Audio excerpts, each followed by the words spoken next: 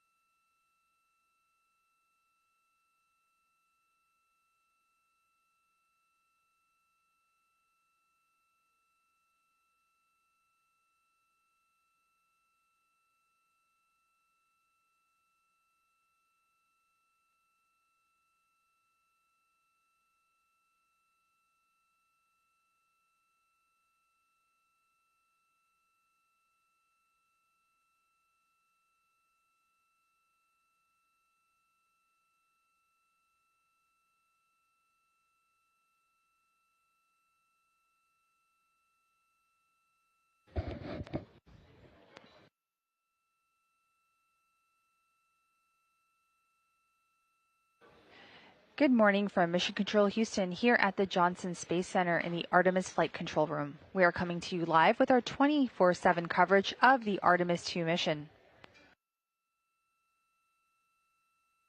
At a mission elapsed time of 5 days, 16 hours, and 50 minutes and counting, the crew is scheduled to wake up in just under 10 minutes from now, which will be 5 days and 17 hours. Currently, the Orion spacecraft named Integrity is 35,000 miles and counting away from the moon, and about 236,000 miles and counting away from Earth. While the crew did complete lunar flyby, Flight Day 6, we are gearing up for Flight Day 7, which means splashdown is near.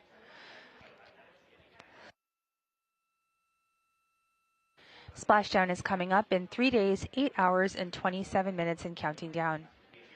Orion will exit the lunar sphere of influence a little bit later.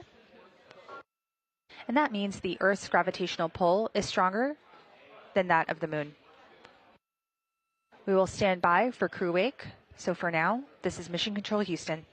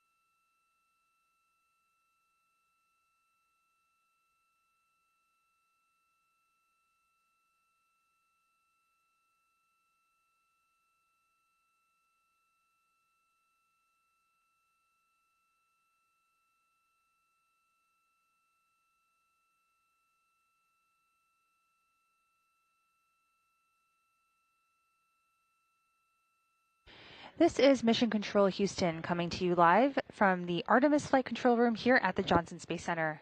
At a mission elapsed time of 5 days, 17 hours, the crew was woken up aboard their Integrity spacecraft, marking the start of Flight Day 7 activities.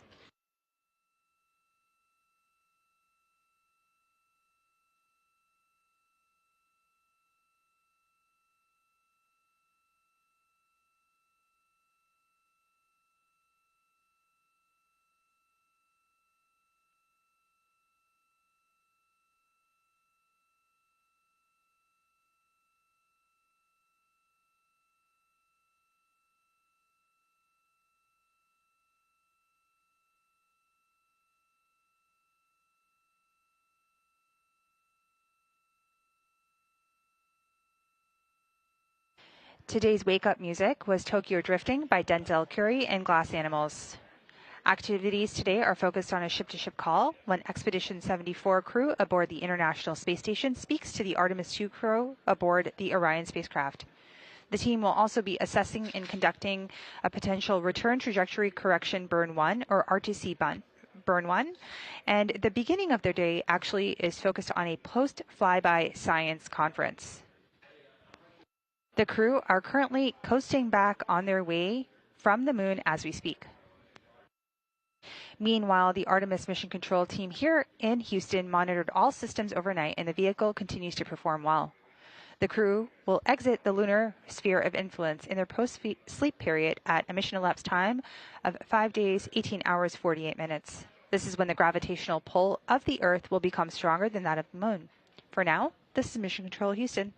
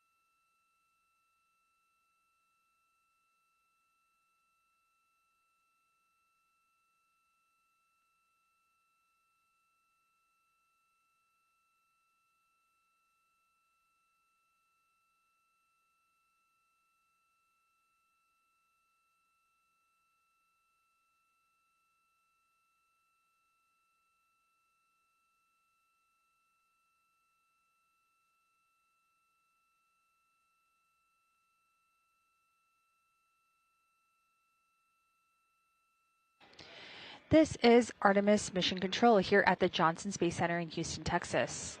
At a mission elapsed time of 5 days, 17 hours, and 43 minutes, we are coming to you live with continuous coverage of the Artemis II mission.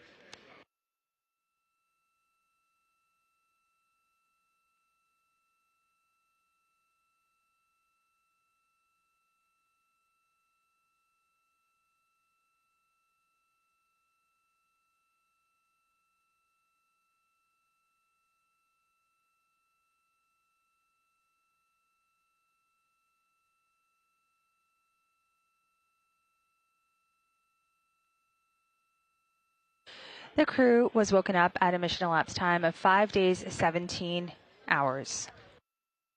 This marks the commencement or the beginning of flight day 7 of the mission.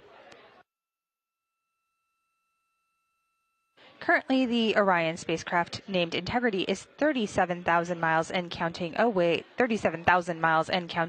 from the moon, and 235,000 miles and counting away from Earth. The crew and Integrity spacecraft will exit the lunar sphere of influence during their post-sleep period today at a mission elapsed time of 5 days, 18 hours, and 48 minutes. This means that the Earth's gravitational pull becomes stronger than that of the moon.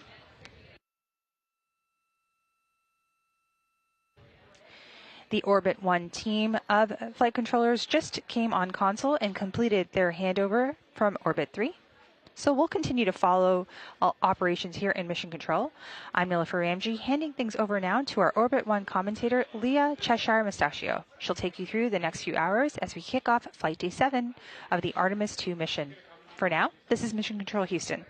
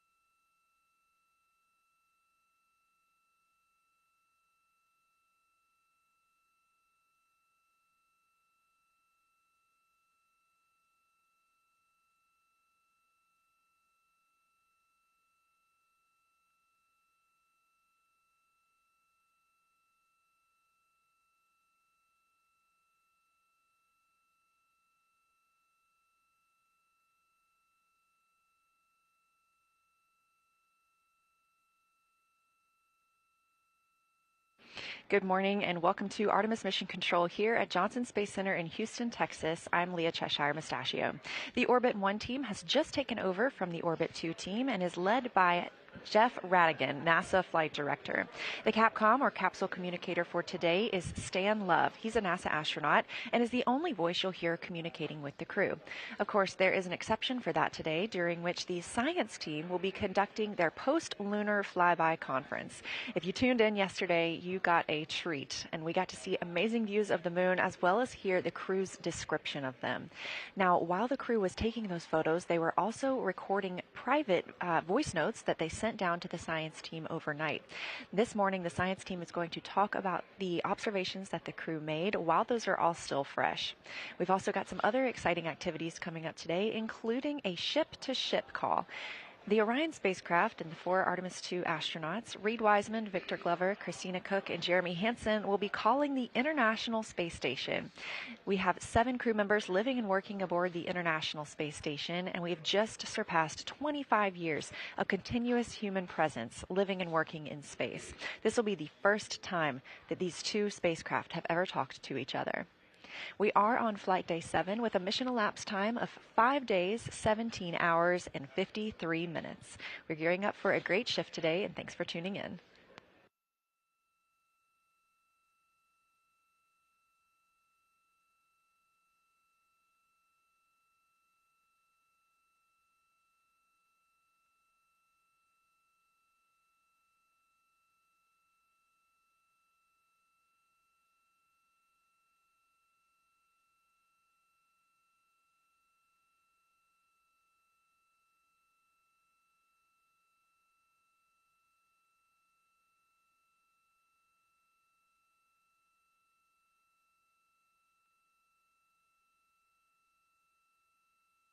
This morning, the Artemis II astronauts woke up just after 10 a.m. Central Time, and the song you heard playing was Tokyo Drifting by Glass Animals and Denzel Curry.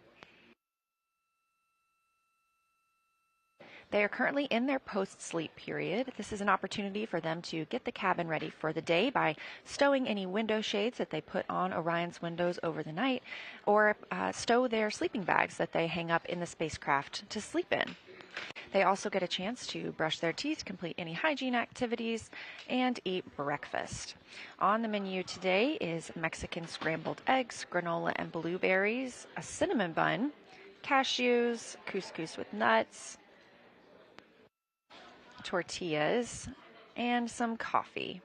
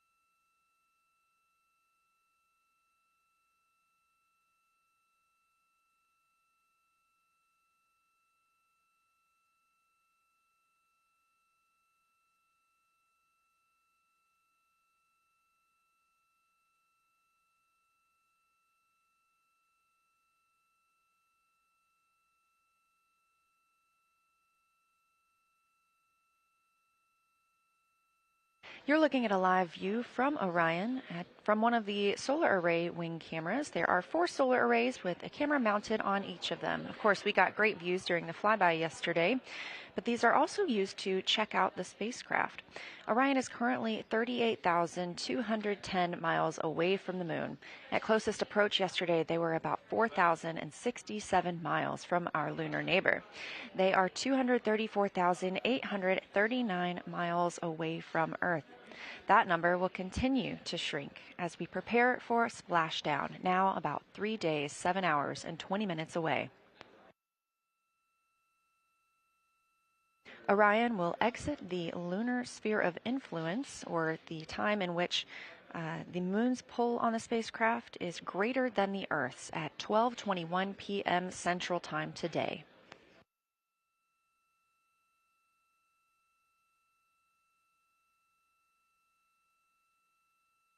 Yesterday was an extremely busy day for the Artemis II crew, spending 6 hours or approximately 6 hours taking photos, making recordings, making annotations of everything they saw on the lunar surface, and sharing all of that with us on Earth.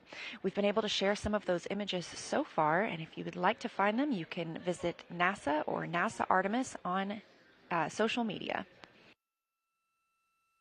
And because of the crew's busy day yesterday, they have a little bit of time off this evening. They also have the opportunity to speak with their families today.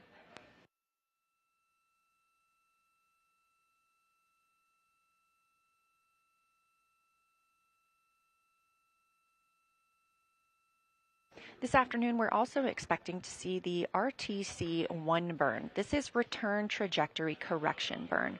If you recall, on the way to the moon, we had outbound trajectory correction burns. We canceled 2 of those, they were deemed unnecessary ahead of our lunar flyby, and we executed 1 of them to just further refine the spacecraft's trajectory. We do have 1 of those scheduled for today. This, again, is a return trajectory correction burn. This is a smaller burn using the RCS, or Reaction Control System thrusters, on the service module. If you look closely in this image, you can see a large bell shape. That's the OMS engine, the Orion, or the Orbital Maneuvering Service engine. That's the engine that was used to perform the translunar injection burn, and that's the burn that sent us beyond the moon, but also what committed us to coming back to Earth. Just ahead of that burn, Christina Cook said, "With this burn, we don't leave the Earth, we choose it." These return trajectory correction burns help further refine their path back to Earth.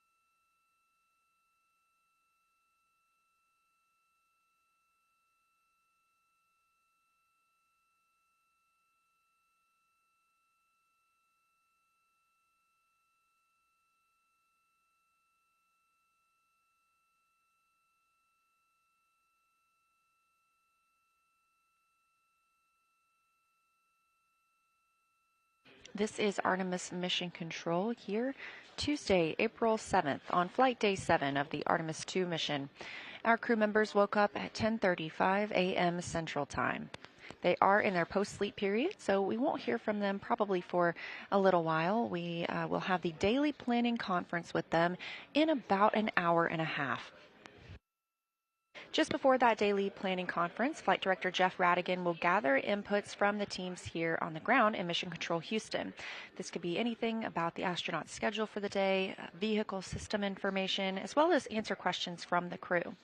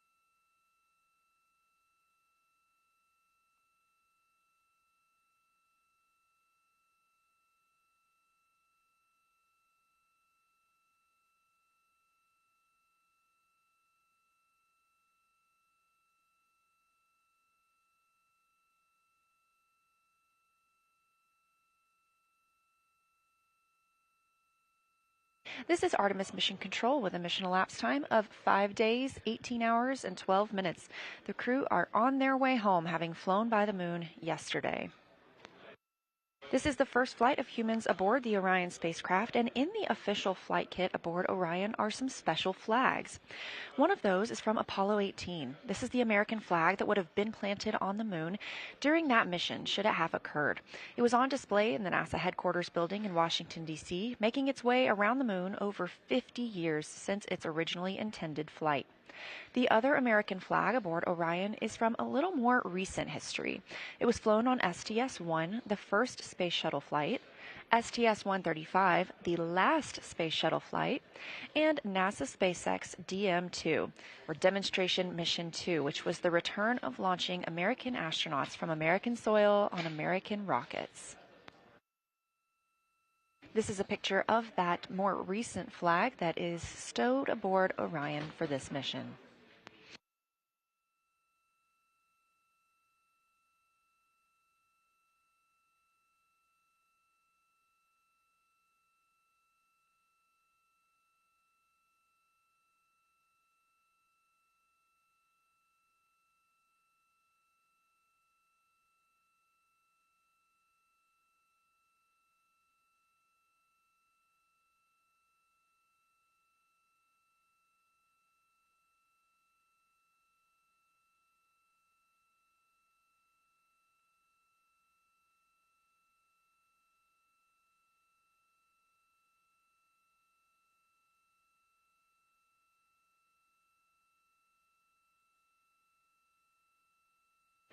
A prominent symbol of the Artemis II mission has been the crew's patch.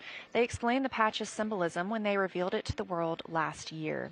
They said the Artemis II test flight begins when a mighty team launches the first crew of the Artemis generation.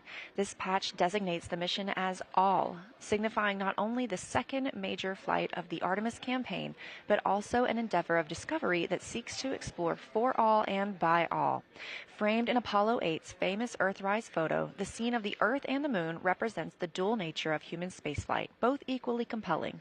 The Moon represents our exploration destination, focused on discovery of the unknown. The Earth represents home, focused on the perspective we gain when we look back at our shared planet and learn what it is to be uniquely human. The orbit around Earth highlights the ongoing exploration missions that have enabled Artemis to set sights on a long-term presence on the Moon and soon Mars. Those words directly from our crew members, Reed Wiseman, Victor Glover, Christina Cook, and Jeremy Hansen, again, having flown by the moon yesterday and taking a picture very similar to this.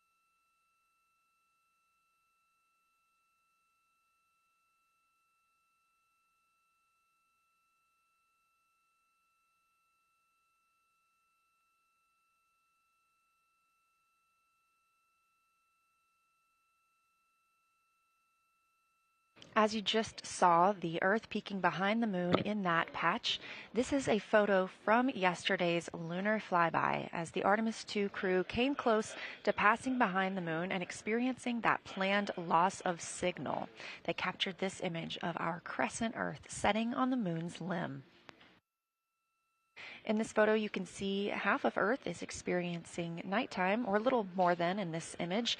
And that dark line across the Earth is the terminator. We heard that mentioned several times yesterday on the moon. That dark terminator line is the difference between day and night.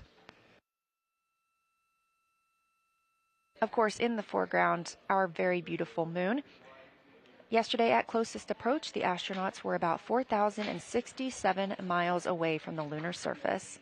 We continue to get beautiful imagery from the crew, and you can follow NASA on all social media accounts at NASA and at NASA Artemis to make sure that you see it too.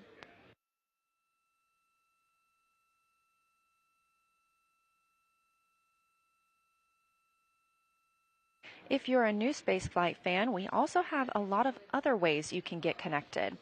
If you like podcasts, NASA has a handful of official podcasts, including the one produced here at Johnson Space Center called Houston, We Have a Podcast.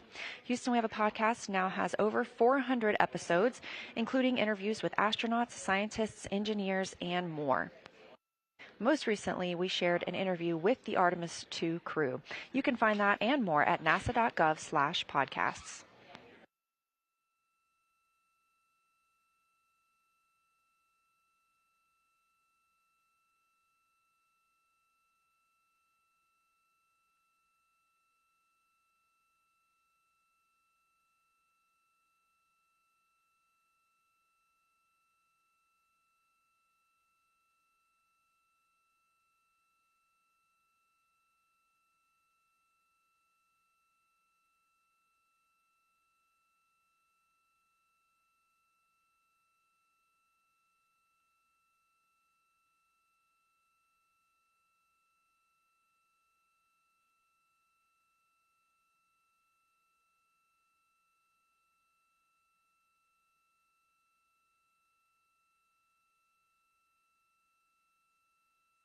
If you're just tuning in, we are live from Artemis Mission Control in Houston, Texas. We are in the middle of the astronauts' post-sleep period, having woken up at 10:35 a.m. Central Time.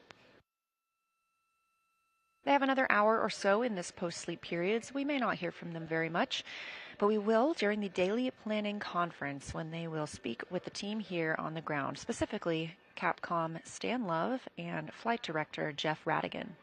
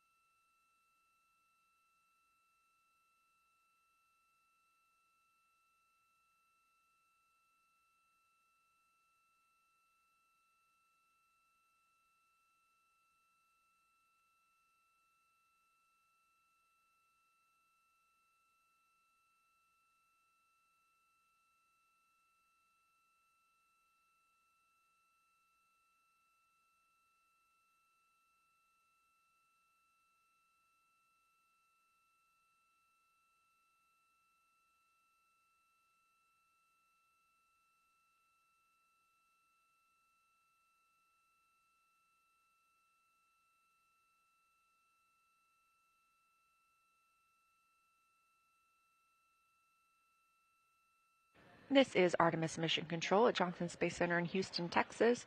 You're looking at a live view from Orion, a camera mounted on one of its solar arrays. The spacecraft now 311 miles from Earth, and that distance continuing to shrink. You can keep up with Orion's location and positioning at nasa.gov/track Artemis. The crew is still in their post-sleep period, and we expect to hear from them for the daily planning conference coming up in about an hour and 10 minutes.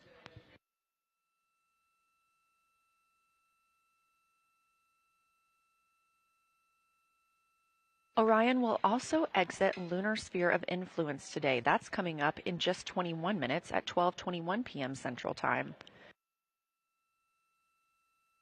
The lunar sphere of influence is when the moon's gravity has a greater pull on the spacecraft than that of Earth's.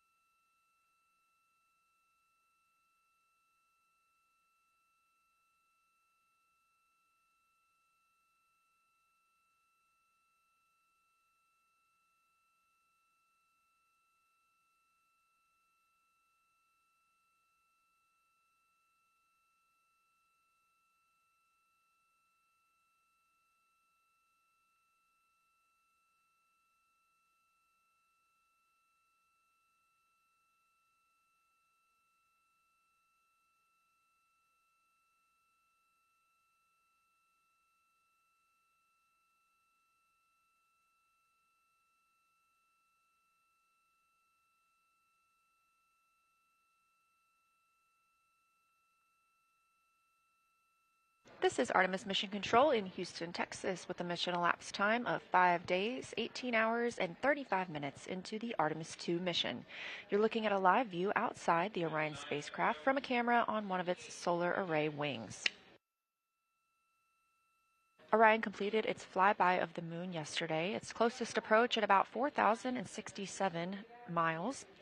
They are now 39,532 miles away from the moon.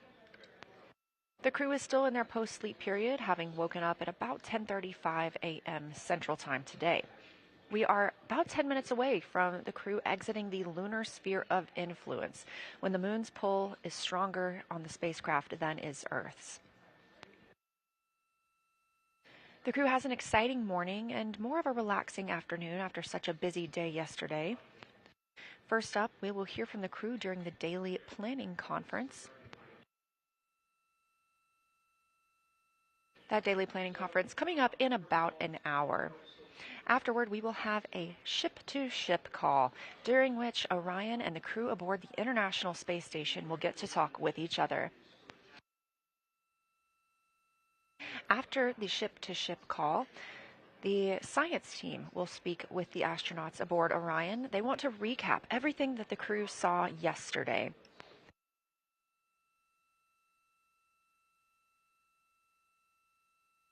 The crew will also have an opportunity to speak with their family members today, and we are targeting the RTC-1 burn. That's Return Trajectory Correction 1.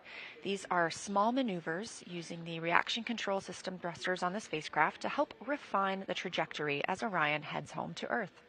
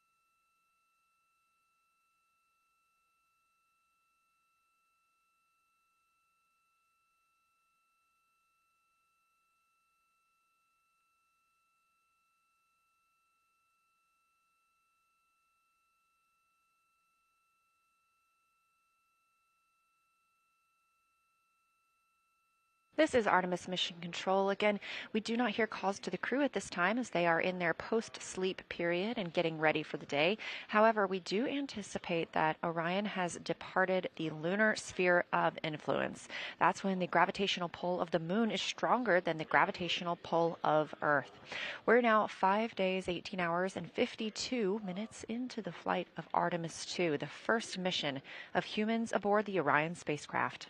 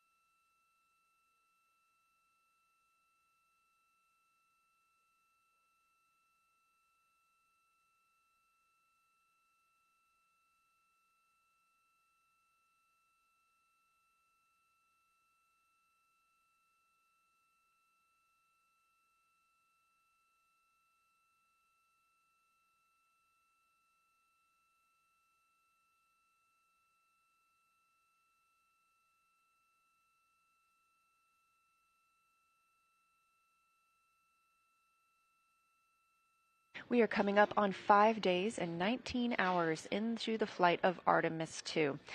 This is a live view from the Orion spacecraft, now making its journey back home to Earth following a lunar flyby yesterday.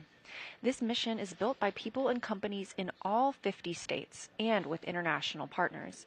And with Artemis II flying, it's a testament to everyone's hard work and dedication. Let's learn a little bit about them.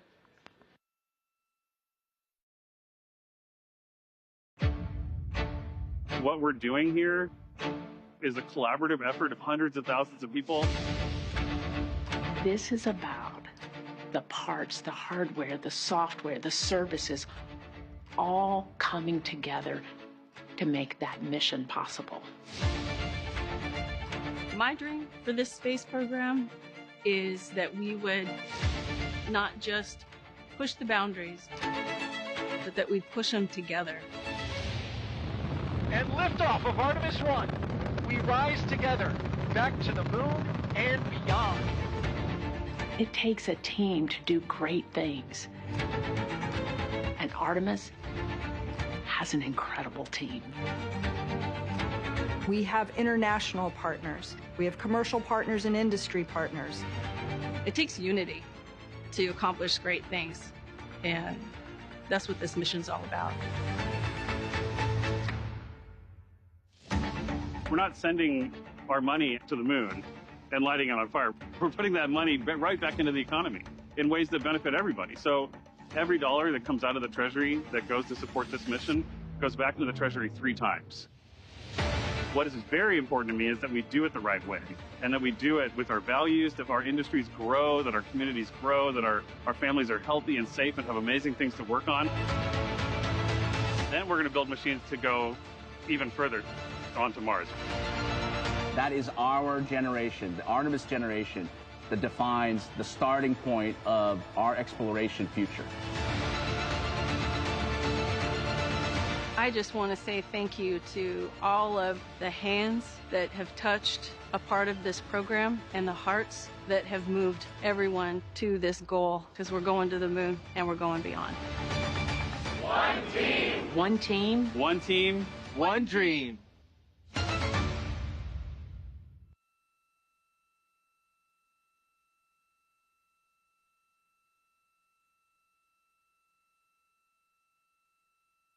It does take a team, and we are live here in the Artemis Flight Control Room at Johnson Space Center in Houston, Texas, where the Orbit 1 team continues monitoring the flight of Orion, the first flight of humans on this spacecraft. You've heard us mention a lot about the flight director or the capsule communicator, the person speaking with the crew, but there are a number of positions in this room that are monitoring all of the systems and the daily plans aboard Orion, making this mission happen. That includes INCO, the Integrated Communications Officer, CDH, Command and Data Handling, PROP, the Propulsion Officer, FIDO, the Flight Dynamics Officer, Booster and Control, who monitor the flight of the Space Launch System, IVA, or Intravehicular Activity, ECOM, Emergency Environmental and Consumables Officer, GNC, the Guidance and Navigation Control Officer, FAO, the Flight Activities Officer, MPO, Mechanical and Power Officer, CDH, Command and Data Handling Officer, GC, Ground Control, Surgeon, BME, the Biomedical Engineer, and Science. We might get to share what's happening during the mission, but these are the team members, along with their backrooms, and everyone who has contributed to the flight of Artemis II that are making this mission happen.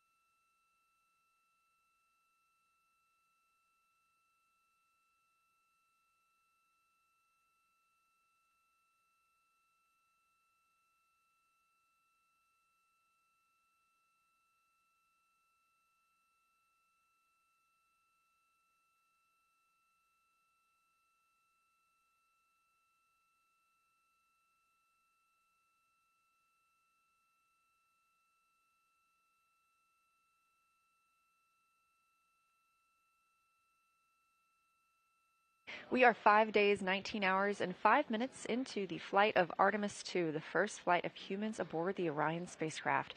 And you're looking at a live view from Orion, looking back at us here on Earth, the destination of the crew, headed for a splashdown in approximately 3 days, 6 hours, and 12 minutes. The translunar injection burn that occurred on Flight Day 2 is what committed the spacecraft to its splashdown. Yes, that sent us around the moon for yesterday's fantastic lunar flyby, but it's also the burn that helped us slingshot around the moon and target that splashdown in the Pacific Ocean. That was a 5-minute and 50-second burn using the OMS engine, the Orbital Maneuvering Service engine. It's a great picture of the OMS right there on the left side of your screen. The crew has also exited the lunar sphere of influence, meaning that the pull of the moon's gravity is less intense now as the pull of Earth's.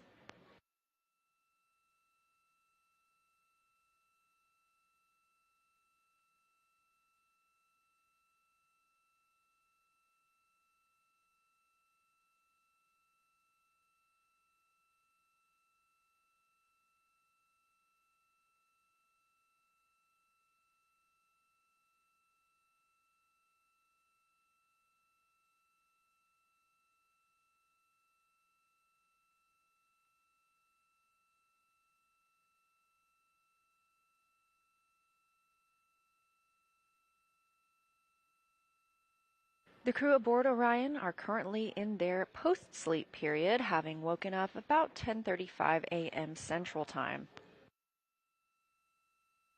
This post-sleep period is the time frame that they can get ready for the day, just like you would at home before leaving for work. They are putting up their sleeping bags, doing any hygiene, and eating breakfast, and we will talk to them in about 30 minutes for the daily planning conference. Flight Director Jeff Radigan here in Mission Control Houston has been gathering topics from the team about the spacecraft systems or the plans for the day that he will relay up to the crew.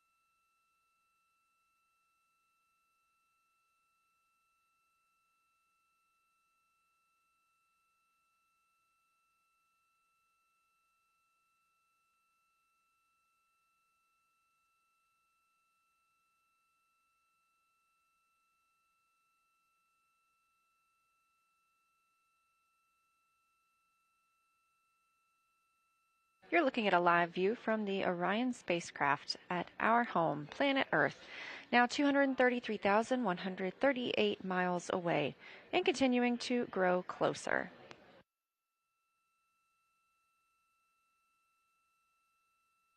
The crew inside are getting closer to the end of their post-sleep period, and we expect to hear from them for the daily planning conference. That'll be in about 20 minutes.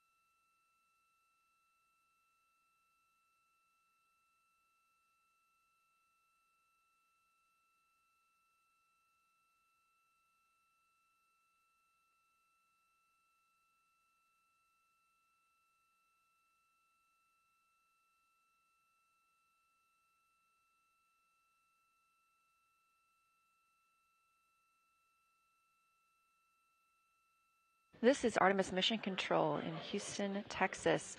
We are monitoring the flight of the Artemis II crew aboard the Orion spacecraft. This live view looking back at all of us on Earth the destination of the spacecraft and the crew.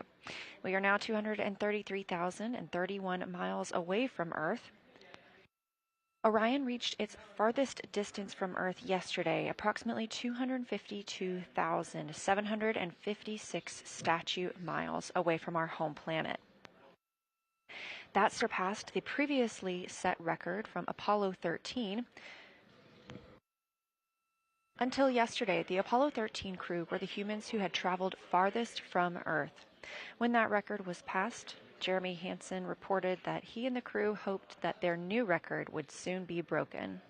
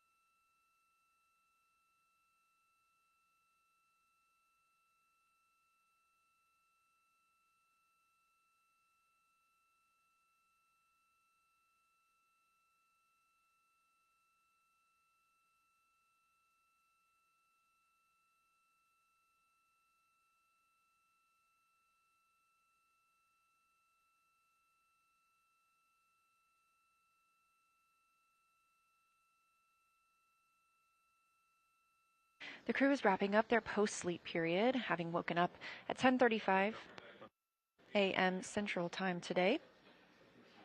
Their wake-up music was Tokyo Drifting by Glass Animals featuring Denzel Curry. Pretty good choice for their drift back to Earth. It's going to be a busy day for the crew.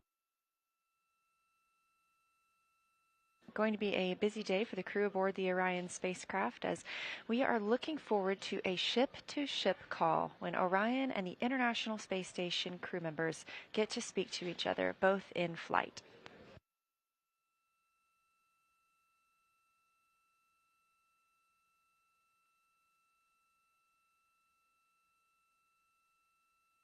While Orion was over 250,000 miles away from Earth, the International Space Station orbits Earth 16 and sees 16 sunrises and sunsets a day, 250 miles above our planet.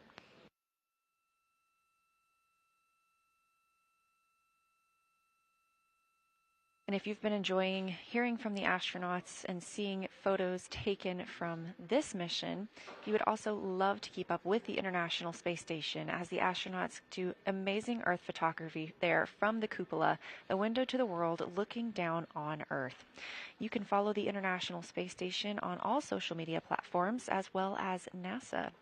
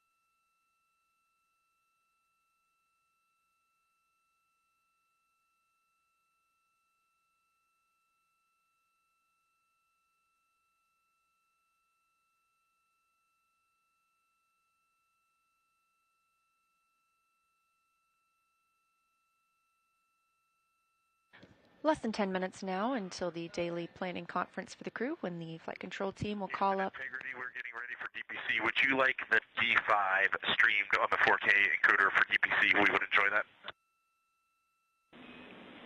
Integrity, we'd love that.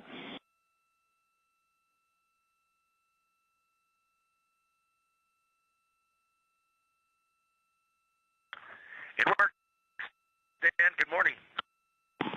Good morning to you.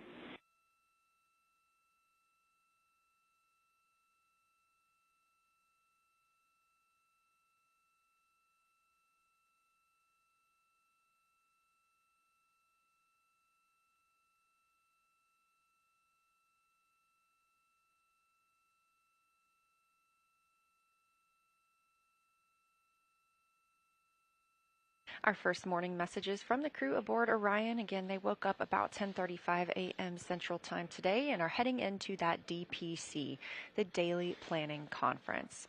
You heard the crew call down that they were going to set up the D5 on the 4K encoder, meaning we anticipate getting views of the crew inside Orion soon.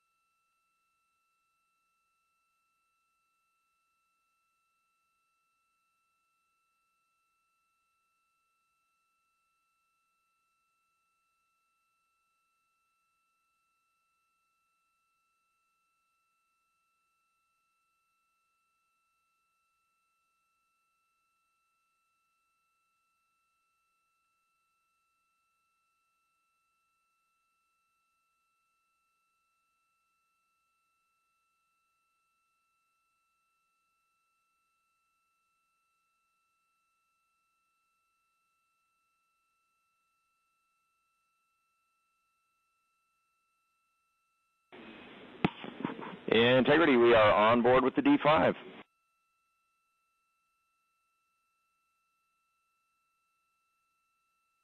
We're getting views of the crew. The first coming down on flight day 7. On the left, NASA astronaut Victor Glover, the pilot for Artemis II, and on the right, NASA astronaut Reed Wiseman, the Artemis II commander.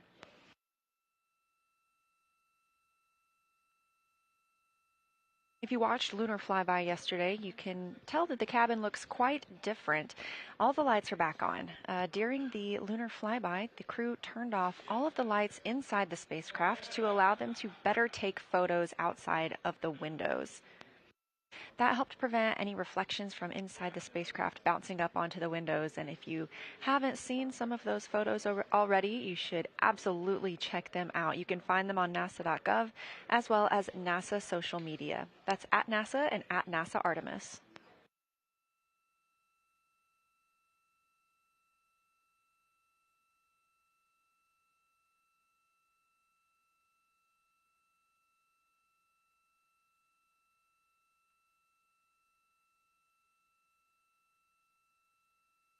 It is going to be a little bit of a quieter day for the crew, at least in their afternoon. They will have the space station and Orion ship-to-ship call shortly, and after that they will have an opportunity to talk with the science team, discussing their lunar flyby observations. The science team will be able to ask questions about what the astronauts saw while they're memory is still fresh for the event. Of course, we also got calls during the flyby yesterday, as well as they were recording some audio into their portable computing devices, or that tablet that you see right there. Those audio recordings have been downlinked to the science team. They will then review those and gather data from what the crew was able to observe during their flyby period.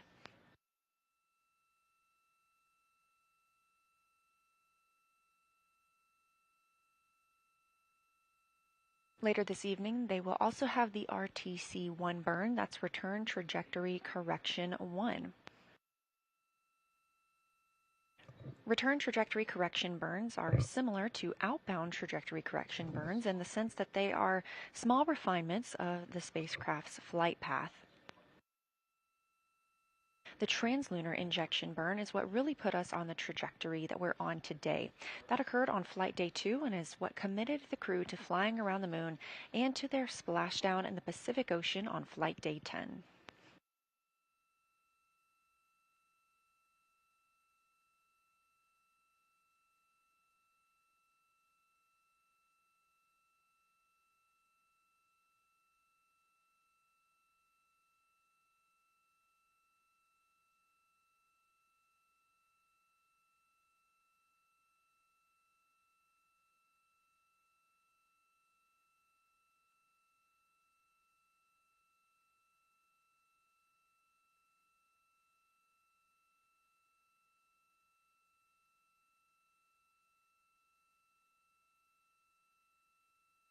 Good morning, Houston. We are 202,306 nautical miles away.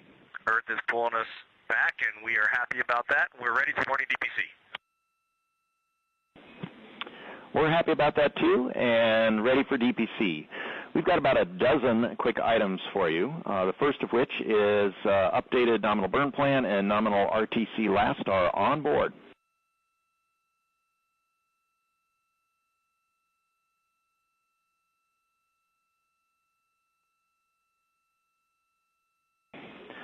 Next, for Victor, a reminder for your exercise per the execute note at MET. We'll be looking on the news, Christina, second right now.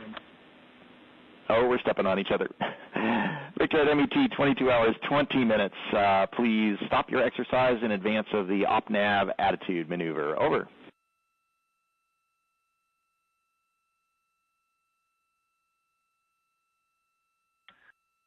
Okay, Stan, if you could just give us a call and remind us, that would be great. We will do it. Next, for Christina, for your exercise, we expect to be in a forward-link LOS at that time, so you will have the opportunity to park the arrays for exercise yourself.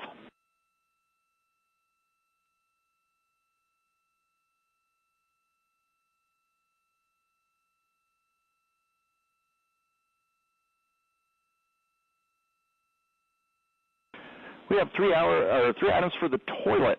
Last night, 14 hours of waste tank dumping has freed up 11% of room in the tank. So we would really like to treat tank volume as a consumable for entry today. We'll keep that vent going, but we're asking you not to use the toilet for urine until then. And we understand that you're down to support that with CCU use, but wanted to be certain. Over.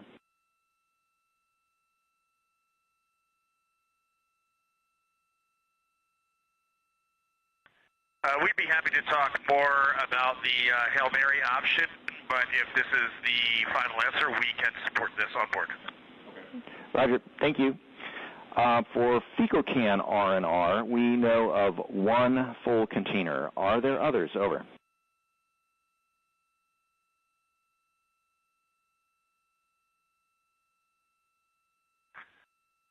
That's a negative for now.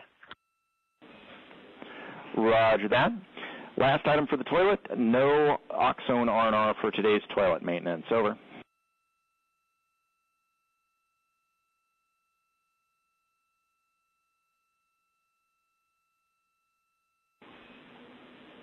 Okay, I do love the smell of Oxone in the morning, but it sounds good. No R&R today. Roger that. Next, PCD1 is not showing a micro SD card inserted. If there is a card there, would you please reseat it?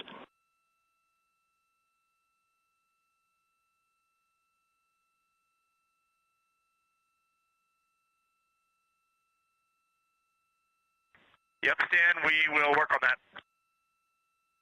Okay. Next, DU2 had today's flight plan pulled up when we updated that plan, so we'd like you to close and reopen the flight plan on DU2.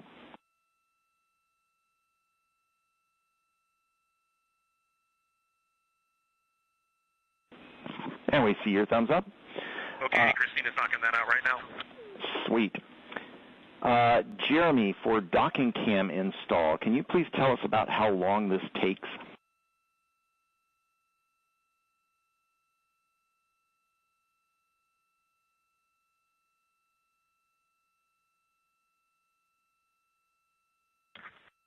I'd say probably 20 minutes, and it's much faster once you know what you're doing, but the big thing is we store it down here in F3 in the clamshell, and it's not as bad to unstow it. It's a little bit harder to stow it. The cables are a bit unwieldy, but other than that, once you know what you're doing, it's pretty quick.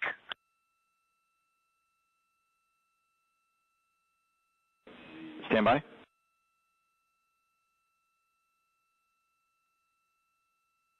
And can you give us an estimate of how long it takes from once the camera is out of the locker to installation complete?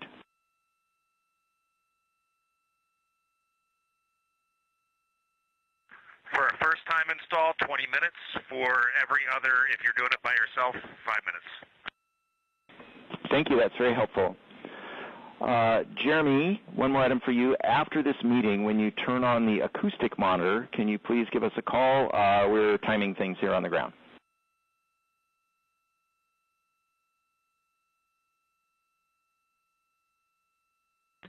He will give you a call. Thank you. Our last item. Science got your audio files from the first 5 hours of the flyby. We did not find any from the eclipse time frame. Are there any? And if so, where may we find them?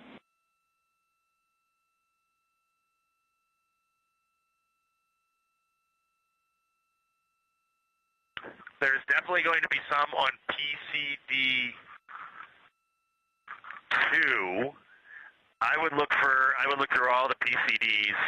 Jeremy was the primary commentator there, but we can also look and get back to you. Roger, we'll check PCD2 first and the others, but if you can give us a clue later, that would be helpful.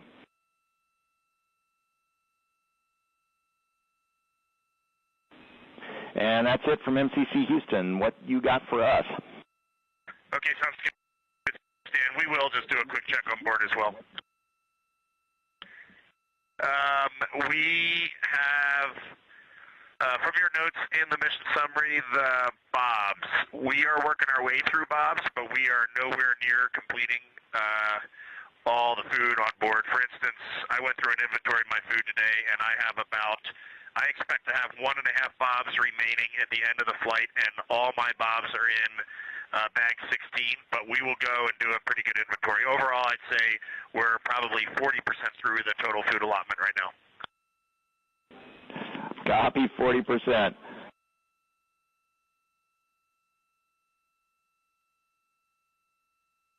I think the big thing we need for the food is when we start realizing we have uneaten food that we are not going to eat for the remainder of the mission, just tell us where you want us to stow that. We will do that.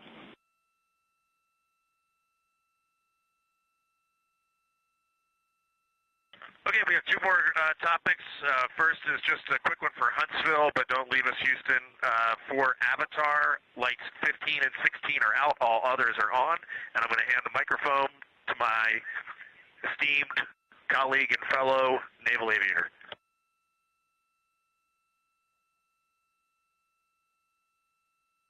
Pod copies, Avatar. Actually, Stan, we want to knock out some questions from the mission summary. And we're ready for questions from the mission summary.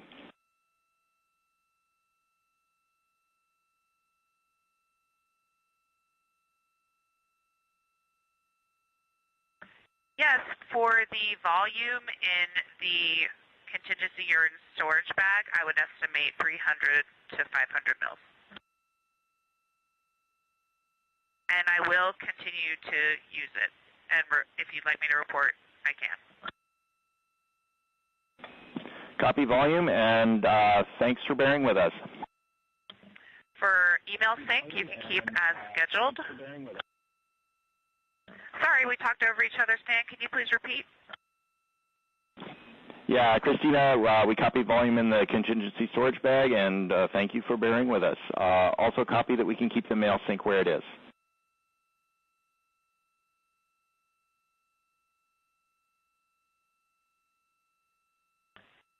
And thank you for your answers. I think we are questions complete.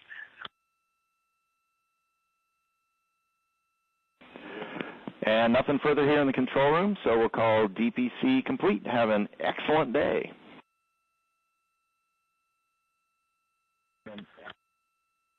Actually, Stan, we have one more small and quick thing. We just wanted to take this moment to recognize the two newest members of the Association of Space Explorers, NASA astronaut Christina Cook and Canadian Space Agency astronaut Jeremy Hansen. Reed and I are both members, and we're proud to welcome the two of them to this international body of human space explorers. And also congratulations to Jack Hathaway, who recently joined aboard the International Space Station. Thank you. Thank you for those words, and welcome to the club.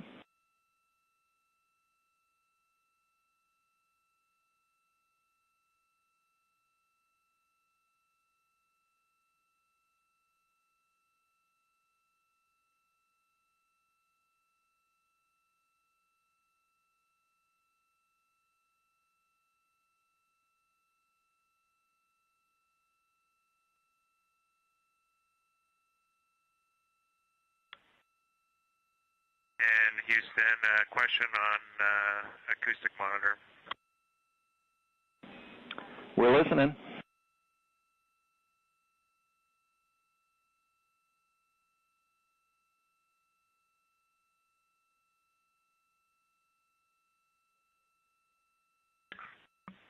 Stan, given that we have the USB charger on board now, I was just going to plug it in instead of using batteries throughout the day. And I was also going to install it at the bottom of the docking tunnel, right behind the Nat Geo microphone. That's pretty central. So instead of putting it on the DUs, it'll be at the bottom of the docking tunnel, opposite the windows. Copy, checking.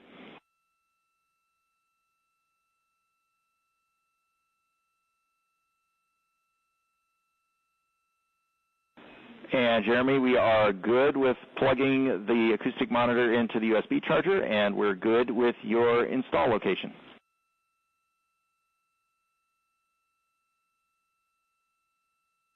Okay, perfect, thanks. And then at nighttime, if we're doing docking camera tonight, which I suspect we are, then I'll transition it to PCD power.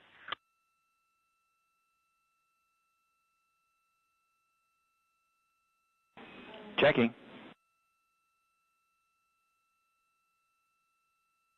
And Jeremy, we like your plan.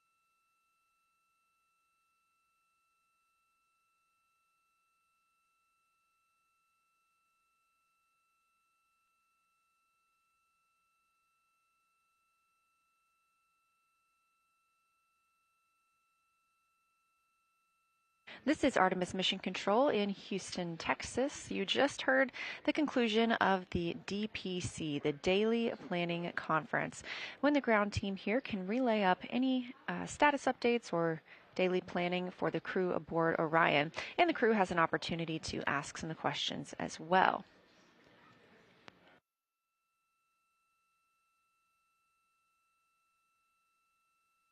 Some of those reports may have sounded very simple or menial, but this is the first flight of humans aboard the Orion spacecraft, and so every single detail, even about normal daily tasks, is very important to this team as they prepare for future Artemis missions to the moon. This crew is truly learning and testing everything aboard the spacecraft to make sure we have good systems and good plans for our future explorers.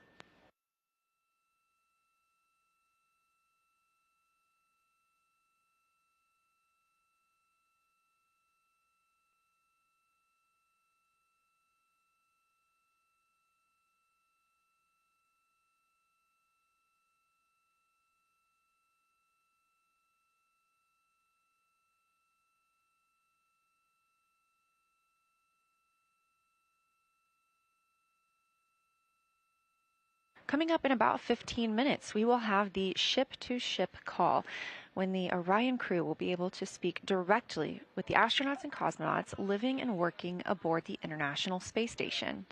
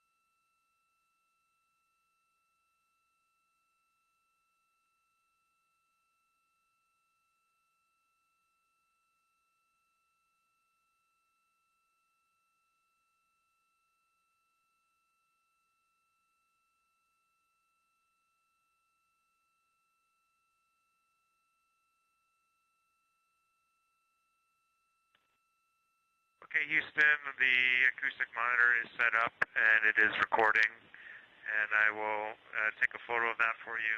I think I'll just take the photo on the iPhone and put it on PCD3 for you, if that's okay, because we're using the D5 right now for the PAO event.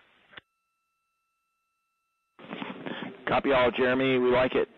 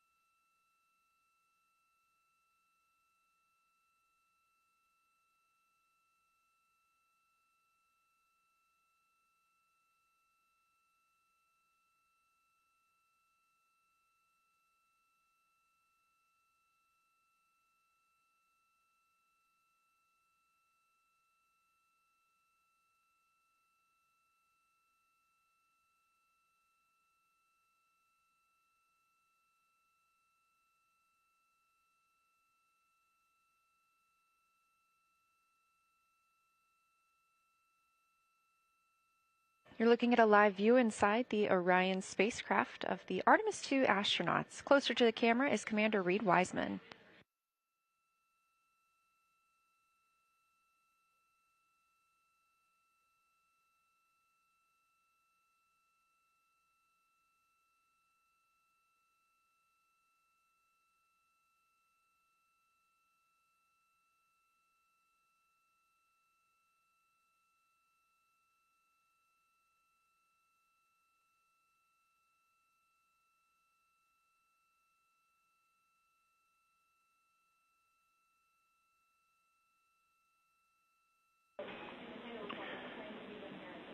And Integrity Houston, just a reminder for the upcoming ship-to-ship call, it's going to be the OE1 microphone, not the handheld.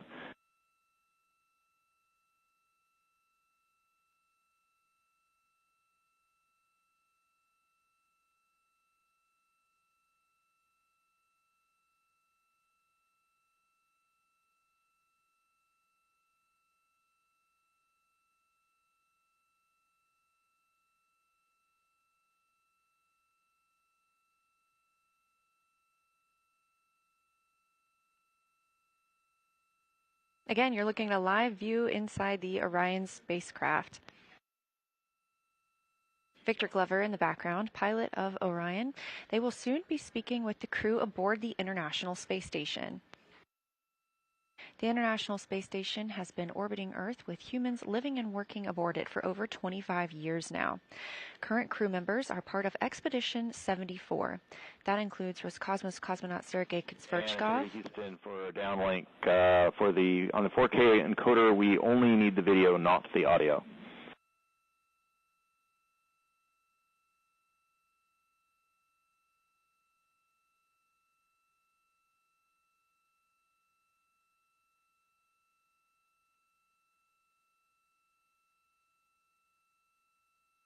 Okay, Stan, thanks for that. We have restarted the stream with audio off, and hopefully you're getting a good image.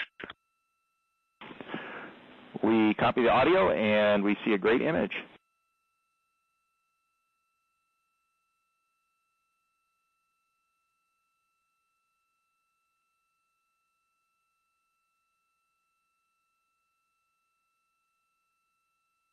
Again, the Expedition 74 crew currently living aboard the International Space Station. Roscosmos cosmonaut Sergei Kuzverchkov, NASA astronaut Chris Williams, Roscosmos cosmonaut Sergei Mikhaev, NASA astronaut Jessica Meir, NASA astronaut Jack Hathaway, ESA astronaut Sophie Adeno, and Roscosmos cosmonaut Andrei Fedyayev.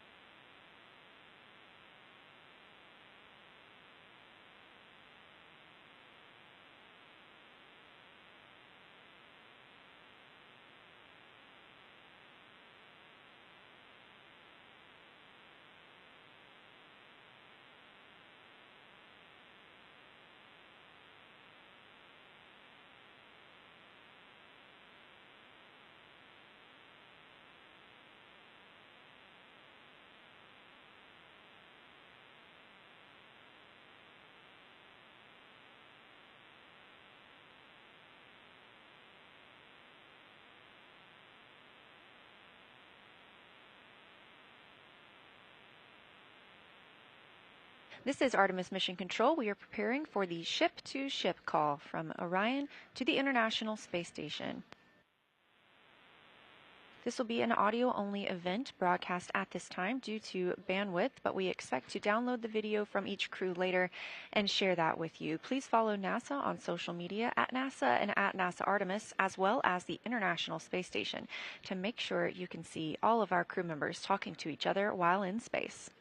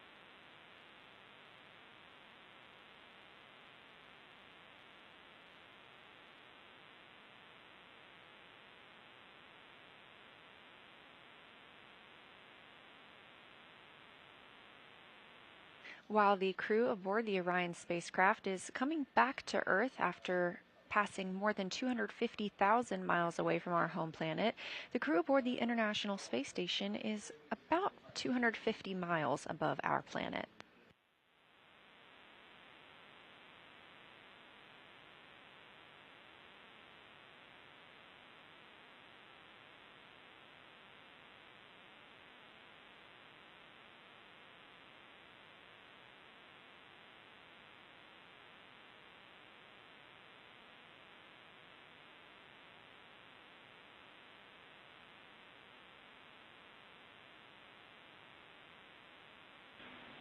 Integrity, this is Houston. Are you ready for the event?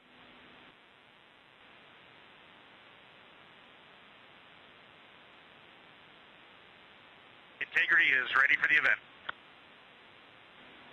Station, this is Mission Control Houston. Please call Integrity for a voice check. Integrity, this is the International Space Station. How do you hear?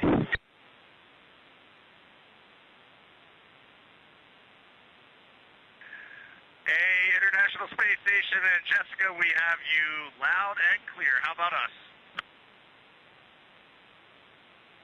We have you loud and clear as well, and we have BME TV up, so we have a view of you right now, and it is making us so excited. We feel like you're here with us, and this is really just making our entire week right now.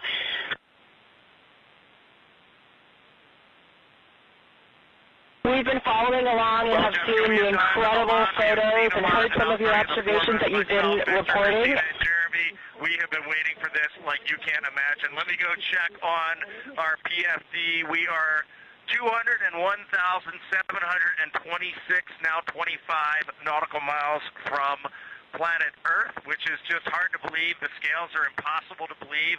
And for the run of show this morning, I figured I'll say a quick hi, which I have done.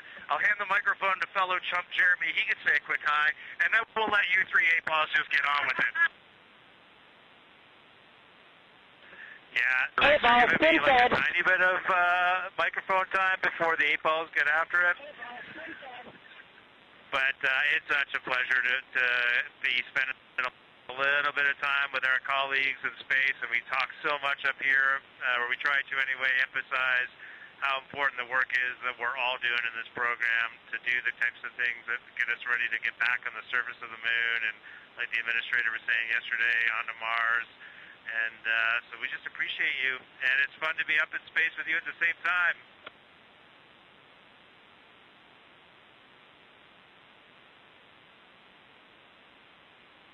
We are so excited to be up here with you, and we had a couple of questions. We are wondering, we know how fortunate all of us are as humans to come up here and look down at the Earth from above. Every astronaut that comes to space remarks on that, and we really wanted to hear what that felt like, how different that felt now from your new perspective around the moon.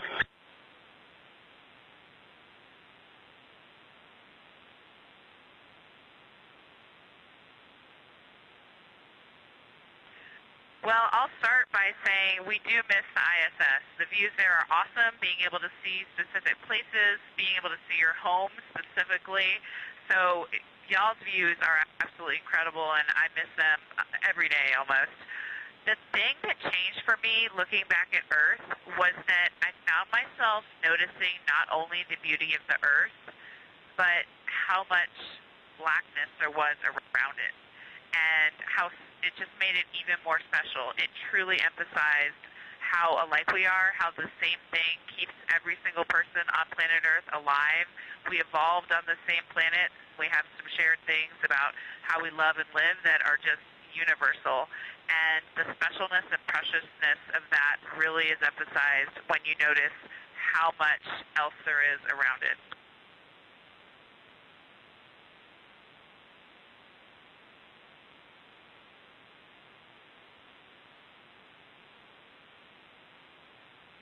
Really amazing to hear. It's been an incredible time getting to be here on station. I know you guys have had a lot of that same experience, and we were super curious.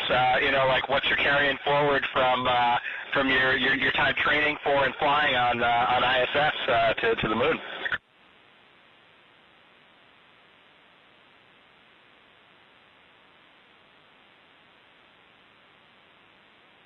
Well, the Navy pilots were carrying on, so I'm the only one that heard the question. I'll go ahead and respond. Actually, Chris, it was awesome to watch you and Jessica go out on a spacewalk. I was lucky enough to sit console for your suit up, and I was just filled with pride. But it also really reinstilled in me those flight operations principles that we live by in a real-time, high dynamic and risky environment. So having that kind of impressed in my mind right before this flight was huge.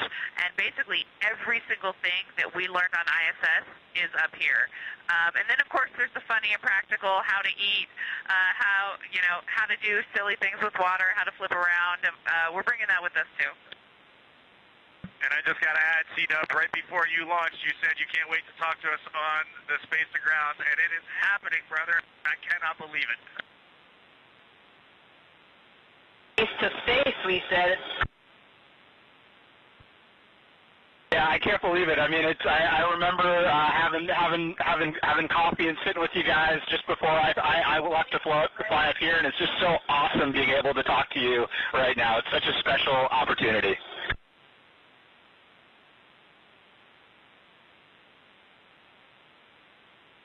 And we had another question, because now you're in a little capsule that is your home, and although this is a test flight and so everything is new, what surprised you in your journey so far?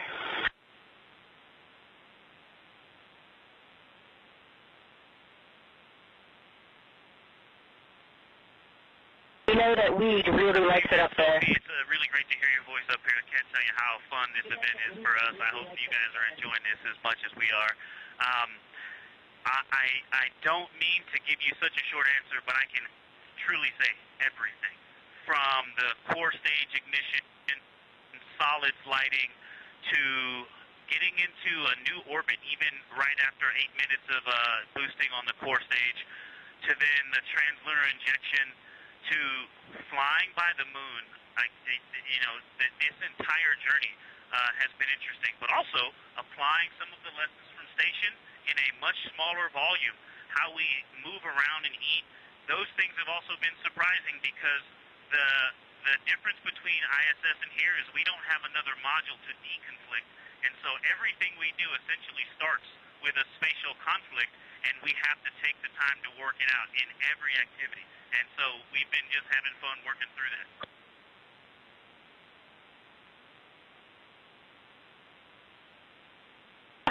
Thank you so much, Victor. That was such a good answer. We laughed all here hearing your answer. Thank you so much.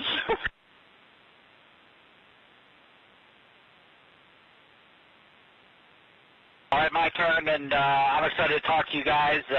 It's been awesome up here. Being rookie it's been such an awesome experience, having a great crew. I know you guys have a tight bonded crew as well. Jessica dared me to grow a mustache all during training, and I felt, and I came through on that. So I'm kind of curious what kind of fun you guys had in your training and on your flight here that's been keeping you guys smiling.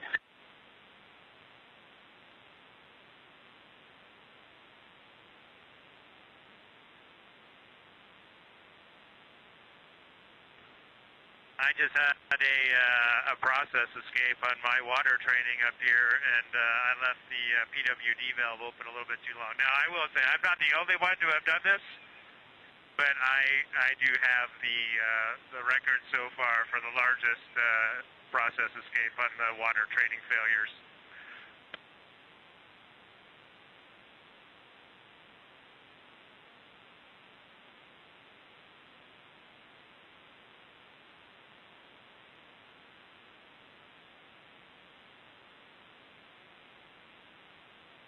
Well, we can tell that you guys are definitely experiencing moon joy, and I feel like even we are experiencing moon joy right now. I think this also sounds like a great band name, so we can't wait for you to drop your first album. I got a question for you, but the quick story I wanted to tell you is you were asking like what it's like here compared to International Space Station, and I'm just going to relate a very quick funny story. Heading into our translunar injection burn, we're coming out of 38,000 miles, coming down to a 100-mile perigee to do that burn. And when we were about 5,000 or 6,000 miles up from the Earth, looking at the entire Earth just growing rapidly in the window, Jeremy turns around to us and goes, "I'm not sure. I think we're going to run right into it." And we were all dying laughing. And it was the most fascinating thing to watch, that Earth grow. And we actually ended up TLIing on the upper half of the Earth, and we thought we were going to TLI on the bottom half of the Earth. Like, that is the perspective we had, and then the vehicle reoriented, and we went.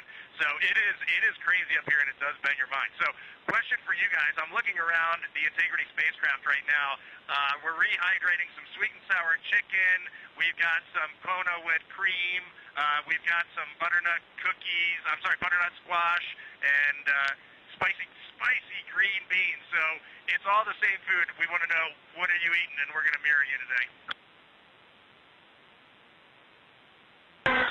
So I had spicy green beans for lunch, and I've been loving seeing all of the things about you guys having the same food. It's fantastic. I had a mango salad this morning. I think you have this on board too. Oh, Nana, I know you love that mango salad just like I do. Yep, there's a mango salad on the deck right now.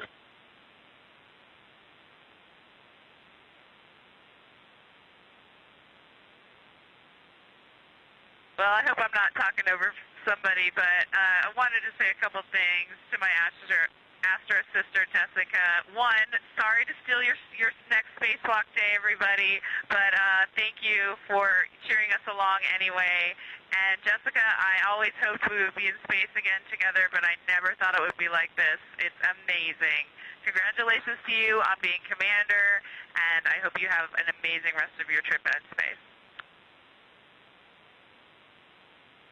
Thank you so much, Christina. I totally share all the same sentiments, and I'm so happy that we are back in space together, even if we are, a few miles apart. We like to joke about that up here, too, because everyone's talking about the records of the distance, and we ran to the far end of the space station when you guys were on the other side so that we could claim we were the furthest away from you in that moment.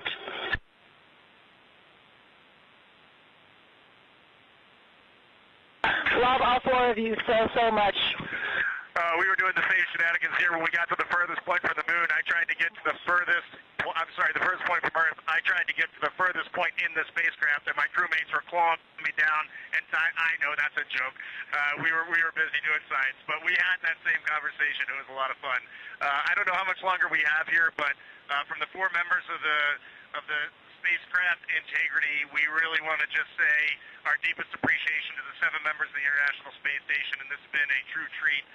It takes the entire world to do amazing things like this, and to get to come together as this group of people and talk for just a minute at these distances. We are all off the planet Earth right now, and we're all going to go home to that planet, and that is a very special thing. So thank you all for tying in.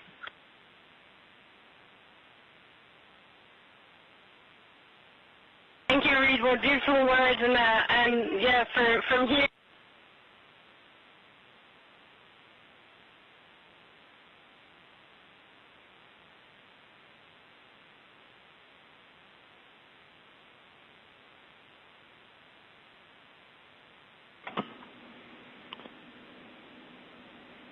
And Integrity Houston ISS is doing a teacher's handover. They'll be back with you shortly.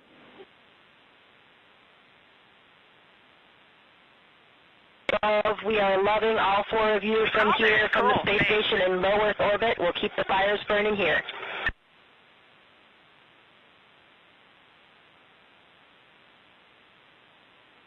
And we'll keep carrying the fire. Thanks, guys. Over and out. Thank you, guys. International Space Station, over and out. Made our day to talk to you.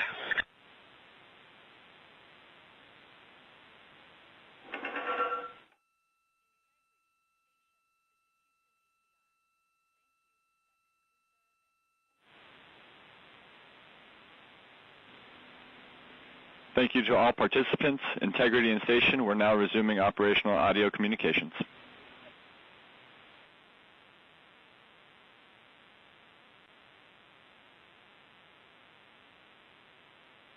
My goodness, Houston, that was amazing for all four of us. All smiles up here. Just thank you so much for enabling that. That was very, very special to this crew.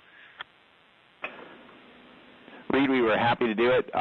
You should have seen all the smiles in the control room, and we had a packed visitors gallery, and everybody was grinning up there, too.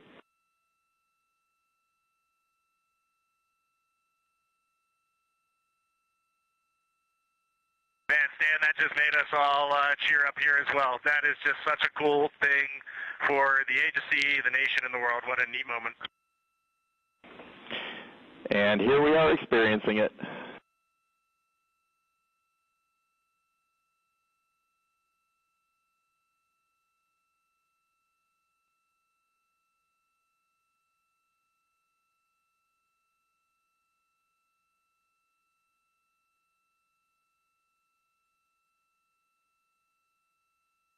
This is Artemis Mission Control at a mission elapsed time of 5 days, 20 hours, and 19 minutes into the flight of Artemis II. You just heard the voices of the Artemis II crew and the crew aboard the International Space Station speaking with each other while both are in space. A ship-to-ship call. We are excited to share that video and audio with you later on today. You can find that on NASA social media.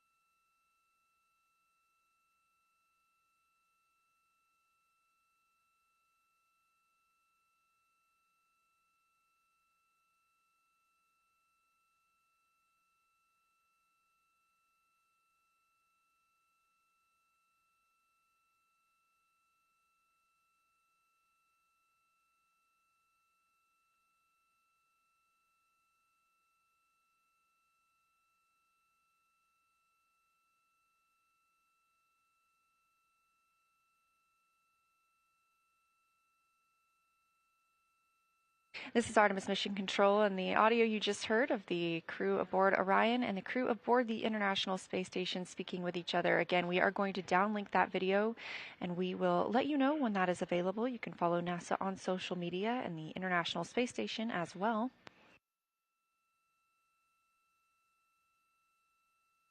We can't promise a time frame when we'll have that video down for you to enjoy, but once we do, it will be fantastic. The International Space Station is now flying 267 statute miles just south of Africa. Meanwhile, the Artemis II crew is flying 231,793 miles away from Earth.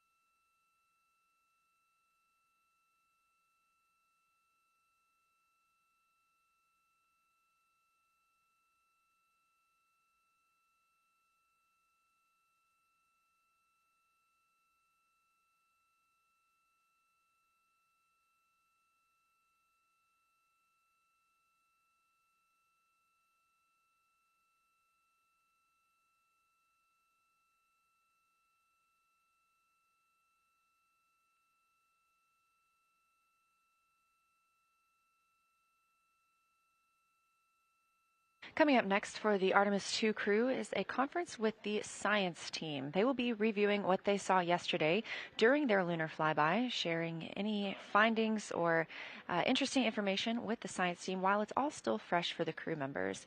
Of course, they have quite a lot of audio recordings that have been downlinked to the science team, and that team has been reviewing and will continue to do so to help them understand what the crew saw and formulate new thoughts about our moon.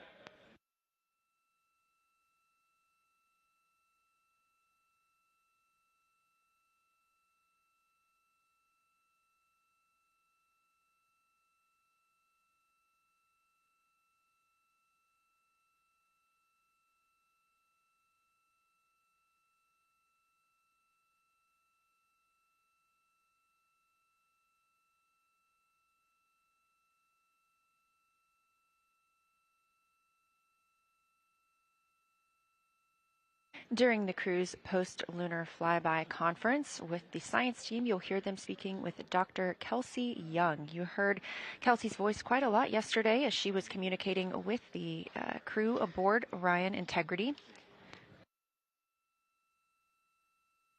She and her team in the science evaluation room were helping determine even what some of the features were that the crew members were seeing but couldn't quite identify.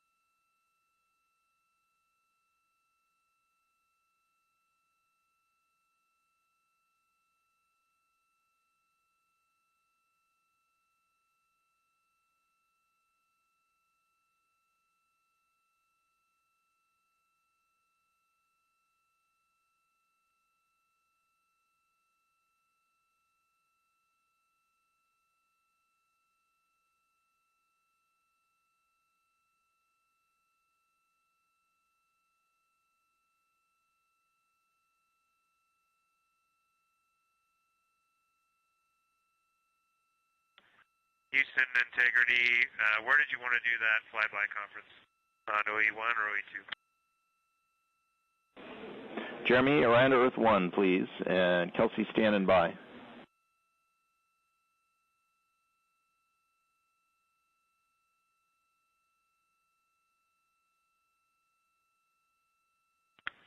Okay, Kelsey, fire away.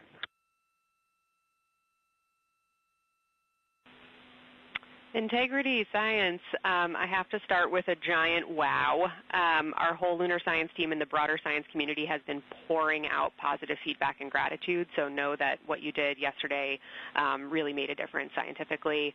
Also want to say the science team has confirmed the locations of the proposed Integrity and Carroll craters, and it was such a powerful moment here for everybody listening and following along. And then also, just before I dive into the list of questions questions. We heard both Christina and Victor yesterday commenting that being able to discuss with each other amongst your crew, taking things from observation to inference to hypotheses, really added scientific value, and so we'd love to build on that here. So we'll ask specific questions for you guys, but please treat it like a discussion, as we heard you yesterday, that enhanced value. When you're ready, I'll dive into our questions.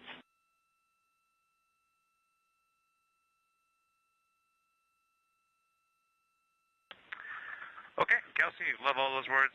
Your plan sounds good. The one thing I wanted to ask you about today during this was I did not record at all where we saw the impact flashes yesterday, so I was thinking maybe I should do that. And if I mean, it's very, very, very rough, so I don't know if that's of any value or not. But if Reed and I can record a rough position in OneNote, do you want to get them off the PCDs, or you just get them when we land? What do you want to do with that? Can you read my mind? This was exactly the first question on our list. So I'll actually just jump right in, and I think I'll answer your question.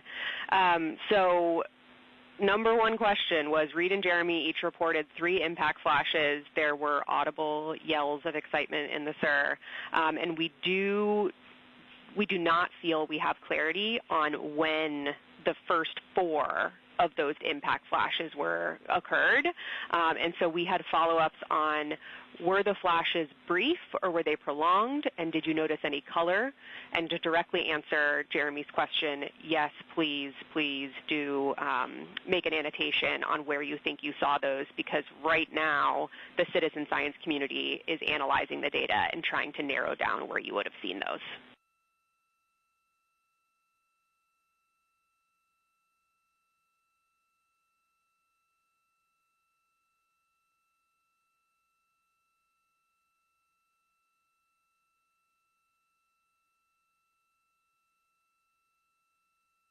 Okay, Kelsey, I was just comparing notes with Reed here. We both experienced the same thing. It's a pinprick of light. I would suspect there were a lot more of them. However, you're going to really be staring at the middle of the dark and not looking at the edges of the sun glow around the moon. And it is just a momentary flash, no color, about the size of a star, and it really only lasts milliseconds. Half a second at most. That's great feedback, Jeremy. Did want to also talk relatedly about any kind of galactic ray flashes you may have experienced. So have any of you guys experienced flashes in your eyes during the mission related to galactic rays, either like while working or sleeping, just to try to speak to the difference between those and what you saw yesterday?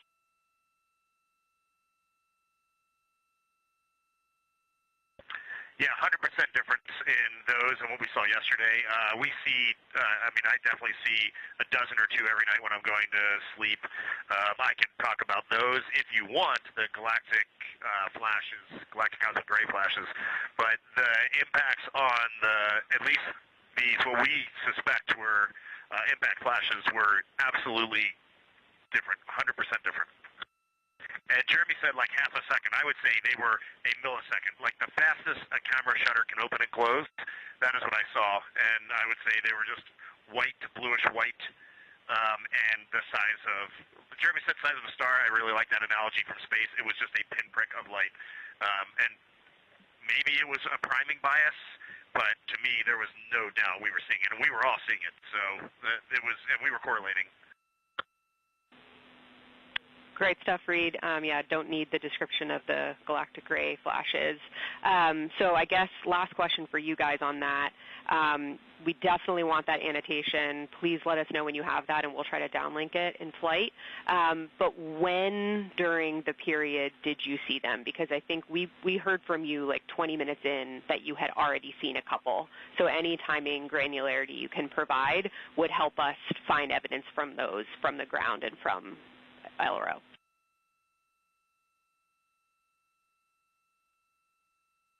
Well, I think it was just whenever we were intentionally looking for impact flashes. We were looking pretty hard. The eclipse occurred, and then we had about 5 5 minutes of human emotional reaction to staring at that orb floating in the vastness of space. And then right after that, we were like, oh, somebody in the cabin said, let's look for impact flashes, or I see an impact flash. And then we started looking at it, and as we were looking, we all just saw, one or two or three. Mine were, Jeremy's annotating right now, and then I will annotate on his as well. I never saw any that would have been in the Earth glow side, so I do not suspect any that I saw would be able to be correlated from a Earth-based science team. Great feedback. So it sounds like when you guys reported multiple impact flashes, it could have been that you guys all saw the same ones occurring. Any guidance on how many total you saw?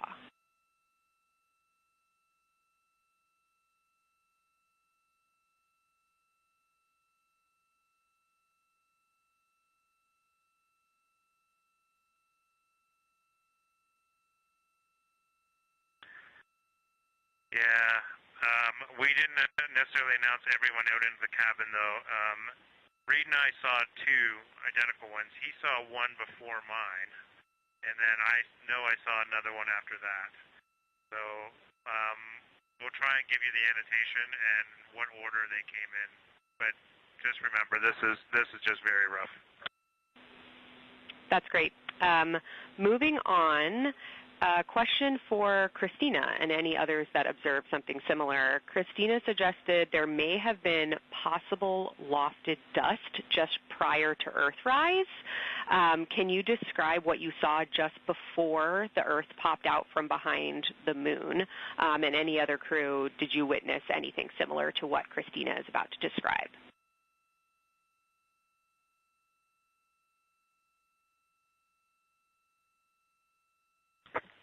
Hey, Kelsey. So this was during, Earthrise. I was still on eclipse for some reason.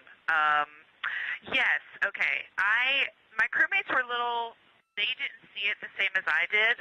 What I saw was when it got close, so as you know, a crescent rose. So it was kind of like two fangs came up, one fang and then later another fang, and then eventually the center of the smile, the crescent. And right before the center of the crescent came up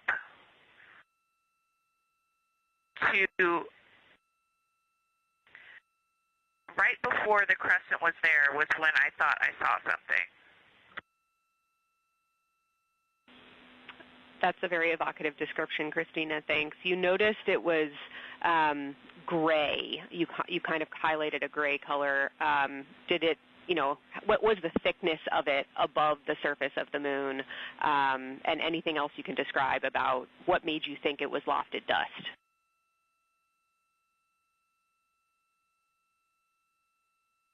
Yeah, and to be clear, this was Earthrise, right? A-firm Earthrise, because it's that glow from Earth that would allow that lofted dust to become highlighted against space.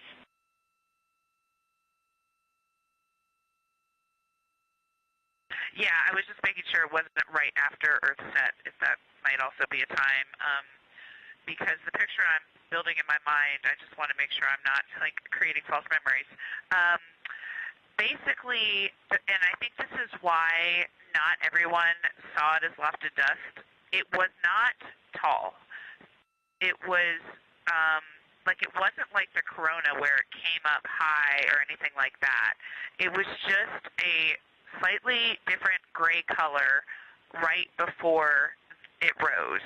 And it was small enough to be within the fangs of the crescent. It didn't go farther than the inner part of the crescent.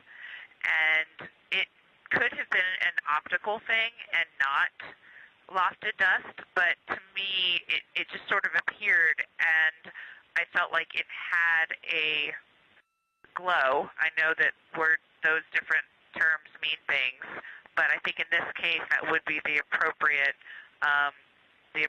thing there, that it was potentially, in my mind, the sunlight reflecting off of the Earth and creating a little glow right before the brightest part of the crescent came over the horizon. Exactly what we were looking for. Thank you, Christina. Similarly, on dust, we heard that Reed chose for his second crew choice target to look for suspended dust. So, Reed, did you see any glow or hints of that dust earlier that made you come back to that observation?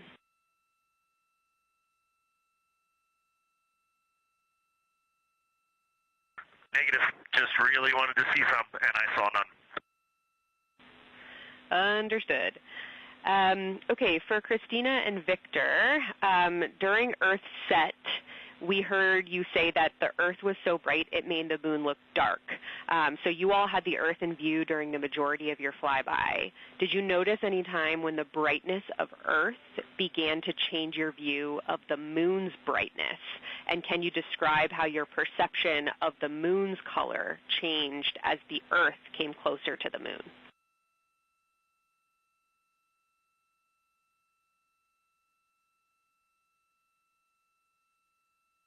Yeah, absolutely. And essentially, as soon as the Earth became in the view, the easy view, where I didn't have to turn my head, when it was in what I'll call my field of view, not my field of regard, when I could just see it looking straight, the moon was already at a point where I was losing our subtle albedo differences.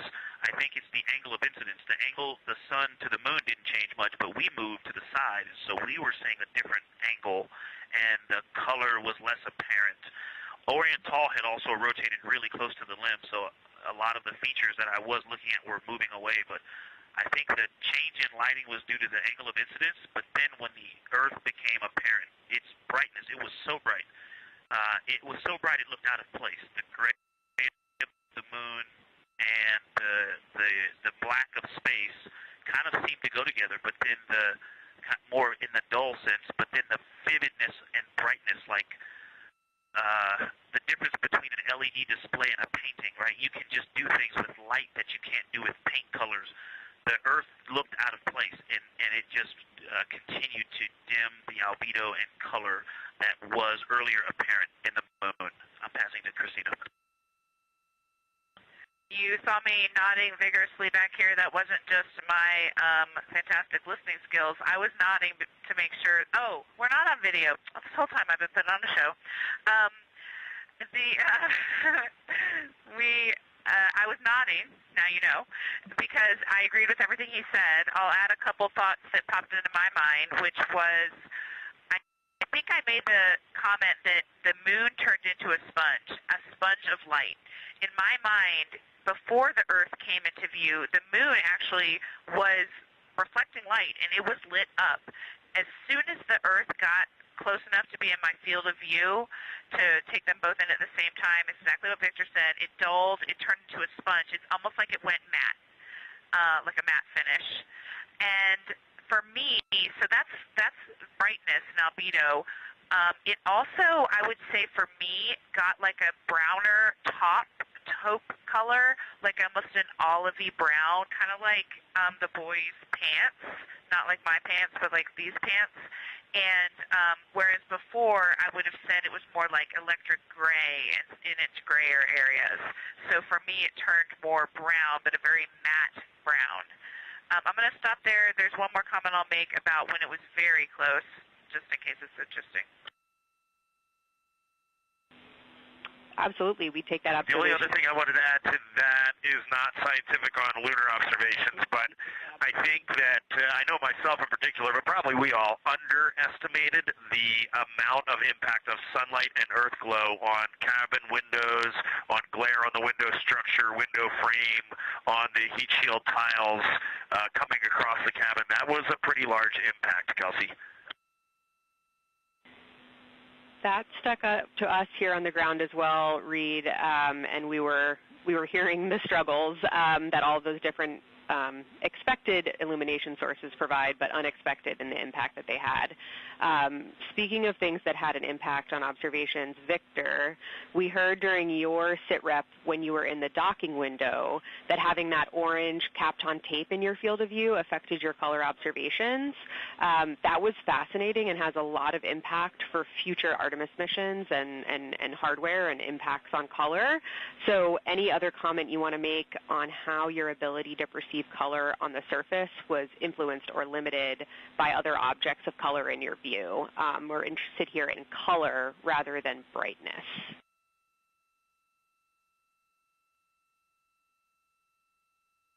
Absolutely, but all the comments I made about the Earth earlier apply to this one as well.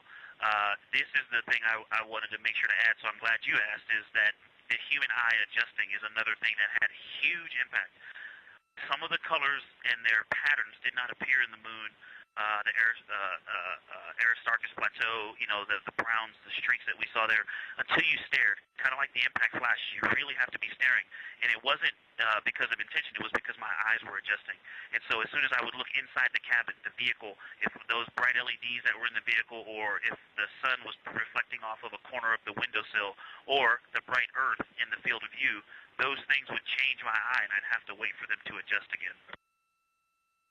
And I want to add, while Victor's talking about that, on the Kapton tape color, let me see if I can nods from my crewmates. But when we're looking at Earth, just a normal Earth lit up by the sun, I'm used to seeing these deep blue pictures of like Earth Day photos, Apollo 8 photos. But when we look out, the cloud cover is so bright, it is almost blindingly bright, and you really cannot make out significant detail in the Earth when we're at long distance on a sunlit Earth. So it was very interesting to me that the Earth is so bright from the clouds that it is actually hard to look at. Hey, since we're going discussion style, like you mentioned, I'll add a couple comments on color. I didn't notice color changing my view, except maybe, like Victor said, I didn't realize it when I looked down at the PCD and back, because I do think there was a time scale there where you saw things a little differently if you just stared for a long time, and sometimes even staring out into the blackness to kind of reset and come back. So I think that is a note. We were very much reliant on PCDs for instruction, but that did cause our eyes to constantly refresh on those colors. I didn't notice necessarily a color difference, but just like a quality of observation, maybe like he was saying, like the details or the contrast. So it might have even been a night vision thing. Yeah, that's all I'll say on that. I did want to mention that when we were getting the really, really high amount of light into the windows, even the shrouded windows from the sun, the reflection on things behind the observer that are in the cabin was really strong on the window. So there's some high albedo things behind our heads, like there's a white bar, the abort sticker on the RHC, some other metal things, like we have some white bungees. I was trying to observe the dark side of the moon during the Earth set while the Earth was behind it, and I ended up asking Reed to give me some black T-shirts, and we covered all of that stuff so that the reflection was just less in the glass, and it worked so well. It basically made observing for impact flashes possible, whereas it wouldn't have been otherwise. So that's a good tip, and I would even recommend, like maybe as part of your stuff, if you have this in the future, like a black room, a dark room cloth or something to lay behind the observers. Finally, back on the question of moon color change during Earthset, the other thing that that happened, which was kind of, I think, just more in the category of like a mirage or something, even though I recognize there's no atmosphere around the moon that would cause the same things as mirages on Earth. There was definitely an effect, like when the Earth actually set, of like when it first touched the moon, it was like your eyes didn't know what to do at that boundary, and it kind of just created a lot of light in that spot. Once it got below that tangent first touch, then it got more normal, and I was able to just see the Earth and see the moon and see their contact. That's all for me. Anybody else on this question?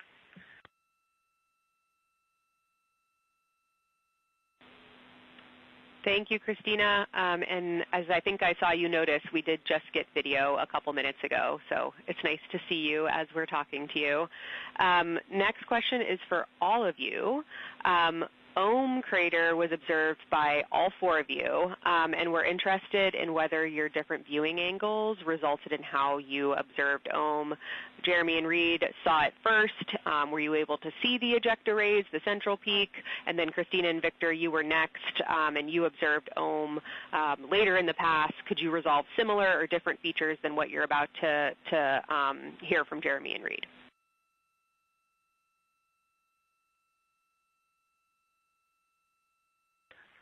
The ejecta blanket for Ohm, I mean, it definitely changed as we went around the moon, but it did not change that much. It was always there. It was always fairly apparent. What is more apparent than the ejecta is the brownish gray, darker area that makes the 12 o'clock to 3 o'clock cut of the pie shape. Like that was always very apparent, and the ejecta rays just made that contrast much more apparent. But overall, Ohm did not change drastically as we went around the moon, unlike Oriental, which drastically changed as we went around the moon. And I'll keep going there. I'm kind of going to read this question, but it was later on in the orbit that I noticed the ray of Ohm, like the primary ray of Ohm that comes out of roughly the 3 o'clock position, was on the mare. And I'm not sure if I was picking that up initially in our first observations, but definitely in the latter. Did you notice that at all?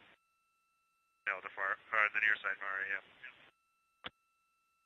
Yeah, Reed says he was noticing that the whole time. That might have been more noticeable to me later on, but that would be the only delta.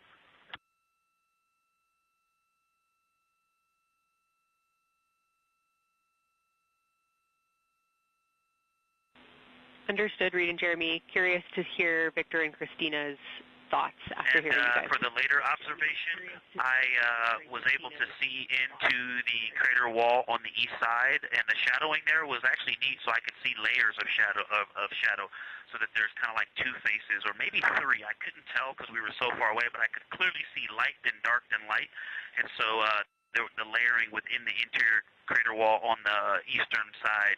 I was able to see the central area, and I actually thought I saw three distinct groupings of something.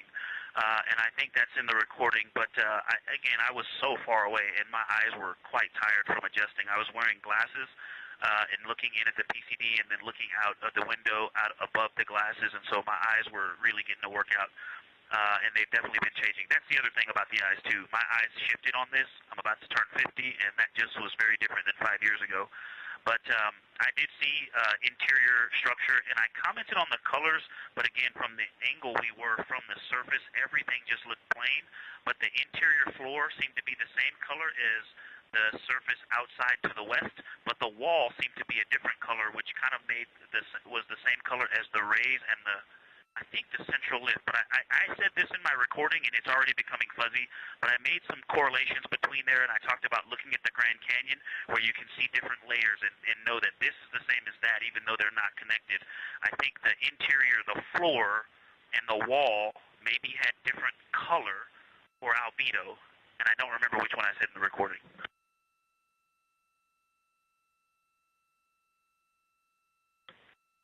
I'll pile on with your question. We just brought up the LTP because I forgot that while I was doing this, because there was no shadows on this whatsoever, I think it was towards the end when it was just in full light and very little relief, I kept losing Ohm itself. And I actually thought that there was a crater northeast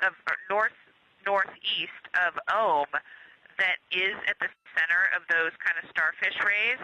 There actually looked like there was a very simple and old crater there, and that is what I kind of actually went back and forth between that one and now what I see is true Ohm, and I wish I would have referred back to my PCD at the time.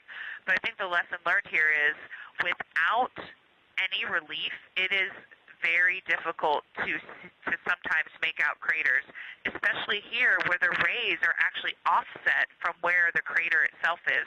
So you're drawn into a spot, and I am so surprised right now that there's not a little crater where those rays meet, because in my mind there was, and that was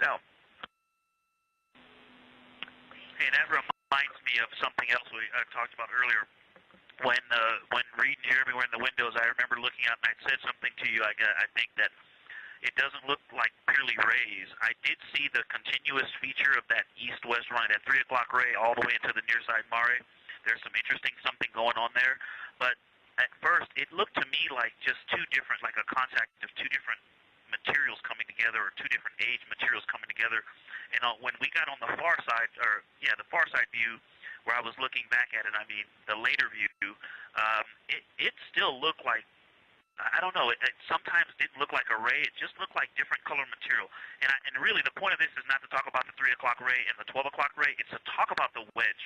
The wedge looks to me, if you remember my recording comment about continents, I kind of had the near side Mare continent, the middle from Ohm to Oriental, and then the Hertzsprung continent. Those colors in the wedge look like, and not they look the color of, but also the concrete kind of packedness of what's around Hertzsprung. Those look similar. So that's kind of also playing tricks on my eyes between rays and just different material, not just a ray laying on top of the material. Thanks a lot, Victor and Christina. Wow, we're really looking forward to continuing to dive into this when you guys are back with us on Earth. We want to sign off now to get you guys over to your next activities. Before I do that, I'll just say when you're making those annotations about the impact flashes, any annotations you want to provide about the structures in the corona you saw during the eclipse, we would take those annotations. And that's it for me. It was so wonderful to talk to you over the last 2 days. Thank you again, and can't wait to see you all back here on Earth. Thanks again for what you did for science.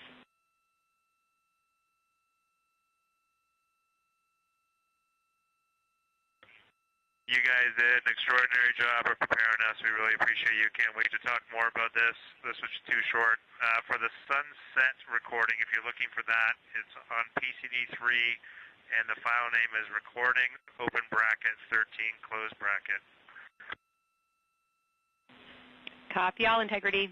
Science is over and out.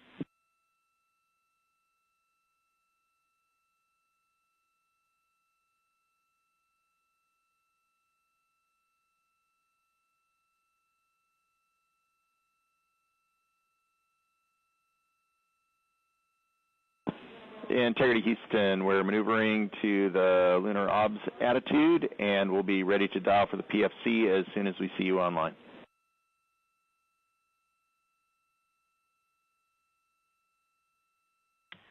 We copy, and can you say window for science pictures? We're a little PCD limited. Checking. Christina, window 2.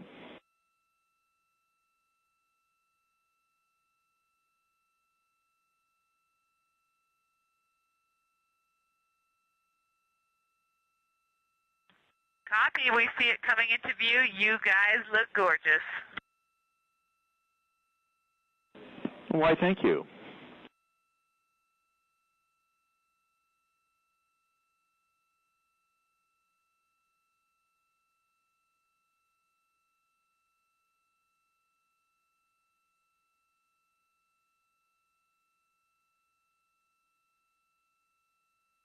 This is Artemis Mission Control. You just heard Dr. Kelsey Young, Artemis Science Flight Operations Lead, speaking with the crew aboard the Integrity spacecraft, Orion.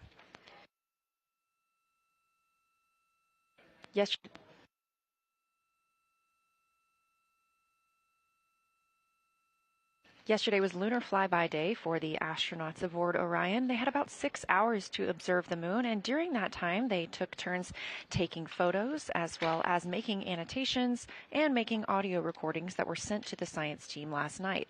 Of course, if you got to watch, the astronauts were also calling down information real time of what they were seeing while orbiting the moon. The conversation you just heard from Dr. Kelsey Young with the crew was their post-lunar flyby conference. As you heard, she asked some specific questions about some of the targets that they saw, as well as the configuration of the spacecraft. As this is a test flight, everything we learn on this mission helps us prepare for future Artemis missions to the moon. So even minute details about moving through the spacecraft or how vision was changed based on placement are very important to us. Now this view inside the SIR, the Science Evaluation Room, you can see this team of scientists taking a look at one of the photos that the crew shared. And you can see the photos from the crew at images.nasa.gov or by visiting NASA's social media. That's at NASA or at NASA Artemis.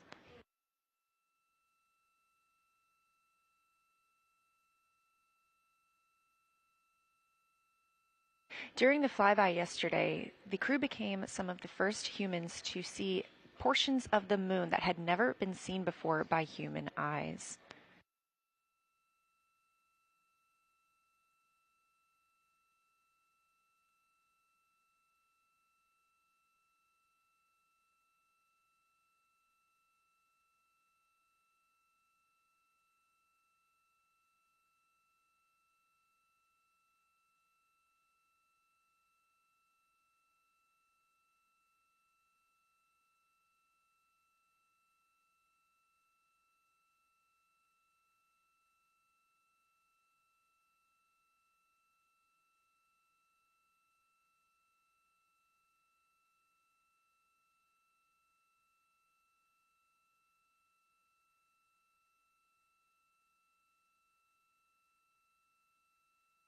Just after the conclusion of the post-lunar flyby conference with the science team, you heard NASA astronaut Christina Cook is moving into the next portion of her day.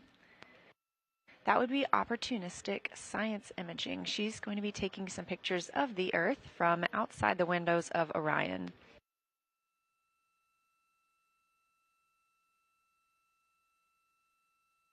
All of the Artemis II members will also get a chance to speak with their families today in private family conferences. Additionally, we are targeting the RTC-1 burn this evening. We're looking at about 7:03 p.m. Central Time. The RTC-1 burn stands for Return Trajectory Correction. Our trajectory was determined when we completed the translunar injection burn. So these trajectory correction burns are fine-tuned burns that allow us to just further refine our flight path on the way home.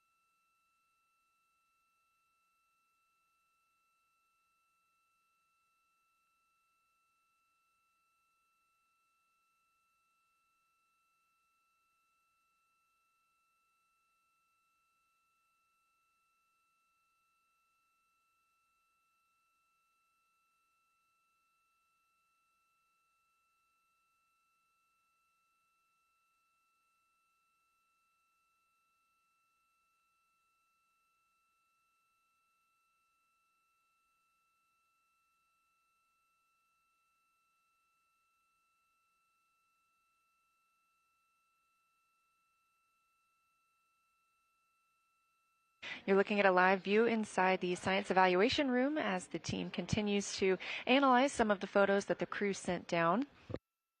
Again, this is the first crew to fly by the moon in over 50 years.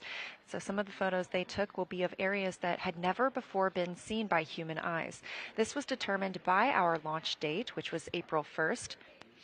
The crew additionally became the first people to see a solar eclipse from the other side of the moon. We got some live views of that real time as well. It was pretty incredible to see the corona of the sun coming around the side of the moon.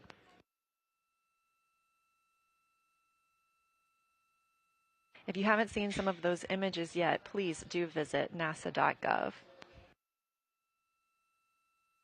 We're now a mission elapsed time of 5 days, 21 hours, and 2 minutes into the flight of Artemis II, the first flight of humans aboard the Orion spacecraft.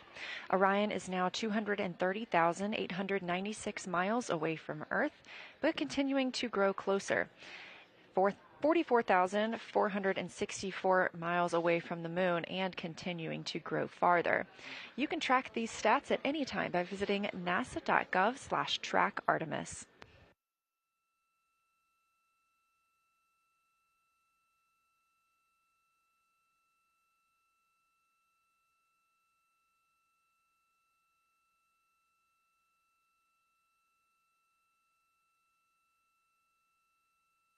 Earlier today, Orion exited the sphere of influence from the moon this morning.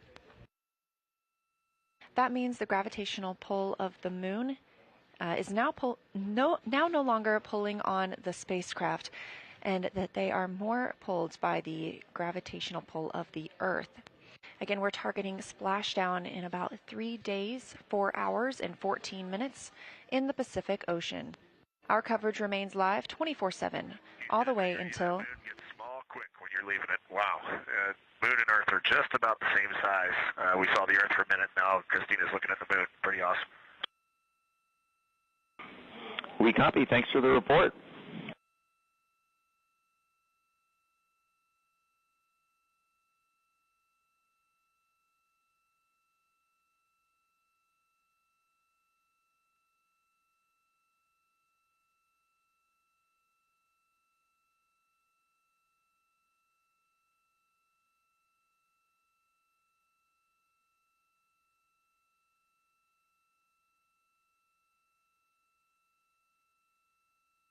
As you've heard throughout the flight, the Orion capsule is often referred to as Integrity. This is a name given to the spacecraft by the Artemis II crew members and announced last year.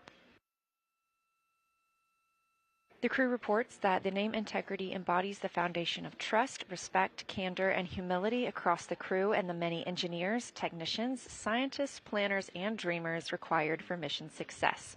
And that this name is also a nod to the extensive integrated effort from the more than 300,000 spacecraft components to the thousands of people across the world that must come together to venture to the moon and back, inspire the world, and set the course for a long-term presence at the moon.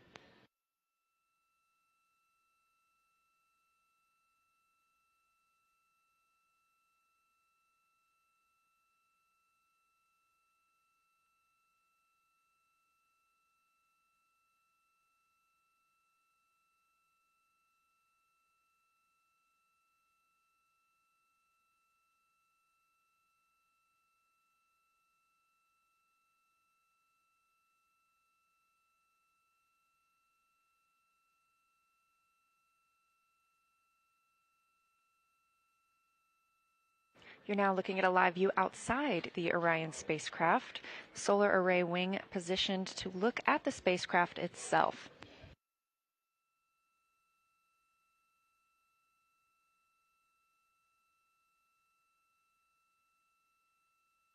The command module of Orion, that shiny part, is approximately 330 cubic feet habitable volume. So the interior living space for the crew is about the size of 2 minivans. And that's about 60% more cubic volume than the crew members had during the Apollo missions.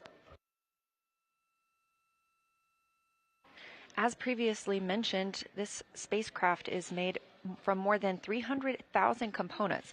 And to be specific, 355,056 individual parts compose this vehicle.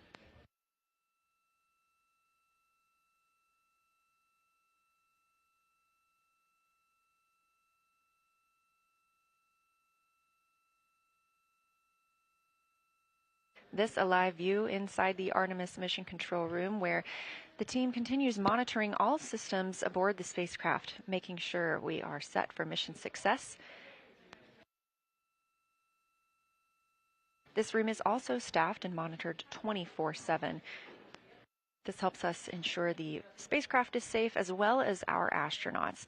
And just down the hall, we have the International Space Station Flight Control Room, another flight control room staffed 24/7 to maintain all systems and safety for the crew living and working aboard our orbiting laboratory.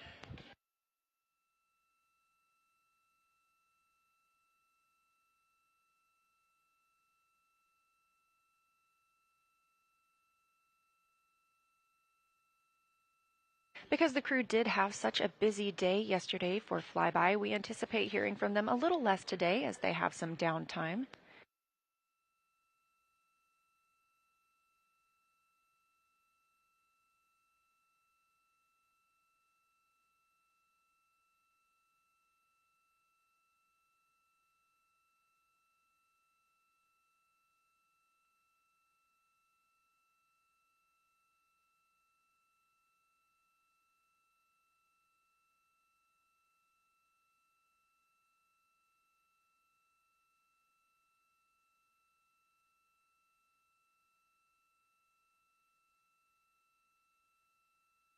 Even though they are potentially in an off day, each astronaut dedicates 30 minutes every day to exercise.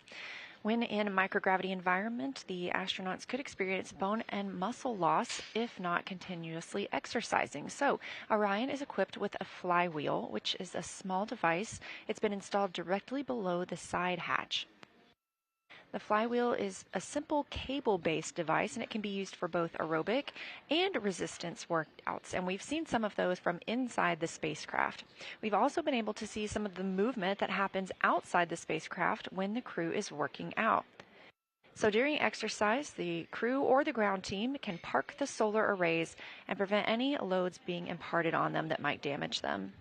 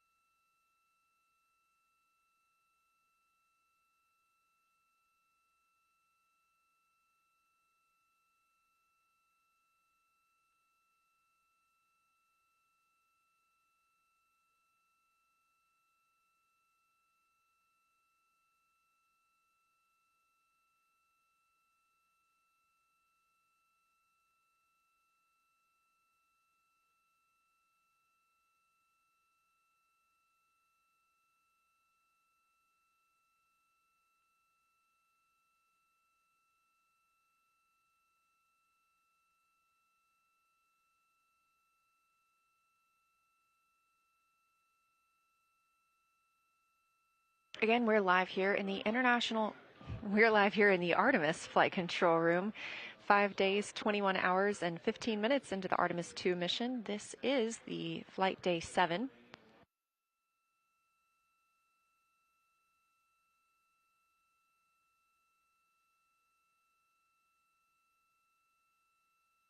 And again, this is a little bit of a quieter day now that we have had the ship-to-ship call with the International Space Station and the post-lunar flyby conference with the science team.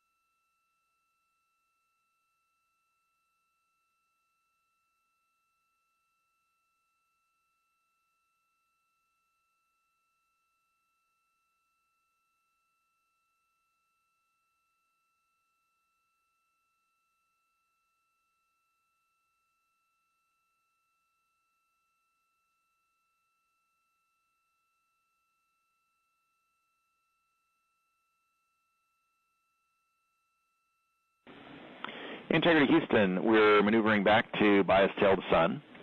Also, we're preparing to clean up your onboard burn plans, and at DPC, we forgot to ask you for AGA numbers. Could you please give us those?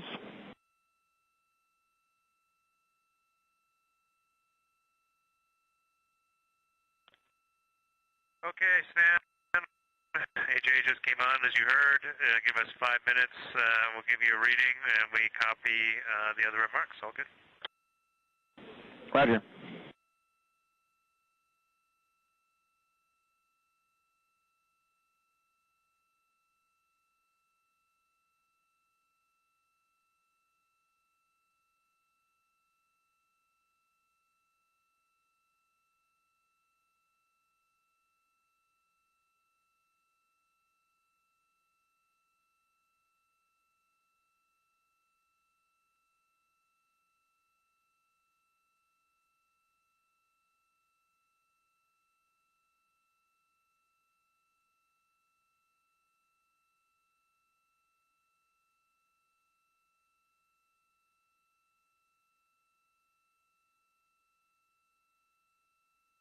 The voice you hear communicating with the astronauts today from Artemis Mission Control is NASA astronaut Stan Love. He's the Capcom for today. The Capcom stands for Capsule Communicator, and that's the single person in the room that communicates with the crew. This keeps their communications streamlined, both from all the ground teams to and from the astronauts.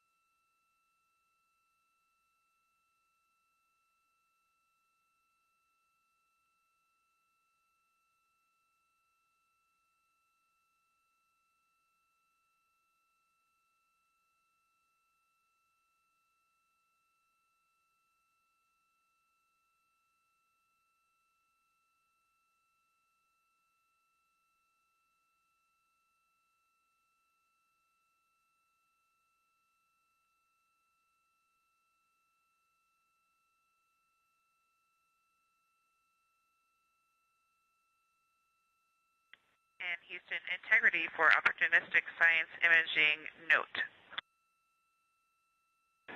We're listening.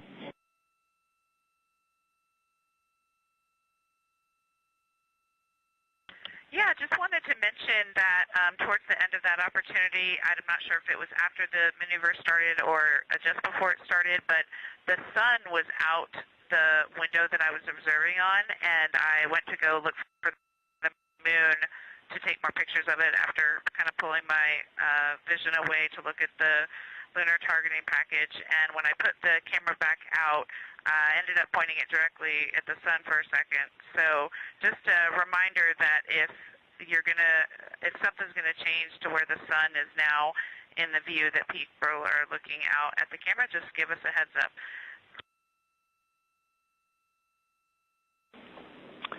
We will do that. Thanks for that information. On another topic, your new state vector is on board.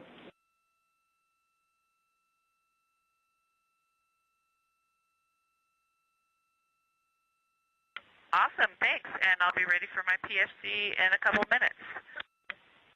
Do I need to tell you all which PCD I'll be on?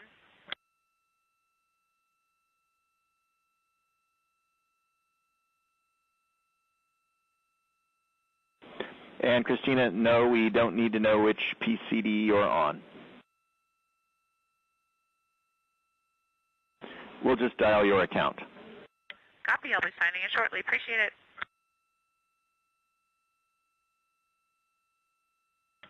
Okay, got it. Thank you.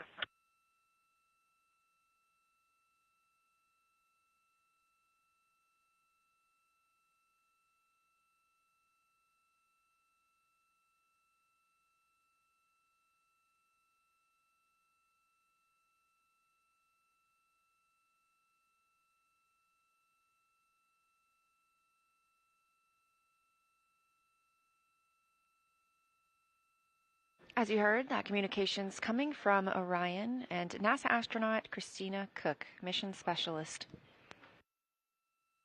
She had an opportunity to do some opportunistic science when the spacecraft's attitude was pointed to allow her to see Earth and the Moon at separate times.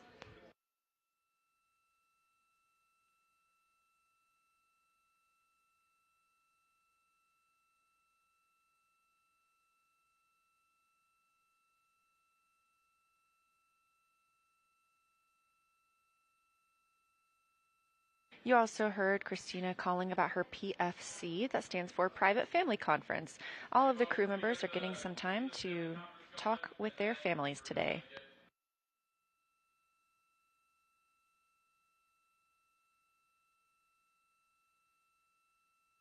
Meanwhile, NASA astronaut Victor Glover is scheduled to conduct some aerobic exercise on the flywheel. Teams here are sending commands to park the solar arrays in safe harbor. That prevents any loads being imparted on them while the crew is exercising.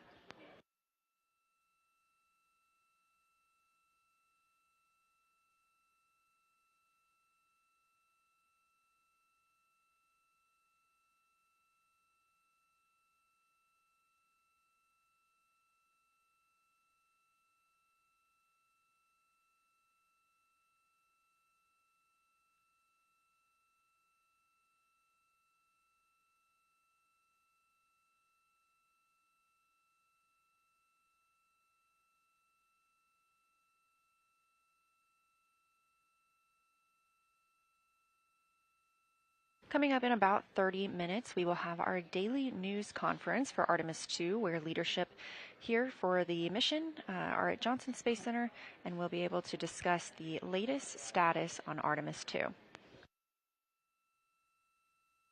Again, that's coming up at 4:30 p.m. Eastern, 3:30 Central. That'll be broadcast on this stream on NASA's YouTube, but we will still have our clean feed on the separate YouTube stream. Once that status briefing is over, you can come right back to this feed or just stay right here and we will continue coverage from inside Mission Control Houston.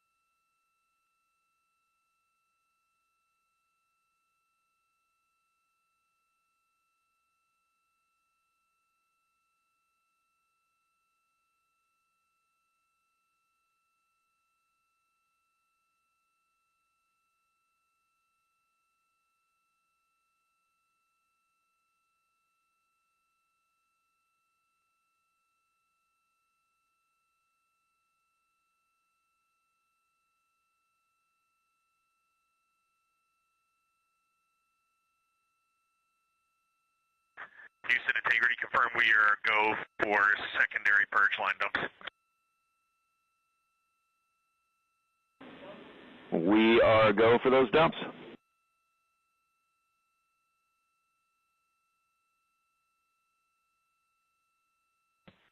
Can you remind me again, Stan, when we have to stand down from them today?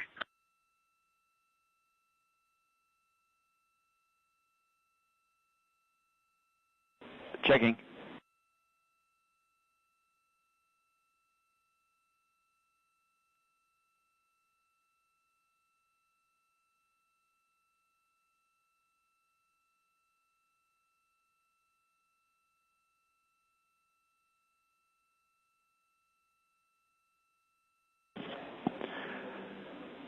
And Reed, we'd like you to stand down from CCU dumps between MET 3 hours and MET 5 hours 30 minutes, except for the scheduled dump on Victor's timeline at 3:10.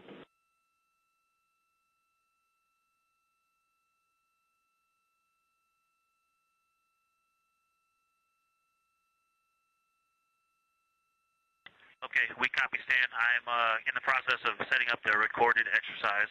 I would appreciate a call up with a 2-minute warning to stand down from exercise. It's on our to-do list, Victor. Don't worry.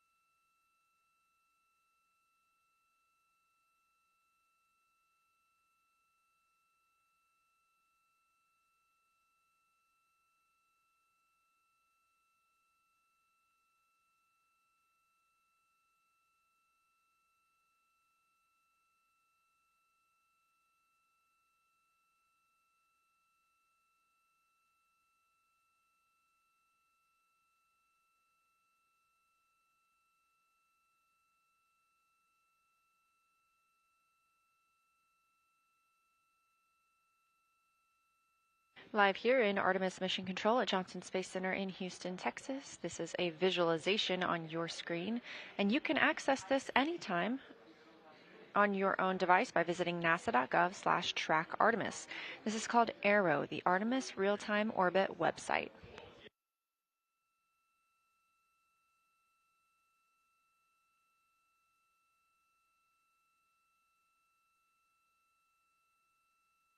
We're about 40,000 miles farther away from the moon than we were this time yesterday during our lunar flyby. And if you have not seen some of the pictures coming down, please do check out NASA social media. They are absolutely phenomenal.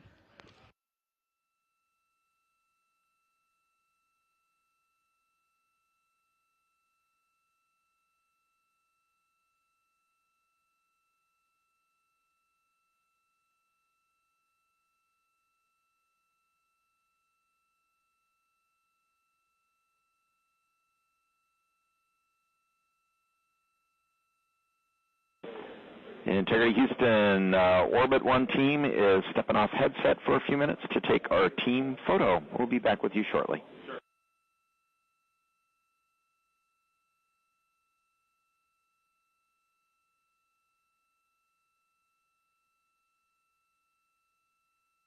Sounds great, Stan. Enjoy that and savor that moment. Please savor that moment. What an exceptional time.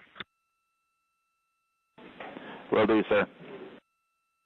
Those communications coming from Capcom and NASA astronaut Stan Love to the crew aboard Orion. The Orbit 1 team is monitoring the consoles here at Mission Control Houston, led currently by NASA Flight Director Jeff Radigan. The team's going to take a brief team photo. This is the team that has served this shift for the entire mission and has been training together for a significant amount of time now. All of these flight controllers are the ones keeping the systems and the crew safe aboard the Orion spacecraft for the Artemis II mission. Additionally, we have the Orbit 2 and 3 team with the same tasks, and they'll be taking their own photos.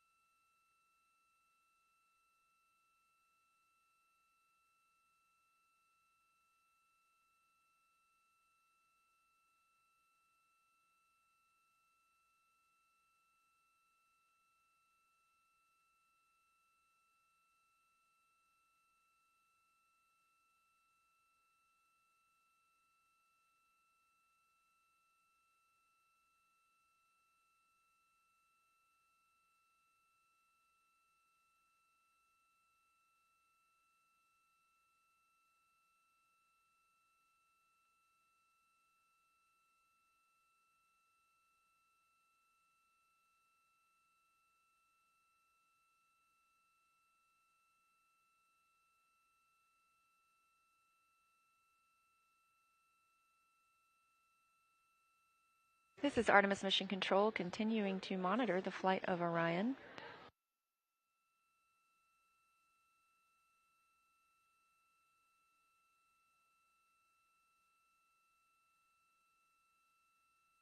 We are now 5 days, 21 hours, and 36 minutes into the Artemis II mission, the first flight of humans aboard Orion.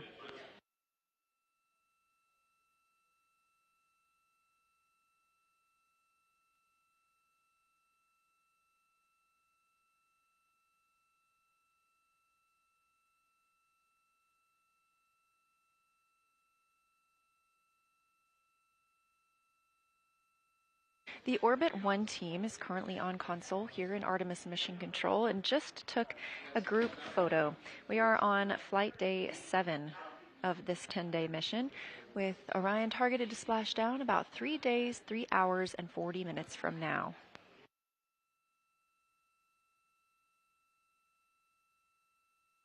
This room is full of team members who make this mission possible. That includes Prop, the propulsion officer, CDH, command and data handling, INCO, our integrated communications officer, MPO, the mechanical and power officer, and so many more. Houston Integrity, are you ready for AGA readings?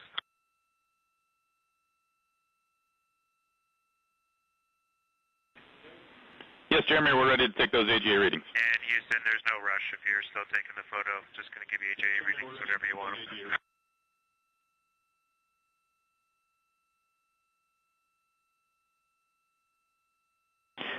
Jeremy, go ahead with those AGA readings.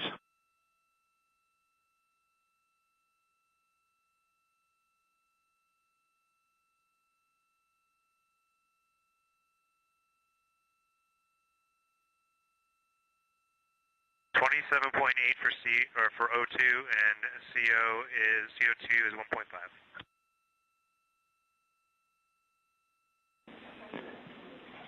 Copy numbers. Do you have temperature and pressure?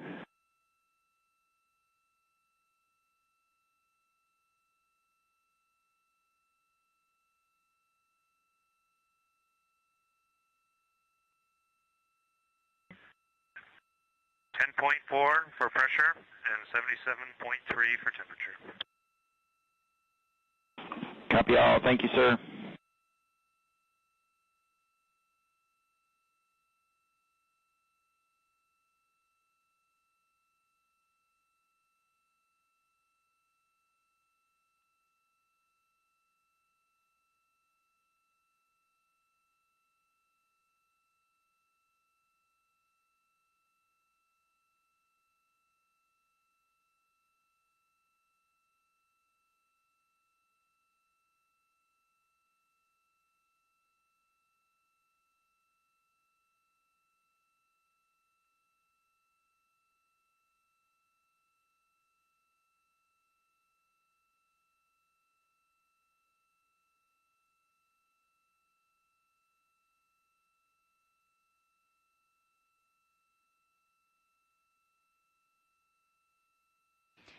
And you just heard Canadian Space Agency astronaut Jeremy Hansen calling down some AGA readings.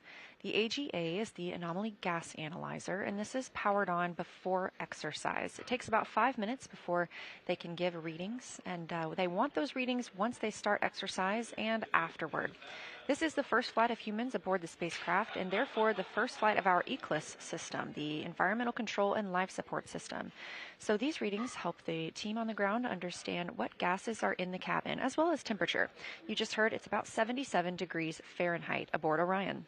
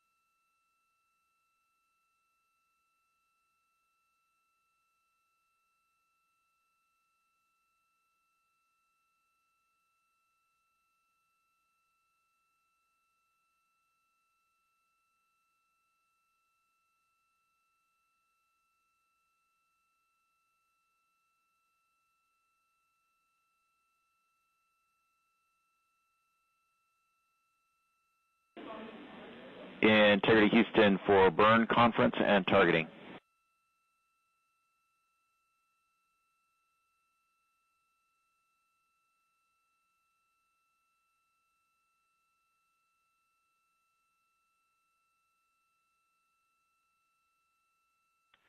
Go ahead, Stan.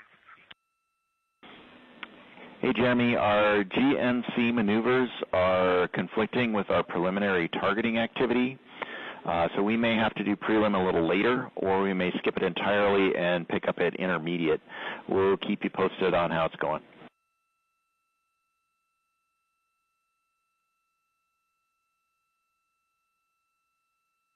Okay, copy that.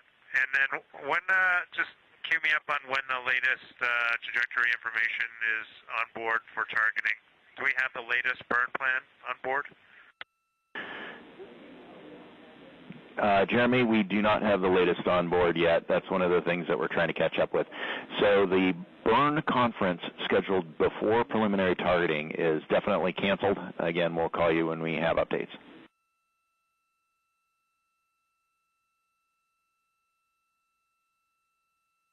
Okay, understood, Sam. No problem. We're pretty flexible. And Jeremy, we're expecting approximately 30 minutes to get the new burn plan on board.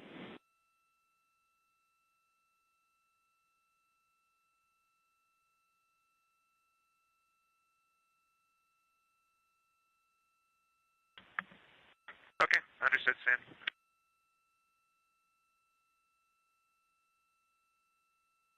This is Artemis Mission Control at Johnson Space Center in Houston, Texas. The voice you hear on the ground is Capcom and NASA astronaut Stan Love speaking with the crew aboard Orion, specifically Canadian Space Agency astronaut Jeremy Hansen. We are targeting the RTC-1 burn today. That's Return Trajectory Correction 1. That is targeted for about 7:03 p.m. Central Time. This is a small burn using the reaction control system thrusters on the service module of the Orion spacecraft. This helps us fine-tune our path back home. Stan Love was letting the crew know that we are canceling their first preliminary burn targeting conference. They have another one of these in a couple of hours when they will have the final burn plans uplinked and the final targeting complete.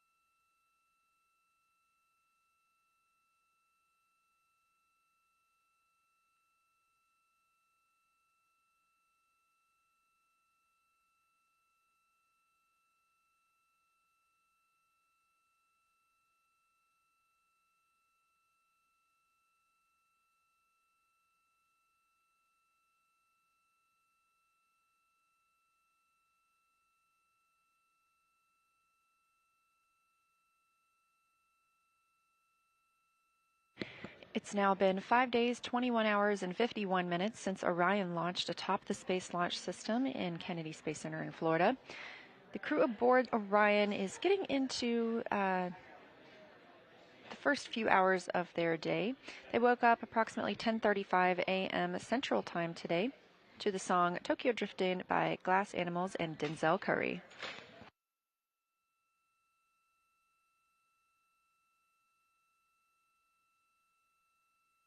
There are a few more open blocks of time on the crew's schedule today, as they had an extremely busy day yesterday with lunar flyby. Right now, pilot Victor Glover is exercising. And Christina Cook is enjoying her private family conference. You heard her call down just prior to that she was ready for her PFC, and that's what that stands for. All of the crew members are getting a chance to talk to their families today.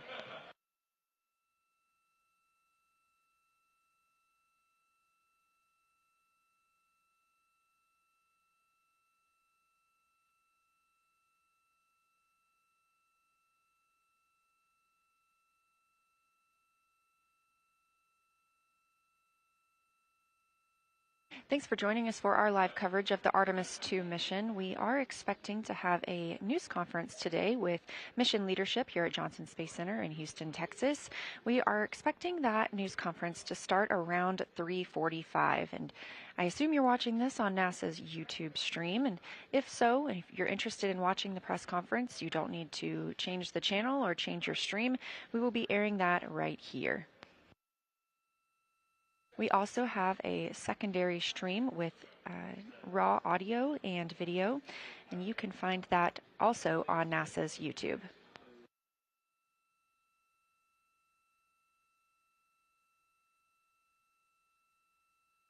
Here's a video from the outside of Orion, and as we mentioned, pilot Victor Glover is exercising. We do see the spacecraft move a little bit when the crew is exercising, and so the teams here park the solar arrays into a safe harbor position. That means any motion that they experience due to the exercise doesn't damage the solar arrays.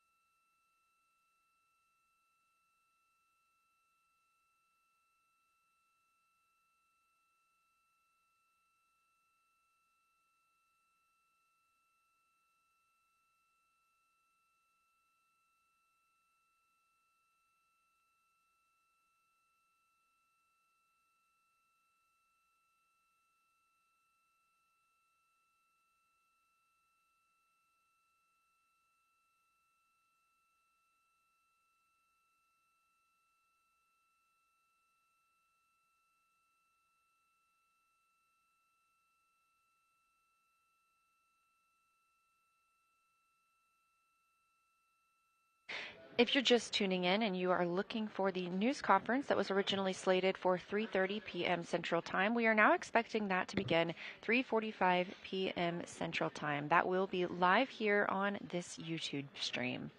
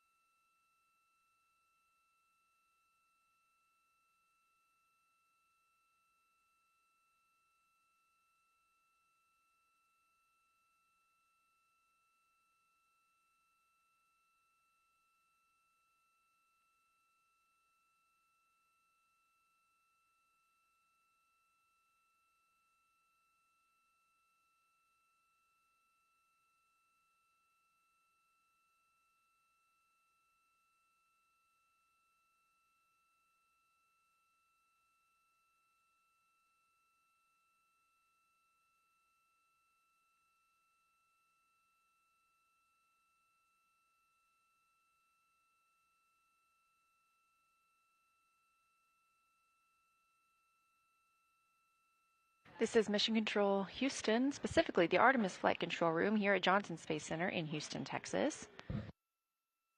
This is a live view from a camera mounted on one of Orion's solar array wings.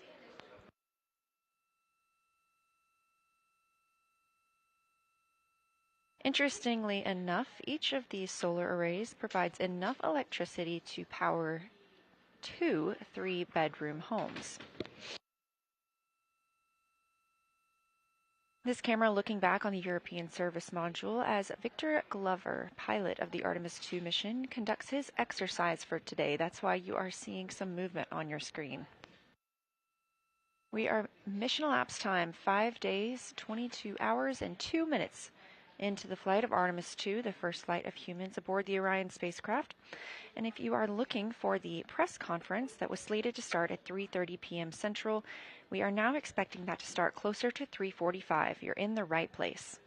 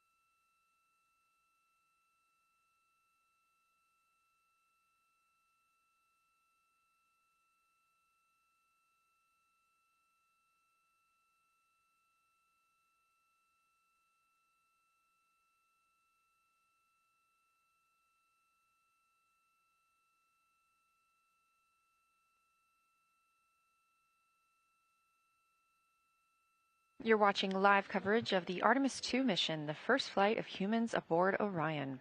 This is a view coming from outside the Orion spacecraft on one of the solar array wings, pointed back at the spacecraft. And as we mentioned, you see some movement because NASA astronaut Victor Glover is in his exercise period for the day. The crew is having a little bit of a quieter day after a very busy schedule yesterday, photographing and recording observations about the lunar surface as the spacecraft approached just about 4,067 miles away. Our distance to Earth continues to shrink now as we are preparing for splashdown on April 10th.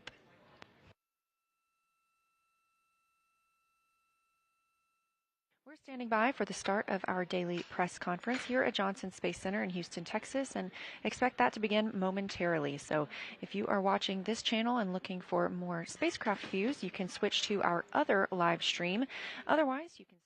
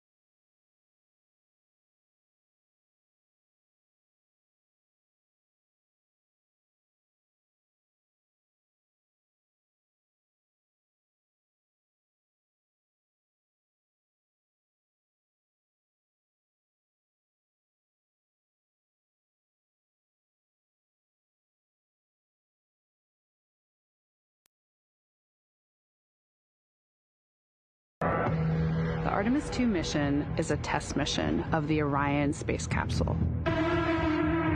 Artemis II will be the first time we put humans on this rocket. We're going back to the moon because it's the next step in our journey to Mars. We were always going to the moon. Pushing ourselves to explore is just core to who we are. That's a part of being a human. And liftoff. We shall return. Continuing to test out every bit of Orion. Coming back to Earth, 7 miles a second. When humanity sets big goals, we can bring together genius from around the world. You have the best people on planet Earth putting this vehicle together. That's what's up. To innovate for the benefit of humanity and to inspire the world through discovery. And here we go.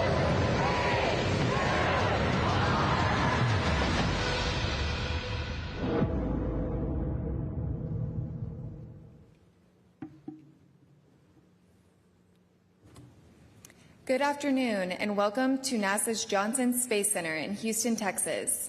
I'm Bethany Stevens, and we are here today to provide a status update on the historic first crewed test flight of the Orion spacecraft post-lunar flyby. On our panel today, we have NASA Administrator Jared Isaacman, Dr. Lori Glaze, head of Artemis, Rick Hinfling, Artemis II Flight Director, Kelsey Young, Artemis II Lunar Science Lead. We'll start with opening remarks from each of the briefers before opening it for questions in the room and on the phone bridge. If you're on the phone, press *1 to submit your question. When called upon, please state your name, affiliation, and to whom you'd like to direct your question. With that, I will hand the floor to Administrator Isaacman for his remarks. Thanks, Bethany. It's been an exciting Artemis II mission so far, and a very eventful 24 hours as the crew surpassed the Apollo 13 distance record, 252,756 miles from Earth. They relayed observations from the lunar surface. They've captured some incredible imagery. They performed a ship-to-ship call with their colleagues on the International Space Station. They performed additional manual piloting of the Orion spacecraft. They've been working at a reduced cabin pressure of 10.5 psi in support of future integrated lander operations. And they did take a call from the President of the United States, Donald J. Trump. We had millions of viewers on that tuned in for that historic broadcast, and it concluded with the President promptly inviting the astronauts to visit the Oval Office. Now, Integrity left the lunar sphere of influence earlier this morning, so they're now approximately 229,000 miles from Earth. And they will splash down Friday evening at approximately 8:07 p.m. Eastern Time, and the recovery weather is so far looking favorable. Now, you can see some of the spectacular images the crew have captured here on our screens. There we go. Now, this is the first time humans have documented some parts of the far side of the moon. Now, these images will be publicly available on NASA's website, our digital platforms, and the White House actually released the now iconic Earthset photo from earlier today. Now, these are the first of many incredible images of the moon, and we'll continue to release them as they become available. My understanding from just a few minutes ago is that they captured over 175 gigabytes of imagery from the lunar pass alone just yesterday. And the images that you are seeing right now have been transmitted back to Earth predominantly through optical communication, which is pretty cool stuff. Now, before I turn the call over to Dr. Lori Glaze, I wanted to share some of the other things that we are doing at NASA while the Artemis II crew are underway on this historic mission. So the crew on the International Space Station are hard at work. They're undertaking the science and tech demos, many of which have directly supported the Artemis program missions and will continue to do so.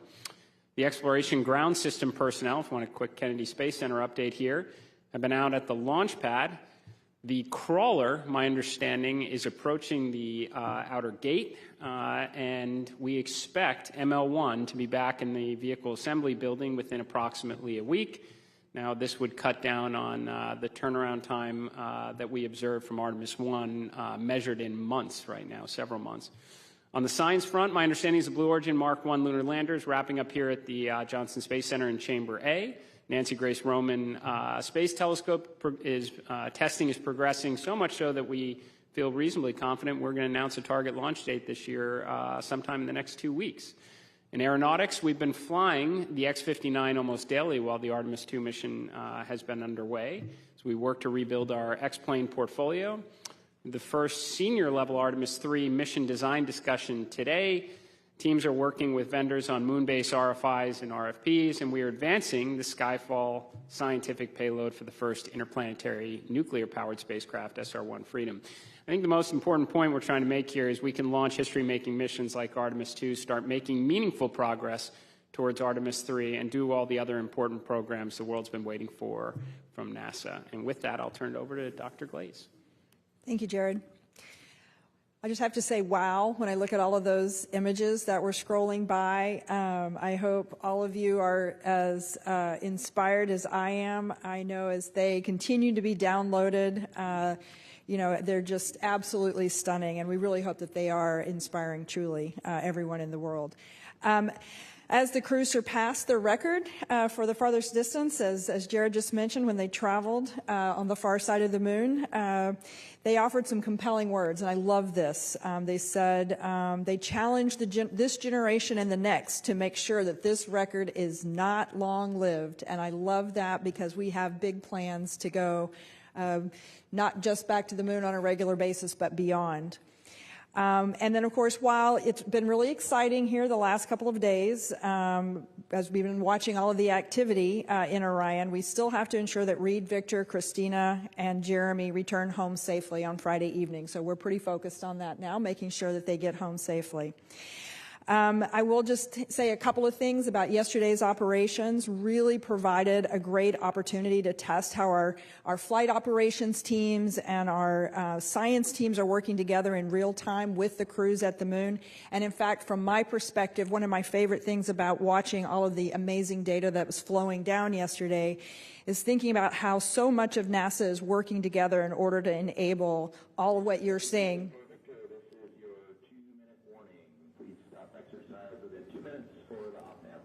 All right, better stop exercising. But as I was saying, what's really great to see everybody working together. So I think about our exploration programs that are supporting our transportation systems like Orion, working with our flight operations and our flight directors, all of the ground teams that are supporting, including the science team supported by the Science Mission Directorate, thinking about our crew that are actually performing the work, and then the payloads that have been provided that they're using. So everything that you're looking at isn't just, it's not just the pretty pictures, it's a huge chunk of NASA working together to enable that. All of this information that we're gathering is really going to help refine how we plan our future missions to the lunar surface. I'll just say that our flight operations team continues to fly Orion and put it through its paces as the crew and the spacecraft make their way home. And the mission isn't over yet. We do continue to learn from how our spacecraft and our crew are operating together in space. We continue with several of the science activities that are focused on the crew health and life in space. So still a lot of things going on. And with that, I'm going to pass it over to Rick so he can share some of the operational details. Thank you, Lori. The administrator touched on a few of the operations that the crew's been up to recently, but I'll fill in a few of the other details of interest. Since we last met Sunday evening, the crew performed the first orbital trajectory correction maneuver, outbound trajectory correction maneuver number 3. It was 10.4 feet per second. The burn duration was 19 seconds, and we used our auxiliary thrusters on the service module. Obviously, yesterday was the big day with flyby, and I'll save all those details for Kelsey, but you know, we had some really poignant remarks from the crew, and I can assure you there wasn't a dry eye in mission control when the naming of the 2 craters was announced by Jeremy. As part of the lunar flyby, the crew made their pass closest to the moon, flying at 3,138 miles per hour relative to the surface of the moon. And now they're on their way making their march back home to Earth.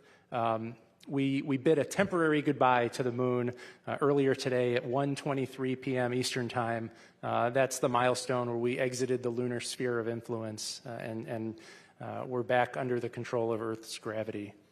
As for today's operations, we had a couple of public affairs events.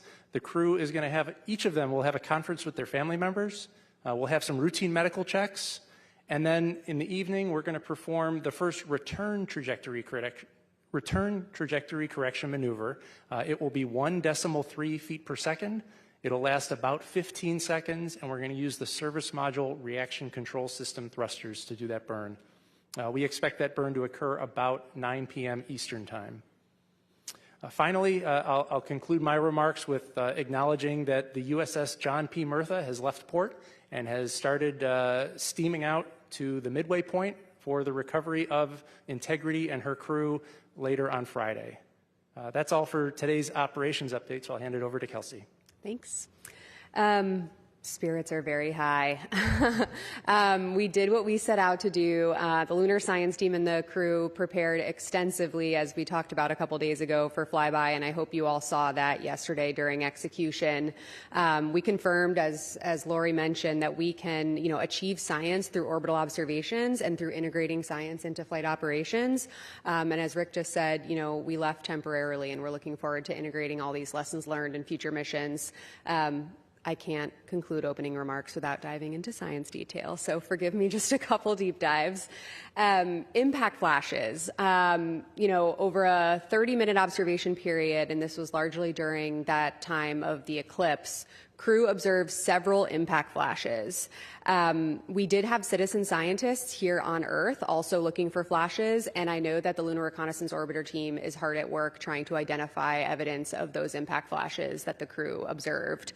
I did have a chance to have the post-flyby crew conference with the crew this morning, and we asked a lot of follow-ups on those impact flashes.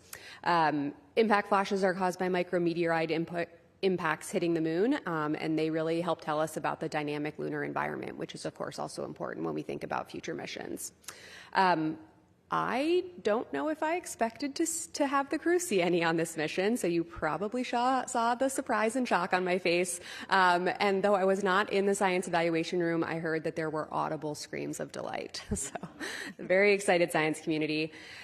You've heard me talk a lot about the importance that human explorers bring to scientific exploration, especially around observations of color. And so I'm sure all of you, like I was eagerly awaiting if they saw any other colors other than black, white, and shades of gray. You heard that they did indeed. Right away, they started describing the green around Aristarchus Plateau and different brown hues. And these colors really help tell us nuances about the chemistry of lunar material, especially the greens around Aristarchus. That was exciting. That's something that we can all see from here on Earth. And so I encourage you all to go out and look at the moon tonight and look for Aristarchus and imagine those green hues that the crew members saw.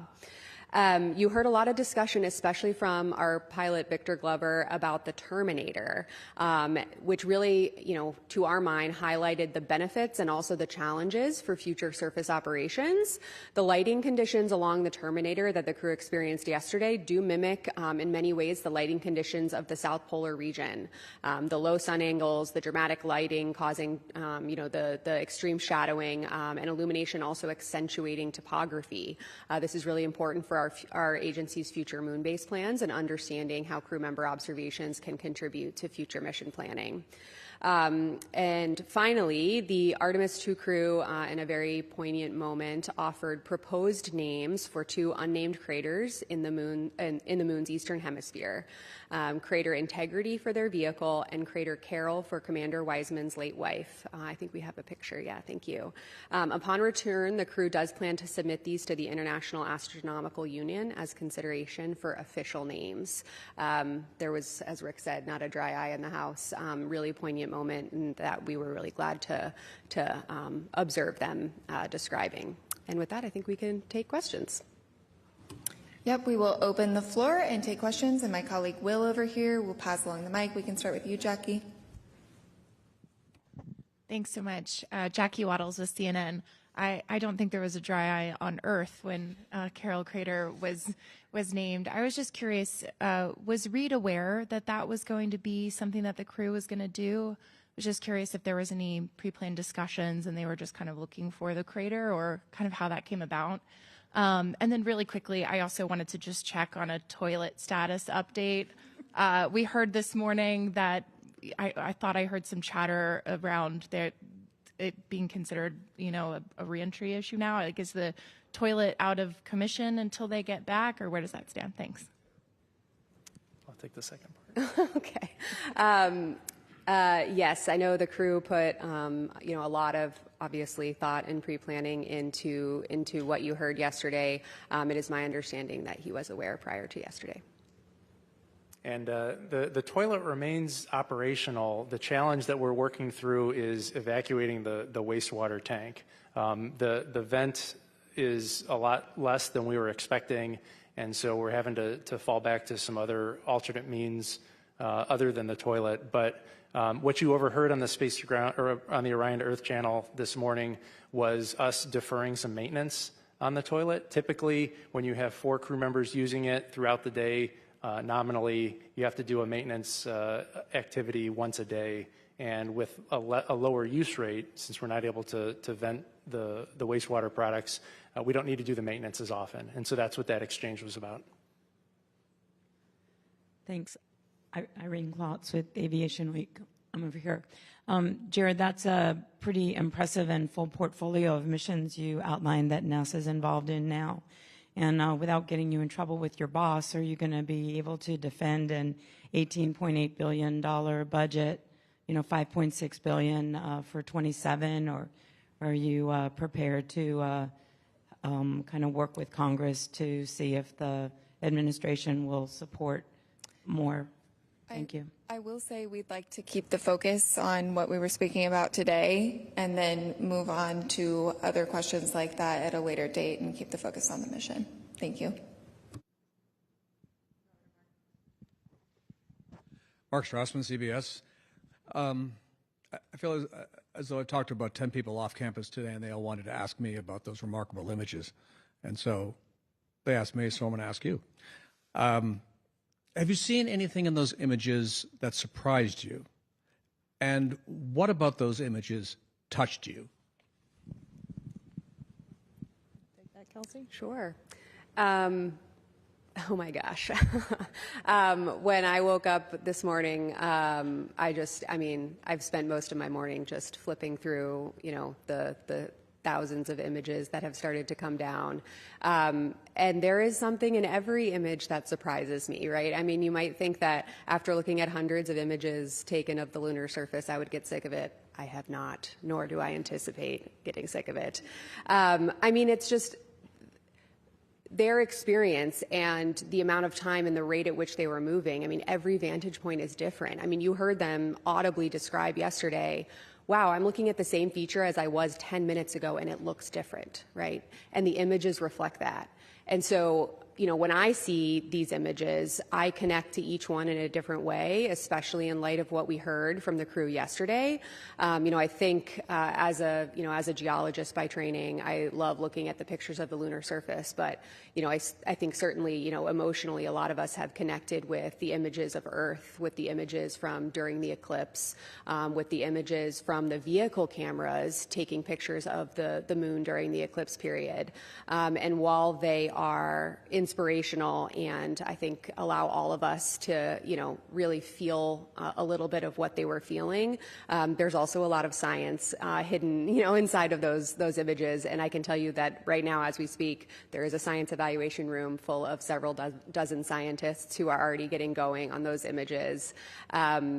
Just as one example, there was a healthy scientific debate this morning about some of those images taken during the eclipse period and what we can see of the solar corona and what we can see of zodiacal light. So the conversations and the science lessons learned are just beginning. Hi, T.J. Mascaro with the Epoch Times. Thanks so much for taking the time. For Jared, as we saw with Artemis II going around the moon and having that very characteristic blackout of when they go around the moon, how much longer are missions to the moon going to have that as we develop a moon base? And where do, say, communication satellites in lunar orbit land on the priority list? Yeah, I'd say, people have asked quite a bit about, it was elevated blood pressure when we were without comms with Orion on the far side of the moon.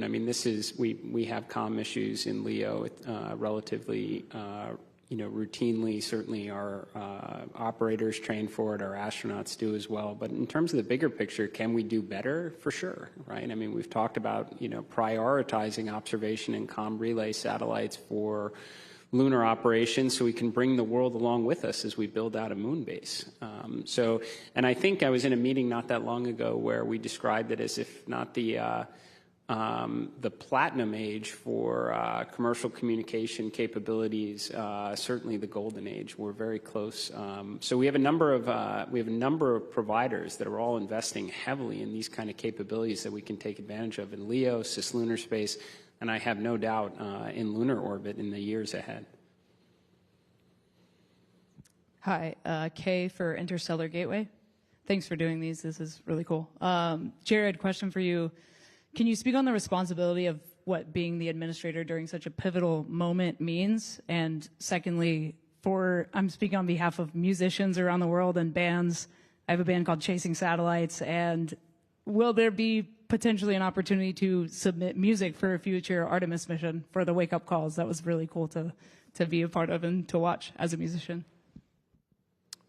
Certainly. So I think I've described before that I thought that the certainly felt a lot more pressure, being on the outside and responsible for a human spaceflight mission than being in the vehicle itself, especially a mission such as Artemis II, which kicks off so many other exciting ones to follow as, we return to the moon and build that enduring presence to learn so that we can undertake even grander missions, as Dr. Glaze referenced, beyond the moon in the future. So I think it is a great responsibility, but you derive confidence from all the expertise that exists within NASA, the workforce, our commercial, our international partners that come together for a moment like this, all the testing that goes into it, and the fact that we have this playbook before and we're running it. Now, in terms of contributions for music and future wake-up music for subsequent missions, I hope we're running so many missions to and from the moon in the future that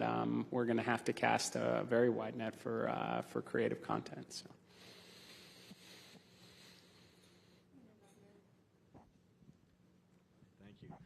For Administrator Eiselman, Tom Costello with NBC News.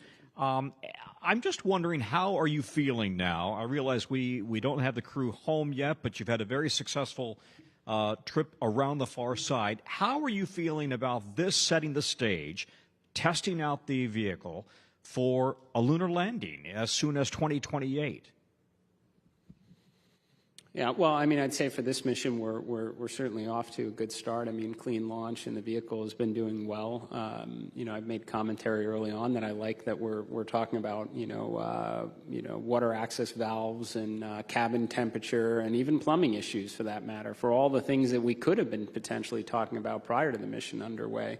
But I'll breathe easier when we get through re-entry and everybody's undershoots and in the water. In terms of getting ready for the subsequent missions, it's kind of why I picked some of the words that I did at the beginning of this press event, is that a lot of people's rightful attention right now is on the crew of Artemis II, especially here at JSC and Mission Control, especially the recovery forces that are now making their way out to bring this crew back to their family. And for everybody else, we've got the other things to get done, including thinking about Artemis III. It's why I was very happy that the crawler is making its way out to 39B right now. We've got a timeline to get it back in the VAB, ideally in a week. That would cut down on the turnaround, I think, by 3 months compared to Artemis II. So we can undertake, again, world-changing missions like Artemis II right now and get ready for the next ones at the same time. Hi, Josh Dinner, Space.com. Has this mission revealed anything about life aboard Orion, crew workload, flights in deep space, or maybe something unexpected that will shape how NASA and Artemis crews approach preparing for future missions? You want to take that? Flight ops. Yeah, that's a really interesting question. We've learned a tremendous amount as part of a lot of the flight test subjective activities we've been doing. I think we have a couple of problems that we still need to work out. But Orion has shown itself to be a very capable capsule for beyond Earth orbit space travel. And I think the things like, as the administrator talked about, the things that we're going to have to improve upon for Artemis III are relatively small and incremental in nature, as opposed to wholesale redesigns of spacecraft subsystems. So overall, I'm extremely pleased with the performance of the spacecraft and how it's served as a campsite for our 4 crew members. We'll go from Marcia to Eric and then do a couple on the phone bridge. I'm Marcia Dunn, Associated Press for Dr. Young. It's hard for me to know how quickly these pictures are coming down. How many would you estimate that have come down so far of the moon? And these luminous flashes on the surface, was that an actual meteor shower, do you think, or is it just your usual business of falling debris? So the team, the FOD team, is working really hard to bring down the images as fast as they can. Of course, we also have other vehicle data that needs to come down as well. But the team is working really hard to try to get those images down and of course, get them out to you guys as well. As of the time I left Console, roughly an hour ago, there was just over 50 gigabytes of data from yesterday that had come down. Of course, every image does not exactly have the moon in it, but it is taken from within the lunar observation period. So we're working really hard to get to get those down, as well as the audio files that the crew were taking. That's a really rich scientific data set because it captures the nuance of what the crew were seeing. You know, we heard a few of those per hour in those science situational reports you were hearing yesterday, but there are multiple hours of recordings of, you know, meaty science observations, about 2/3 of which we've been able to get down so far, and our team has already been looking at that, you know, those couple hours of transcripts and audio files. As for the impact flashes, yeah, absolutely. I mean, we think they saw at least 4 and possibly up to 6 impact flashes. Again, I talked to them about that just this morning in the crew conference with them. I think, you know, we you know, it's very early to tell, right? This happened less than 24 hours ago. Our teams are looking at it now, and spacecraft like the Lunar Reconnaissance Orbiter will be really helpful to try to help us narrow in on that. But the lunar environment is a dynamic place, and we have a lot to learn about it. You know, LRO has returned a lot of information about the lunar environment, but observations like this are a critical part of our understanding, which will pay dividends for future surface exploration. Eric. Eric Berger, Ars Technica.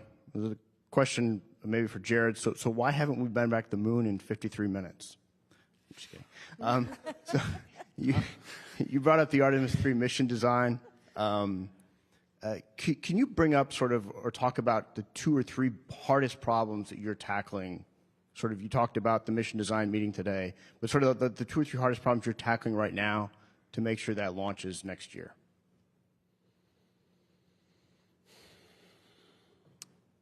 Yeah. So I don't want to get too far out in front of a mission that's underway right now. I would just say that there are a lot of things based on the information we have available today, from feedback from our vendors, that we know are achievable. And I think one of the questions probably will just be what the initial orbit will be for Artemis III. Is it going to be LEO or HEO? And I think that we're all going to have some sense of which one. And there's pros and cons for each of them for sure. We're all going to be able to have some sense about which path we'll likely go down based on launch cadence of our 2 HLS providers, both of which have launches coming up, I would say, in the next month or less right now. So a big key to our strategy, not just to return to the moon, but to stay and to build a base, is going to be rapid reusability of heavy lift launch vehicles.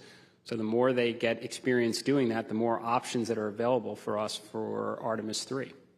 But I'd say right now we certainly have a good plan for that mission. Will help us buy down a lot of risk in advance of a landing for Artemis IV in 28. Jeff Faust with Space News. Hi, Jeff Faust with Space News. Question for Dr. Young. Now that you are going to get all of these images and verbal descriptions and annotations, what's the plan for the science team in the days and weeks ahead to go through all of that data and see how they address the 10 science objectives that you laid out for this mission? Thank you. Oh my goodness, what a good question. We have a lot of data to get through. Like I said, it has already started. We had teams working overnight, you know, after the crew went to sleep, as soon as we started getting data down. You know, I will reiterate that we will be getting all mission data relevant to lunar science archived and made publicly available within 6 months post splashdown. So these are all of the images of the moon, these audio files, and even the annotations. But in the meantime, over those next 6 months, we're also going to be preparing 2 reports that we also owe to be publicly released within 6 months post mission. One is a science operations report that describes, you know, how our team was structured to integrate with flight operations to accomplish our objectives. But relevant to your question, the second one is a post-mission preliminary lunar science report. And so we are going to be going objective by objective with those 10 lunar science objectives you referenced, looking across this entire, you know, really rich, robust, but very large data set, and really trying to understand what data we got relevant to each objective, but set up the community for success so that they can access those data and help us answer these fundamental driving science questions. You know, the lunar science team for this mission, it was our charter to develop the objectives and to maximize the science value out of this mission. We'll be doing an initial assessment over 6 months, and then we're really eager to see what the community is able to do with these data. We'll move to Ken Chang with the New York Times. Thank you. So I have some questions about the optical communications. How was the performance like? How many gigabytes was sent? What was the data rate? How does that compare with what was expected? And how does it compare with the usual way of sending data back? And it seems like it's been almost operational already and not just a test. Thank you. Yeah, I think the question was relative to some of the data rates for the optical communication system. I'll just give you a stat from overnight that we heard from Console. We got 20 gigabytes down in a little more than 45 minutes. That's orders of magnitude more than we get via our S-band telemetry system. So optical comm has been working really well, and hopefully we can take what we learned on Artemis II and expand its operational capability and its implementation for future missions. And now we will move to Lauren Grush with Bloomberg.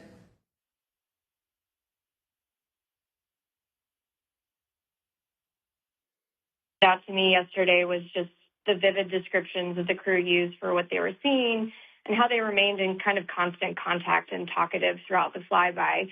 I'm wondering if it's possible to say how that might have compared to the Apollo crew observations and how that robustness impacted the science and the data that was collected.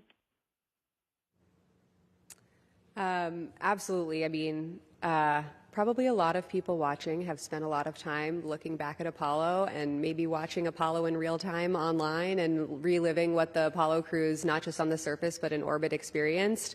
You have, I'm sure, heard the Apollo descriptions of the lunar surface from orbit, and they were also really impactful. They trained heavily in geology and orbital observations, just like the Artemis II crew did. I will say, listening to the level of scientific discourse that the crew was having yesterday was incredibly inspiring. I mean, a testament to how much they prepared before this mission. You know, I heard a couple times Christina and Victor especially saying, when we took the time to actually talk to each other about a specific target that we were both seeing, we elevated each other. We elevated what we were able to pull out of that target. You know, more brains on a scientific target are better than one, and we heard from them directly multiple times that they were helping each other to advance their scientific understanding of what they were looking at. We actually also heard them say, hey, we have a hypothesis. Can you guys provide guidance on that hypothesis, like right now in the middle of our flyby? So the science team was saying, you know, was cross-checking what they were seeing, was reading up geologic ages of major lunar impact features, and it was informing the observations they were making during the flyby. I mean, this is absolutely everything we hoped for by integrating science into flight operations, you know, because, again, science enables exploration and exploration enables science. And the fact that, you know, they're giving observations and, you know, I was able to immediately follow up on those observations with, you know, just the quick questions that can enhance science return, it meant that they were evaluating and buying down multiple working hypotheses in real time during their flyby. And just imagining the future when we have crew on the surface for short duration missions and ultimately the moon base, the amount of science we are able to gain when, you know, science is woven into this operational fabric is incredibly impactful. And we saw that, you know, for 7 straight hours yesterday. Now we'll move to Micah Maidenberg with the Wall Street Journal. Hey, good afternoon.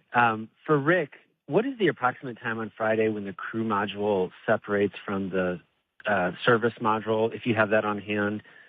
You know, the administrator mentioned splashdown is expected for around 8:07 Eastern. And then any color on kind of reentry prep work ahead for the crew and mission control between now and Friday? Thanks.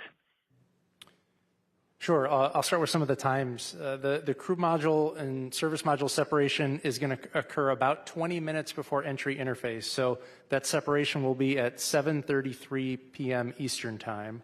We expect entry interface about 7:53 p.m. Eastern Time, with a splashdown around 8:06 p.m. Eastern Time on Friday.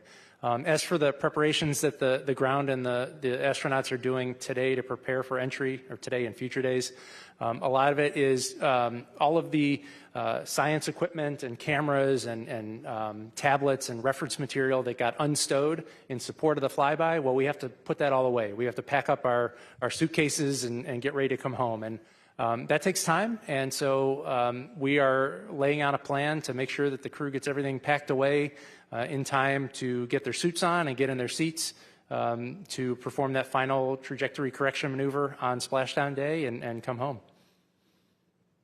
We'll move back in the room to Joey and then on to Will. Thanks. Joey Roulette with Reuters. I just had another quick toilet question.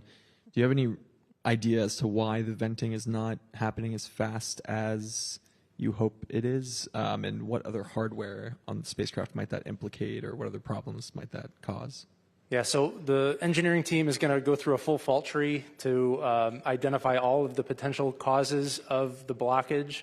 Initially, you may have recalled that we thought it might be icing up at the nozzle at the outer mold line of the spacecraft.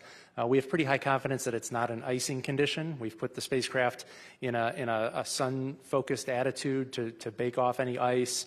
We've activated heaters along the lines internal to the spacecraft. And we still see a blockage. And so the latest theory is related to some of the chemistry that goes into ensuring that the wastewater doesn't develop any biofilms. And there may be something going on with a chemical reaction where there's some debris that's generated as part of that reaction, and it's getting clogged in a filter. But again, we don't have root cause, and once we get the spacecraft back into the processing facility in Florida, we'll be able to get access to all the components and do a real detailed fault tree to identify the root cause. Hi, Will Robinson-Smith with Spaceflight Now. Thank you all for taking the time. Going back to Dr. Young's point about the intersection of science and exploration, to both Dr. Young and to Dr. Glaze, given the number of believed to be impact flashes that the crew observed during just a relatively brief amount of time, I wonder how these observations and the ones made previously by LRO will factor into creating the conditions for a moon base that can allow the astronauts to stay safe, given the probability that they may experience a micrometeoroid impact at that site. Thank you. Well, I do think that the data that we're collecting with these observations, and as you noted, the LRO data that we're continuously collecting, we have been for quite a while, all of that is being fed into our plans and making sure that we understand what all of the variety of risks are. There's many that we're looking at, and of course micrometeorites being one, as we start to establish infrastructure on the surface and understanding those rates. These kind of data really help inform us as far as what we can anticipate. And of course, the different parts of the moon, down at the South Pole, maybe a little slightly different rates than we would see higher up at higher latitudes. So we need to compile all of those data and understand where, what those impacts might be. Hi, I'm Nick Natari with ABC 13. A question about the scientific stuff that you found yesterday. I know the question was asked about what was inspirational. I talked to Joel Kearns yesterday, and he had told me, I'm just looking at his quote, as a scientist, I can tell you what's most inspirational is when you're pouring through something you're working on and you realize you're seeing something that nobody else has ever seen before. I know you talked about the impact flashes, but is there anything else that no one else has seen before that you guys have already saw? And then also explain to us on Earth that maybe this is high level over our heads, how what was photographed or taken yesterday could maybe give us some answers on our planet of Earth. Thank you. Yeah, lovely questions. I might just give a specific example of something I heard from the crew yesterday. My background's in geology and specifically impact cratering, so every time they describe those beautiful basins, I get really excited. They did describe Ohm crater a couple of different times, and they noticed a variety of different color and albedo hues associated not just with Ohm, but with the rays that extend out from the crater. This could indicate, impact events are really compelling for a lot of reasons. Obviously, I'm quite biased, having written my PhD on them. But they can excavate material from great depths below the surface, which means they're kind of like a geologist's cheat code, right? Where you can't get all the way down there by yourself, but when an impact has brought up that material for you, it can actually perform that excavation, and we just need to send the crew to the right spots on the surface, and they can actually look at depths far below the surface. And I bring that up here to say that what the crew observed observed around Ohm yesterday was they actually noticed color and albedo hues coming out in those rays, and they noticed that they were distinct and different and evolved along the ray systems, which could potentially lead us to believe that that crater excavated from distinct depths below the surface of the moon. So it's those kinds of nuanced observations that can ultimately inform future landed missions, future crewed missions, to understand where can we go to maximize the scientific value. These ultimately get at chronology of the solar system, at how the inner solar system has evolved over time, which connects to, the moon being the witness plate for our planet and for the inner solar system. You heard Lori and I the other day get very excited about talking about, pesky plate tectonics and oceans and vegetation that gets in the way of us looking at the early part of our planet's past, and the fact that that part of the record of our Earth-Moon system is still available on Earth. Well, where it's available is the highlands, the far side highlands, and the South Pole. Specifically, the South Pole has the South Pole Aitken Basin, which is my personal favorite lunar and planetary science objective. It's the oldest basin in the solar system. If we can get the right age constraints on that basin, it can help us anchor the chronology for the entire solar system. And so crew observing things like they did with Ohm, where they can say, with my eyes, I can see this distinction, which can ultimately tell us that future observations of high priority landing sites could tell us something similar. This is how we start to really bite away at these really, really fundamental science questions that impact not just our understanding of the moon, but how our own planet has evolved over time. Mark Kirkman with NSF. This is for Rick. While we have you here, I'd like to drill down a little bit on entry day a little more. Sounds like weather in the primary recovery zone is looking favorable, but can you walk through, as we approach EI and pass EI, what redes capability you have, what kind of cross range and down range capability you have, when you committed to that landing zone, and also with this thermally benign entry you're going to fly, do you still expect to exceed Apollo 10's speed record? I know you don't care about that stuff, but we do. That's all right. You can still keep asking the questions, and we'll go follow up, and we'll find the answers. I do not have the answer offhand about the Apollo 10 speed record, so we'll have to get that back to you tomorrow. And tomorrow I'm actually going to provide a lot of detail about the sequence of events for entry, as I'm the entry flight director for Friday evening splashdown. But with respect to your particular question about entry interface, we can select a new landing site as late as entry interface. We would prefer to not do that. We like to give ourselves a little bit of margin, but we can adjust the latitude and longitude of the site, and the spacecraft will fly to those coordinates so long as we get that command up before entry interface. So we're going to make a decision far in advance of entry interface to know where the splashdown site will be, because our top priority is to ensure that when Integrity and her crew of 4 splash down, that we have the recovery forces right nearby to help get them out and get them back to the recovery ship. So we have about a 475 nautical mile range. I can't do that conversion. But 475 miles of ocean within which we can select the most acceptable weather. And as you said, weather near San Diego looks favorable, so I'm optimistic that we'll be able to land close to the shore. Tom Clark with Sky News in the UK. First of all, congratulations on the flyby and those breathtaking images, and thanks for doing this too.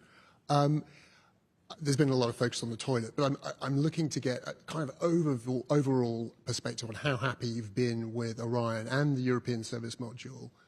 What are you definitely going to have to fix before you fly it again, and how confident are you looking ahead to re-entry? I'm not sure I heard the end of the question. You talked about how the Orion is performing, and it's performing spectacularly. I have to tell you, our Orion team is so pleased with really everything the way that it's performing. The engines, the manual control that you've heard us talk about several times, that The crew have just gone over and over about how well that's performing, how nicely the Orion crew module is handling. The service module, again, providing everything that we need. Yeah, we've had a couple of challenges, but overall, I mean, I think they're pretty minor in the whole grand scheme of things. The hardware itself performing extremely well. We're really looking forward to turning this around and flying again in a year, and then again a year after that. I think this hardware is really spectacular, and we're really looking forward to doing this more often. We're going to get the toilet figured out. The toilet is actually functioning perfectly. It's the drain, the ability to vent the wastewater. And as Rick said earlier, as soon as we get this down on the ground, we'll be able to get inside, and we will get to the root of that. Hi, Lisa Grossman from Science News. This is especially for Kelsey, but actually for all of you. The astronauts yesterday used a lot of really fun analogies and descriptors for the features on the moon they were seeing. Did any stand out for you as favorites? Oh, of like the analogies they used to describe lunar features? Yes. I liked the handprint, and that actually, we had a team working overnight to figure out exactly what they meant. They found it this morning. They were very excited to figure out exactly what they were talking about.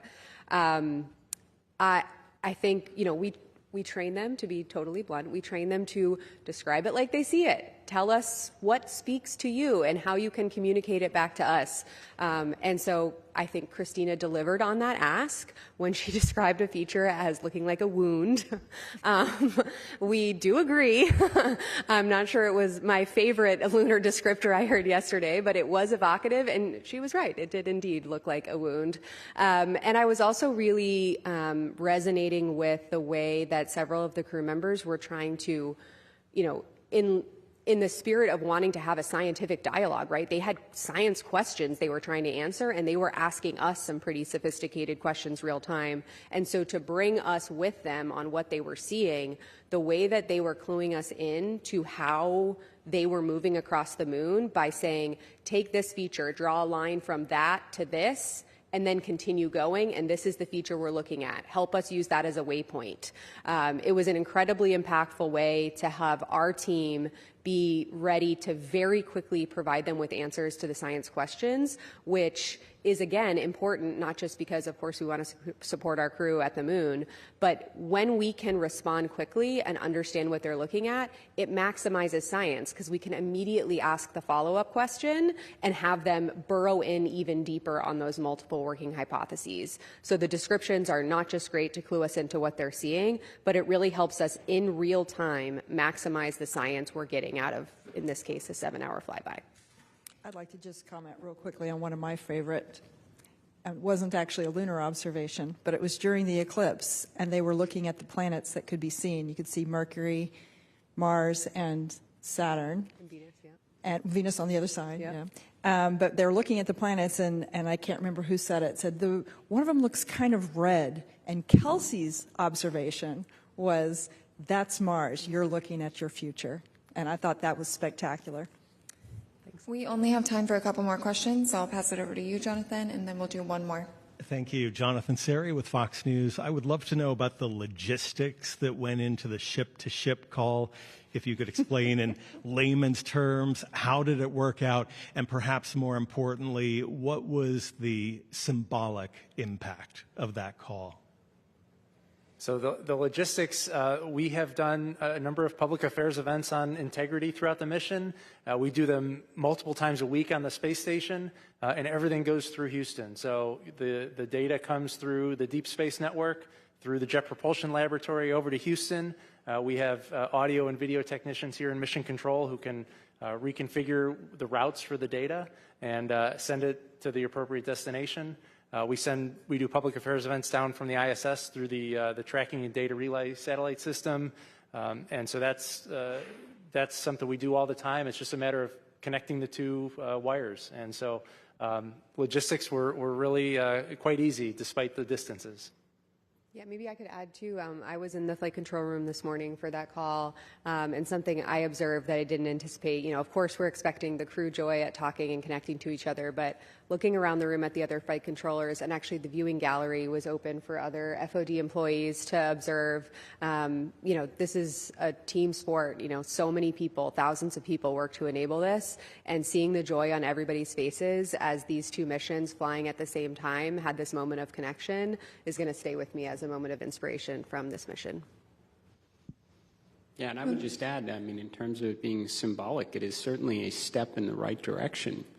It began with a single person in a Mercury spacecraft, and we progressed to 2 spacecraft at one time. Now we've got an international space station while a spacecraft is coming back from the moon. This is progress. We talk a lot about, what is an interesting KPI, the number of people living and working in space. We want to see that number grow. So hopefully in the not too distant future, we've got communication going on between our moon base, their colleagues that are orbiting above them in a lander, relaying back maybe to other colleagues on an international or future commercial space station. These are all steps in the right direction for the exciting future that many of us were probably imagined as children and we're trying to bring into reality. We're going to do last question. Hi, Dr. Allison McGraw, Mysterious Meteorites from here in Houston, Texas, for lunar science lead Kelsey Young. Are there going to be any science data available of perhaps the color data for the impact flashes or trajectory directions they came from? I asked the crew about that this morning. Any color? How long did they last? Where were they?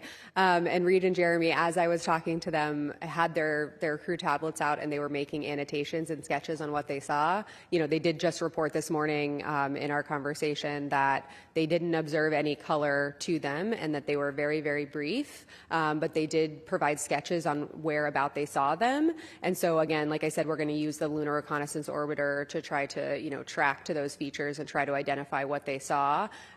Trajectory is going to be hard, but Lunar Reconnaissance Orbiter data can help us pull that out. What we really wanted to do before the crew, splashed down and got distracted with all of the things they're going to be doing here was capture that nuance before it got overcome by a lot of other mission events. So we were able to capture a lot more detail this morning in my conversation with them, and the LRO team is off to the races.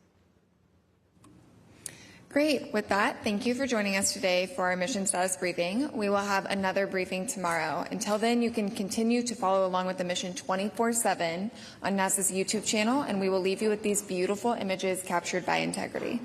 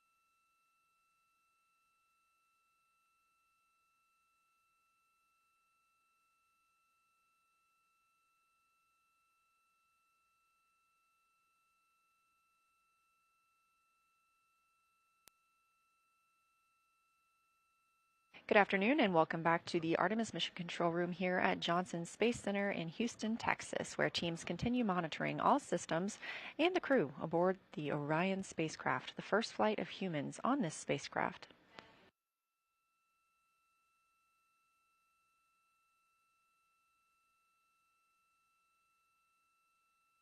The crew is having a little bit of a quieter day today. They woke up at 10:35 a.m. Central Time this morning, got into their post-sleep period, and then got to talk to the International Space Station crew.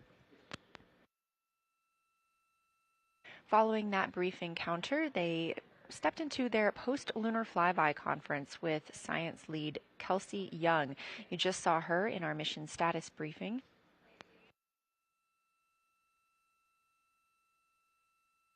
Since then, the crew has had some opportunities to speak with their families and exercise a little bit too. We are targeting the RTC-1 burn this afternoon. That's Return Trajectory Correction 1. This helps fine-tune our flight path for Orion and its crew to come splash down on Earth. We are now 3 days, 2 hours, and 9 minutes from our initially targeted splashdown time.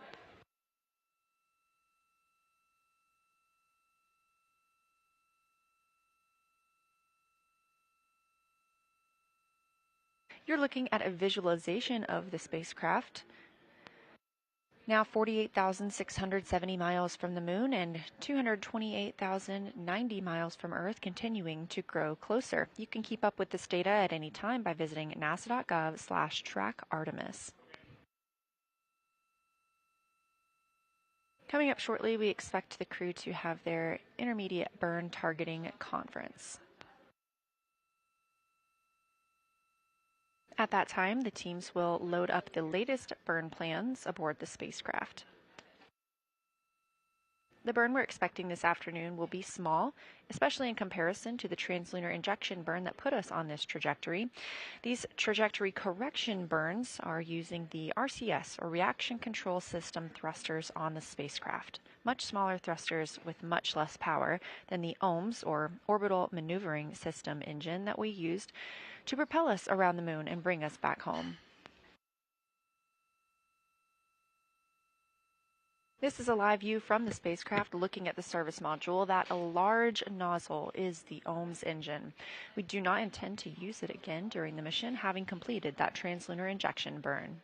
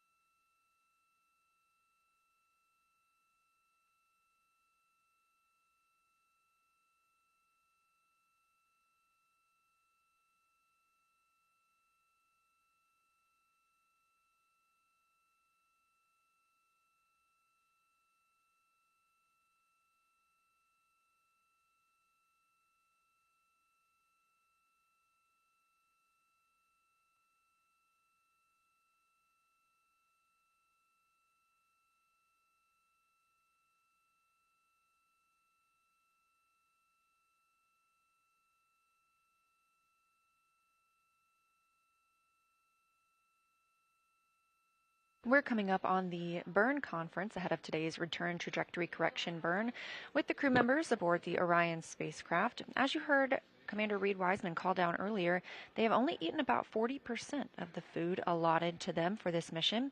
The food the 4 astronauts eat plays a key role in maintaining their health and ensuring they can perform their mission objectives to the best of their abilities.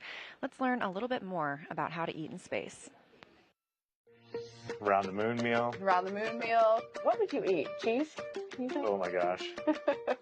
That's clever. What do you think? All right, go ahead. My name is Christina Cook. And I'm Jeremy Hansen. We're crew members on the Artemis II mission flying around the moon. And when we fly around the moon, of course, we're going to be taking some food with us. That's right. This is how to eat in space.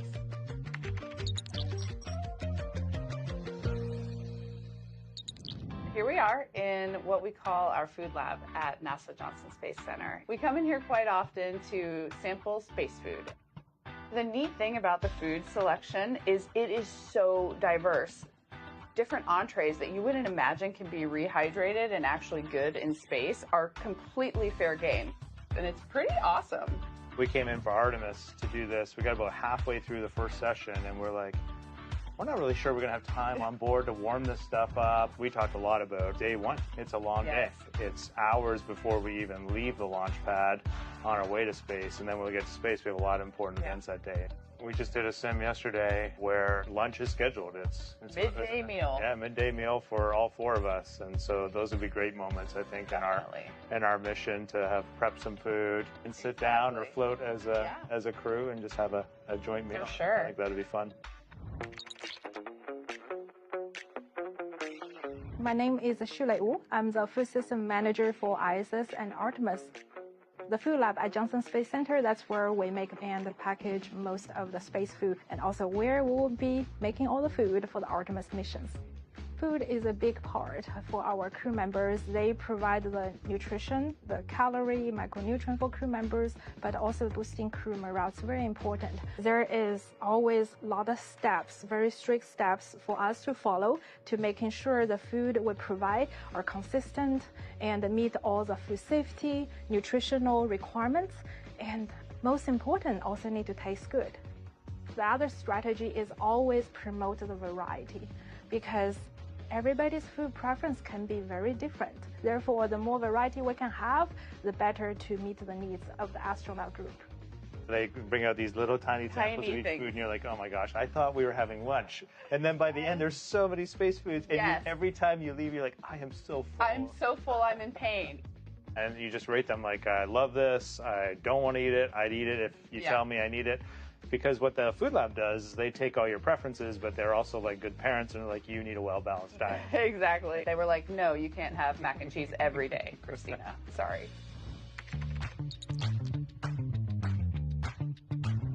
I'm Wyeth McKinley. I'm a flight controller and a crew instructor for Artemis II. We're here at the Space Vehicle Mock-Up Facility at Johnson Space Center. We're inside the Orion mock-up where we perform crew training for the Artemis II mission. On the Orion vehicle, crew is able to heat up their food using our briefcase-style food warmer. The food is held in contact with the central heater plate by these springs so that it can warm up and they can have a delicious meal. Much of the food and drink that's on Orion is rehydratable. And so crew at our potable water dispenser will fill up their food and drink, and then at that point, you go ahead and pop it into your food warmer. I'm kind of envisioning there's maybe one person putting the stuff in and out, kind of tossing it out to everyone as it's done. Or maybe if we're not scheduled together, you're just on your own over there, popping some things in. Or maybe just in your 2 minutes of free time between things, you're kind of getting it ready so it has time to warm up. Well, we'll see. Eating together really resonates with me. I think it's just a human thing to break bread together and to enjoy that necessary thing you have to do, the thing you should be grateful for. And so doing that as a group, as a family, has always been meaningful for me. Absolutely. It represents togetherness and something a little out of the ordinary. You don't necessarily get to have those meals with everybody in your life, but if you are sharing a meal, especially if you're sharing breakfast, lunch, and dinner with a group of people, that means something. It's like a camping trip.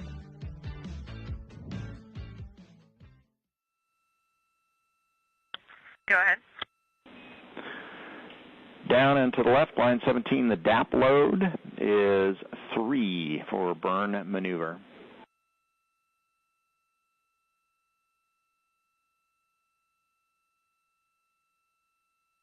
Go ahead.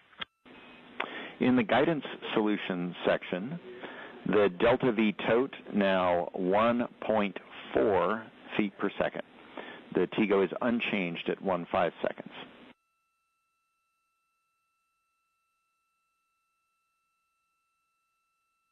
Good, go ahead. Attitude, yaw, 154. Pitch, 26. Roll, 287.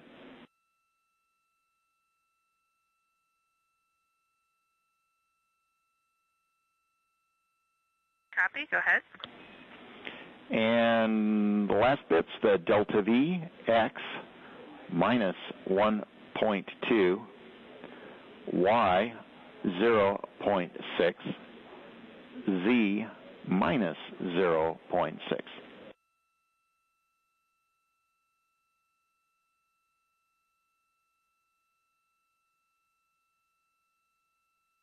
We copy all. Thanks for that clear read up, and we see that our next step is to run 2-level targeter.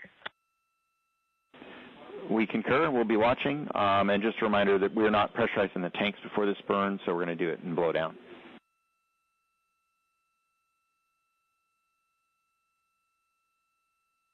Copy blowdown, and understand we have a go to complete step 9 on board, even though the burn execution steps show it as a skip. Checking.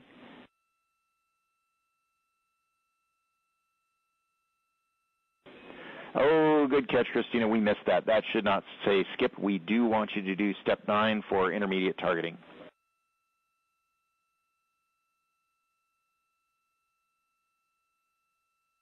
Copy all. We will do it and chat with you after. Thank you. Roger.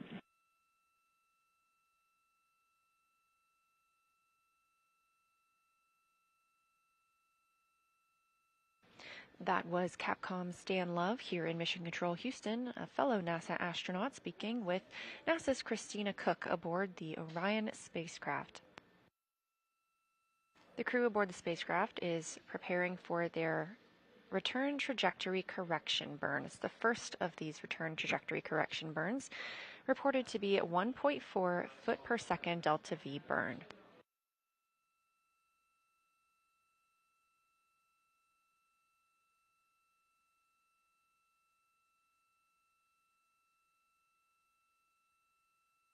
Again, we are expecting that return trajectory correction burn tonight around 7:03 p.m. Central Time.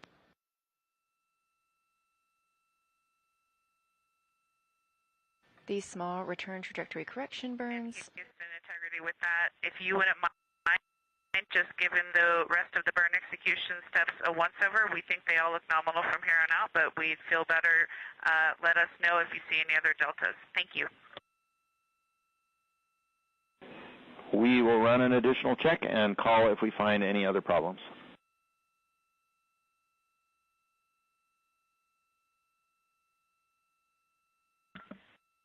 Perfect, thanks.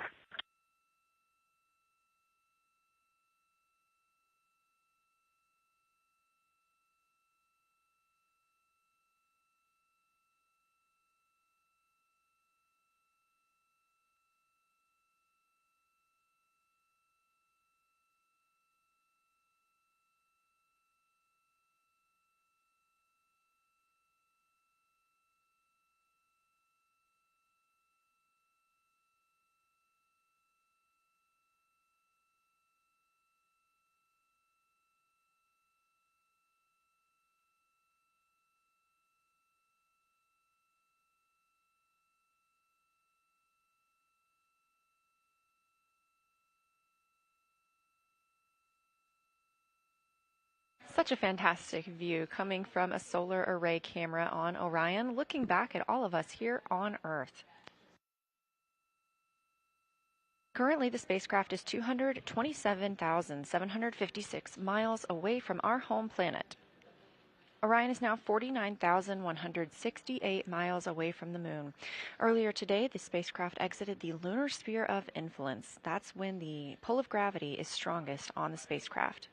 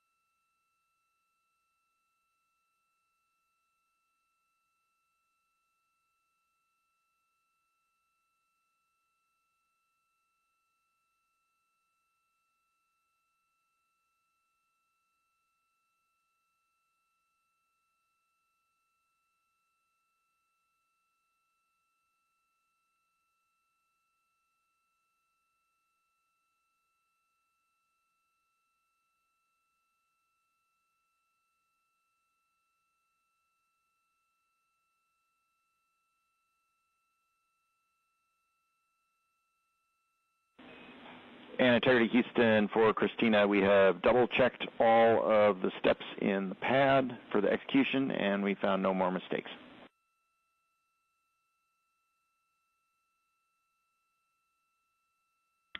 You guys rock. Thanks. And Christina, while we've got you, we have increased the fan speed, and we're wondering if you want us to keep it at this level for the next exercise session.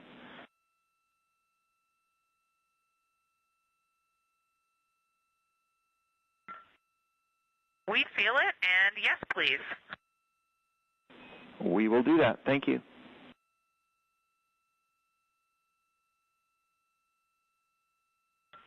Thank you for that.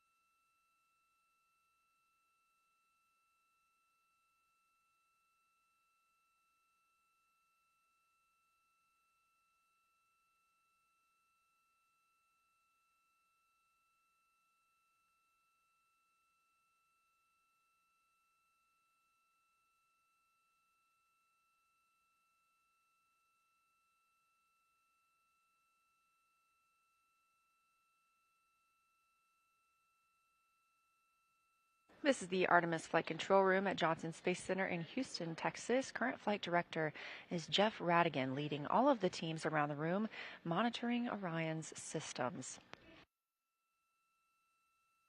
This is Flight Day 7, following launch on April 1st of Orion atop the Space Launch System spacecraft at Kennedy Space Center in Florida.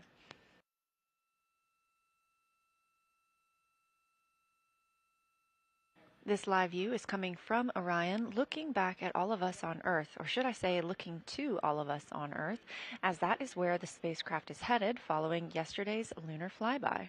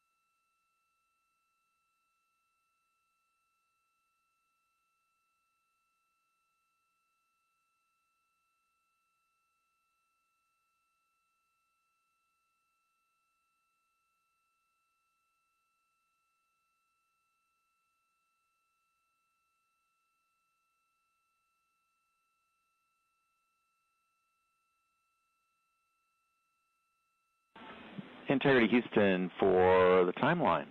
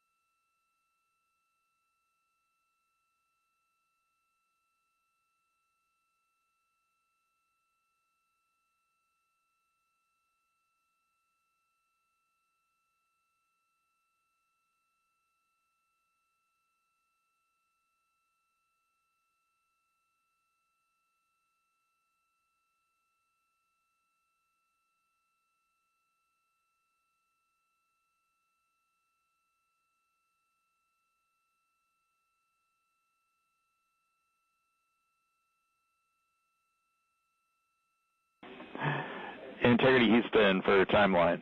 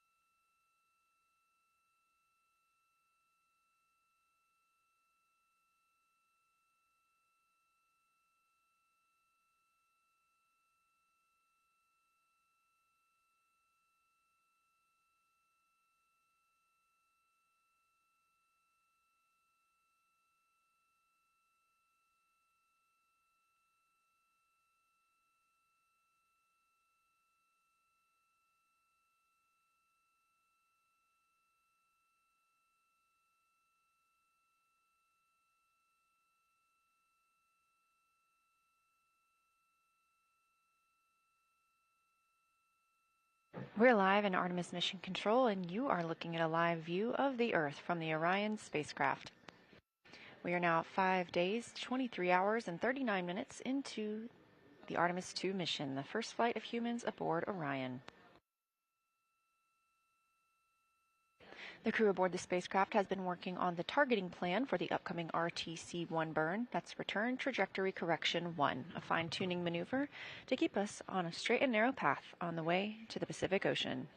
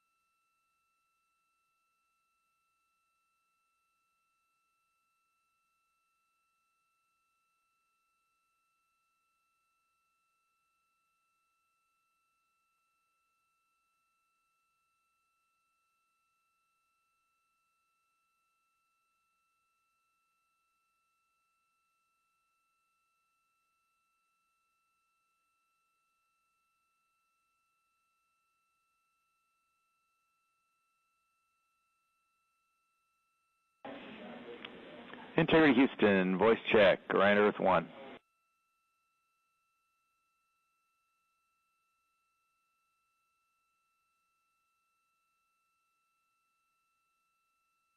We have you loud and clear, Stan. We have you the same. Did you hear 2 earlier calls for a timeline about 3 minutes ago?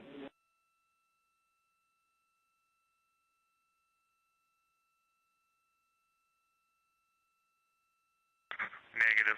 Go ahead, those calls again. Okay. We had just tried to get your attention for some timeline things. It looks like there was some uplink going on elsewhere in the system. We're going to chase that down. For the timeline, can you please give us a status on the RHC install and the docking cam install?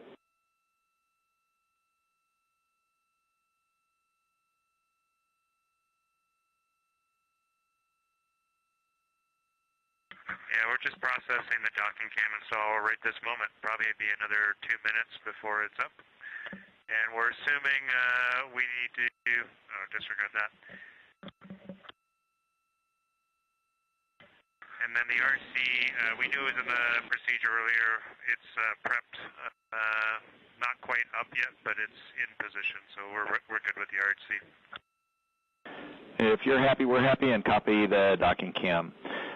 Next, at the end of your midday meal, we've got a scheduled flight director crew conference. The vehicle looks great. We don't think we need that conference, and if you agree, we can cancel.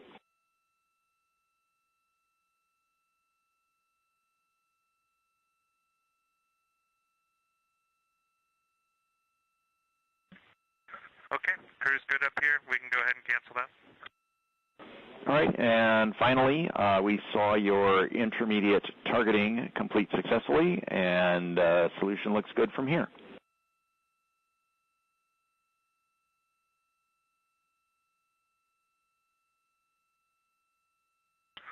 Okay, we concur, Stan. Appreciate it. That's it for now. Enjoy your lunch.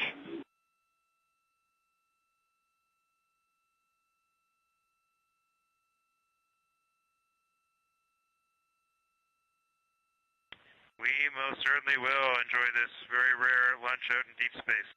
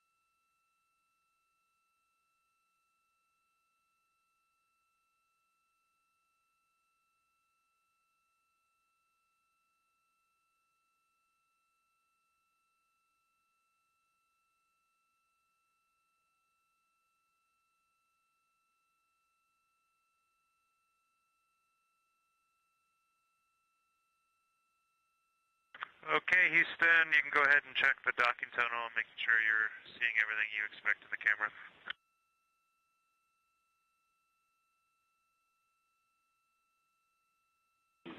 Copy, we'll take a look.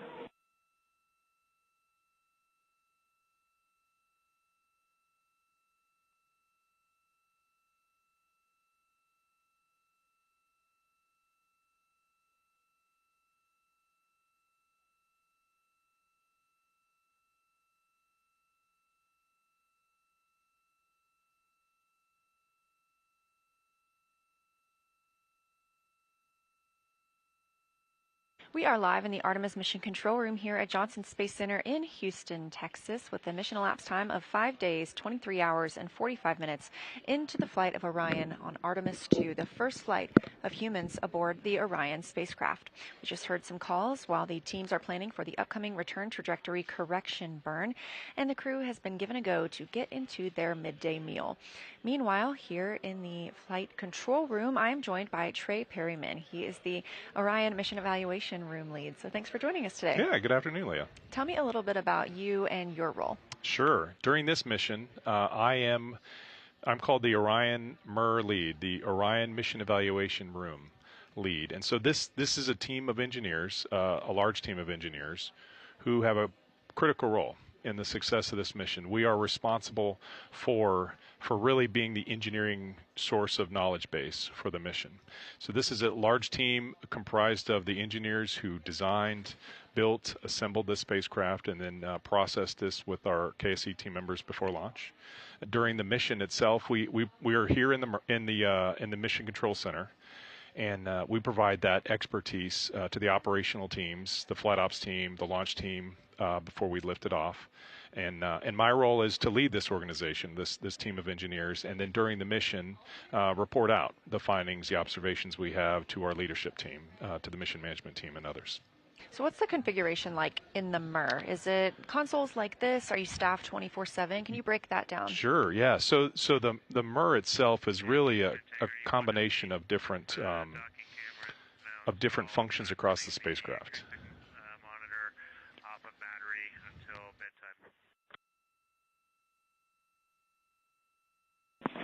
Copy. Acoustic monitor on batteries, and we have checked and are getting good data from the docking camera. Thanks for that work. Trey knows the rules, that That's we always right. let the astronauts talk first. That's very important. I grew up in. I was telling Leah, I grew up in this room here as a flight controller on the space shuttle program and ISS assembly missions, and so I definitely have learned that protocol. So bear with me as I explain this. But up in the MER, this is a collection of focus areas. So we have different. We call them consoles, just like we have in the flight control room here, and these are really representatives of different engineering functions or expertise. And so we have a console, for example, for the power system, for the propulsion systems, flight software, guidance, navigation, control. And so these people are all, they come together in this in one place, and they're comprised of different organizations. So NASA, the ESA, the European Space Agency, and our contractors, Lockheed Martin and the Airbus company. So we have a blended team of engineers who participated in the development of this spacecraft, and now its execution. Well, tell me a little bit about how the MER works with this front room, because I hear calls, on these back loops about checking with the MER on something. So how does what the team does there inform what the team is doing here? Yeah, that's an excellent question. In the Artemis program, we are really a combination of many teams. And so the operations team, the flight control team here, and then the Orion MER are different teams, and they play a unique and separate role. So the operations team, just to start there, is responsible to execute the mission. And so they fly the spacecraft, they send commands, they work with the astronauts and plan their day and plan the activities on the spacecraft. For the MER team, we're really focused on truly the engineering depth of knowledge. And so we are following the vehicle systems, monitoring the performance of components, of integrated systems together, the whole spacecraft itself, really to understand how the vehicle is performing, understand it against what we were expecting pre-flight, and then to help when there are anomalous conditions. So sometimes there are things that have gone wrong, as others may have noted here for this mission, it's the MER's role to help the ops team through that. So the operators here in the control center will respond to an issue. It'll be the MER's role to find resolution of that issue over time. So they're unique roles, and we talk and compatible. And so we talk with one another through the mission. So our flight controllers here and the MER consoles talk regularly, every day, all through the shifts, about what's going on in the spacecraft components. And then our team upstairs is led by MER managers, so they're responsible for one shift to the next in the MER. This MER supports round the clock, and just as the flight director does in this room. And so our MER managers and the flight directors coordinate as required. Well, let's talk about preparation a little bit. So I know that we participate in sims here in the flight control team. How does the MER prepare for a mission like this? Right, very similarly. So the MER team, we're different than flight controllers. And so where the flight controllers, this is their bread and butter, operations is what they do primarily. The engineers in the MER are also very good because they draw upon their day job of designing and understanding, really qualifying the system, testing, evaluating, improving. And so for the MER team, our training really begins with what we do outside of the mission, pre-flight, ahead of time, and in understanding this vehicle, defining what the vehicle will need to do during the missions. And so when it came to really I think your question is really about how do we actually specifically prepare for this mission. We began in January of last year, and we formed the team and identified who would be on the team. And then participated in dozens of simulations with the launch team out at KSC, and then also here at mini sims with the flight ops team. And so exercising team communication within our own MER team, and also communicating with the flight controllers, communicating with the launch control team. A lot of the simulations we do stress scenarios, which are useful for learning about the systems, but also learning how do we communicate, how do we resolve in a timely manner, how do we understand the condition of the vehicle and make sure that it is ready to continue to fly and successfully return the crew home. Fantastic. Well, let's talk a little bit about yesterday. So we had Lunar Flyby Day. Yes. What was the energy like in the mission evaluation room? It was a fun day. So, and a day, I think, full of emotions. I think for many who witnessed yesterday, probably around the world, we all shared similar emotions and feelings about the gravity and the momentous occasion that was. when Jeremy was calling down and spoke about those craters, and naming those two specific craters, I don't think there was a dry eye in the room. I mean, silence. So most of the team upstairs, like here, are wearing headsets, but we had a lot of extra visitors. So we had speakers on, but you can just hear very clearly Jeremy coming through the speakers we had up there. Very impactful. And then as we approached Paralone, the altitude of closest approach to the lunar surface, lots of excitement. Immense joy as we led up to the Earthset before we went into that eclipse period and loss of signal period. Before launch, the crew members came out and visited the MER and talked with us and gave us patches, those double-sided patches that they decided, where one side is a picture of the Earth with the moon in the distance, and then the other side is different with the moon and close up, and then the Earth in the distance. So we did what they had asked us to do, and so at the moment of Paralune, we all had a little ceremony of or activity of flipping the patches, and so immense joy, excitement. It was pretty fun. And then as we knew we would get signal back as Orion continued to fly on the other side of the moon, and we knew we would get comm back with the Earth, intense focus. Really wanted to make sure, what is that vehicle looking like once we got comm back with them. It sounds like we were going through some similar things in both of these rooms. I'm sure. When the craters were named, it was a moment of silence in here as well. It was very, very touching. And we also have those double-sided patches, and we got to show those yesterday on the broadcast, and we had our own moment of getting to turn those around. So it was a very fun day here as well, and I'm glad to hear that you had that in the MER too. Yeah. So now that we're through Lunar Flyby, we're officially on the journey home. Yeah. How do you feel about the rest of this mission and coming down and coming to splashdown? Yeah, this mission is not over until we get the crew back. So the MER team has extreme focus right now. There are a lot of things that the crew members are doing themselves in the cabin to prepare for this journey home, and we are also watching the spacecraft. And it's really mindful that we are. Houston for smoke detector.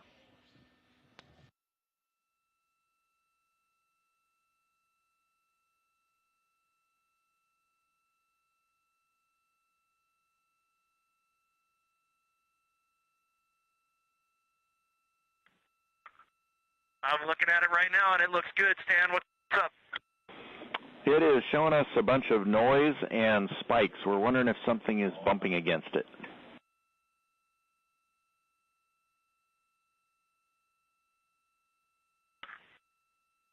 We were just setting up for a photo in the cabin, but I do not think we have hit it, so that would be abnormal. Christina's checking it. There is one charging cable near it that she's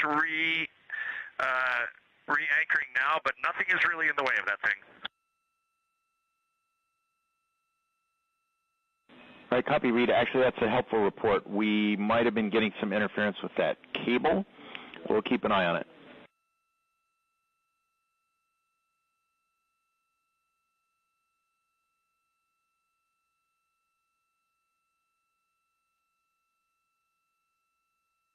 We just heard a call from the crew aboard Orion, from the Capcom Stan Love here to the crew aboard Orion about potential signal from the smoke detector, and it may have been interference due to a nearby cable, and the team's going to keep their eye on it, but no alarms here. Trey, we were talking about the journey home now that... And integrity, we are no longer seeing that noise on the smoke detector, so we're suspecting interference from that cable.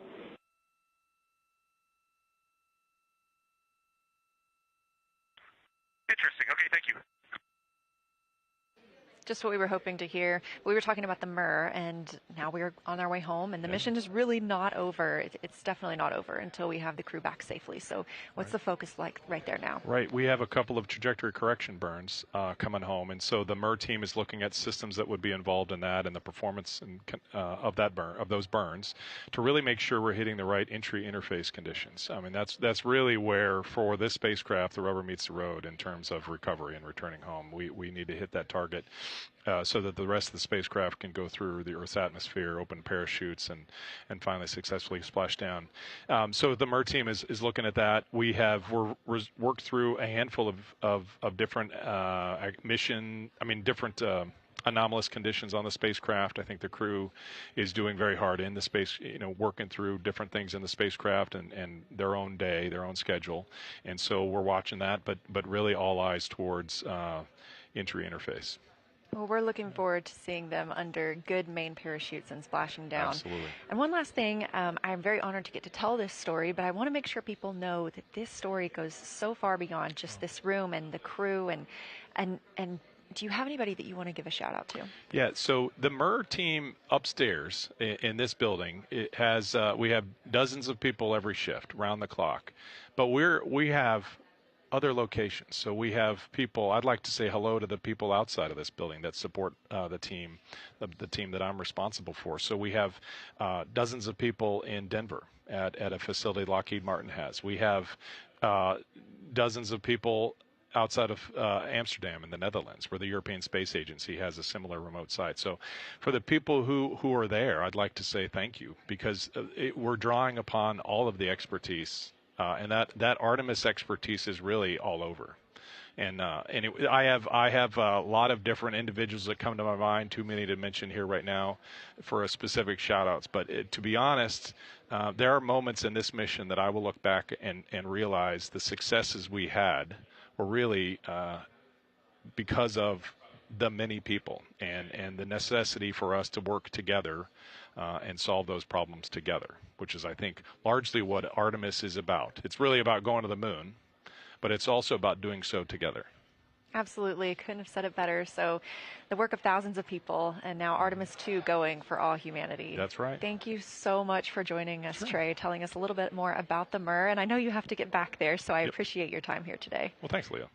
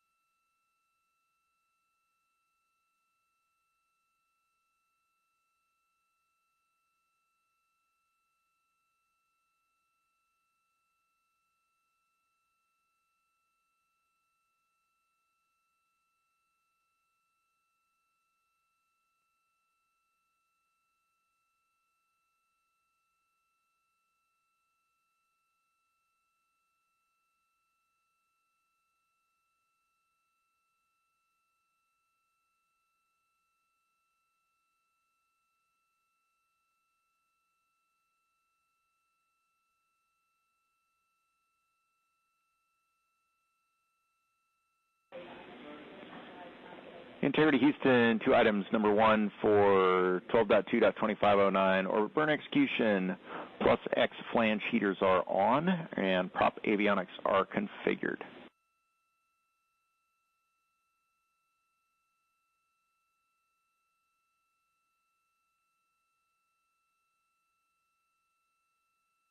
Okay, we copy, Stan.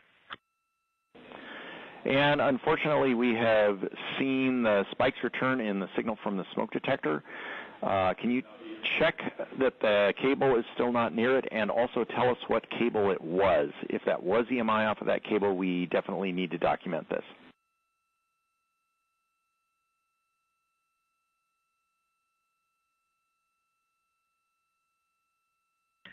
Stan, thanks for keeping an eye on that. Nothing is near the smoke detector right now. The only cable that was an unconnected HDMI cable that goes from cameras, to the encoder.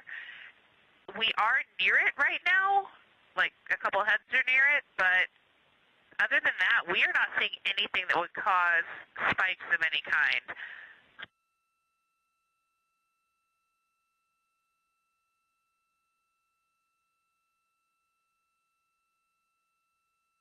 All right, copy. Thanks for that information. We're still scratching our heads down here.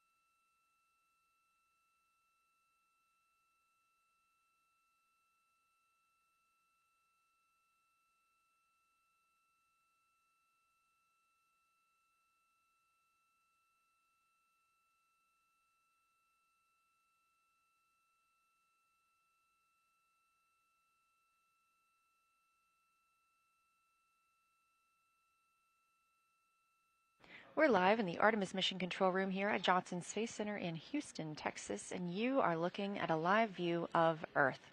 That's coming from a camera on one of Orion's solar array wings, pointed toward its destination.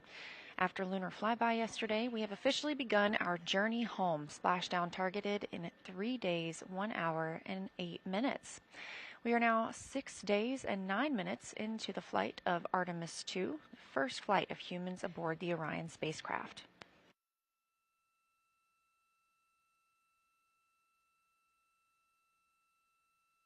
We heard some calls earlier about potential noise or pings on the smoke detector. There are no alarms going off, obviously, on the smoke detector, and the crew sees nothing out of the norm aboard the spacecraft, so teams on the ground are trying to figure out where that interference might be coming from.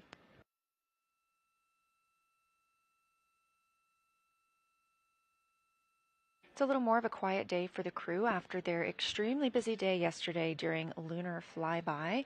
They had the opportunity to speak live with the crew living and working on the International Space Station right now, and shortly thereafter conducted the post-lunar flyby conference with our science officer here on console, Kelsey Young.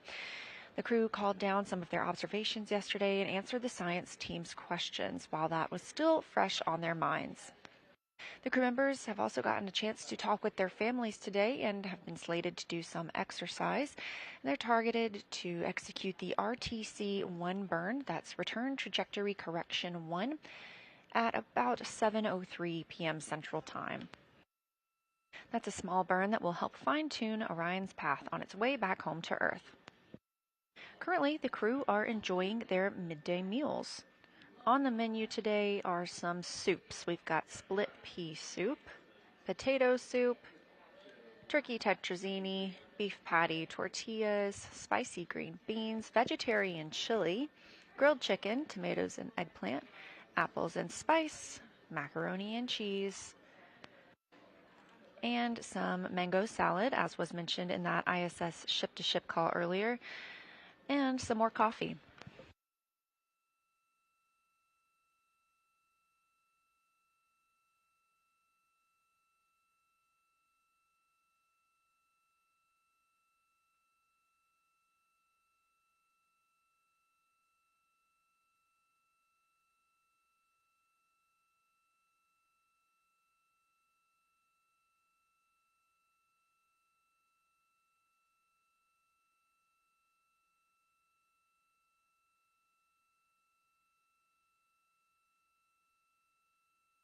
Speaking of coffee, there are 43 cups of coffee on the spacecraft to help power the Artemis II crew.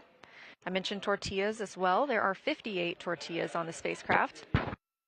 Tortillas are often used in place of bread when we're talking about Orion or the International Space Station.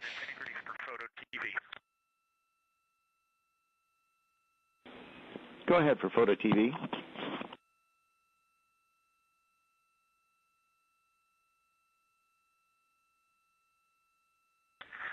Hey, Stan, on PCD2, we threw about 10 images in there in imagery for downlink for Photo TV subfolder. If Photo TV could take a look and hopefully give us a thumbs up, and if not, give us feedback, that would be appreciated.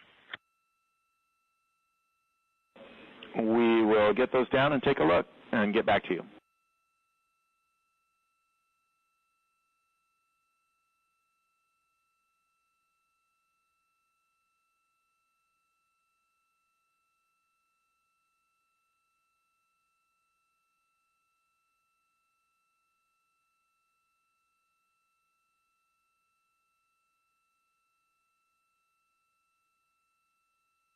That call from Commander Reed Wiseman down to Capcom Stan Love here in Mission Control Houston about some photos that they are sending down. We continue to get photos from the crew aboard Orion, and you can see all the latest ones on NASA's social media. That is at NASA or at NASA Artemis, and you can also find those at images.nasa.gov. talking a little bit more about the food on the spacecraft, and tortillas typically being preferred as the essentially bread of choice. Bread has a lot of crumbs, and when in space, those can float pretty much anywhere and get into the eclipse, the environmental control and life support systems. And you do not want anything clogging up your fans for those life support systems, so tortillas are often the preferred, essentially, bread of choice.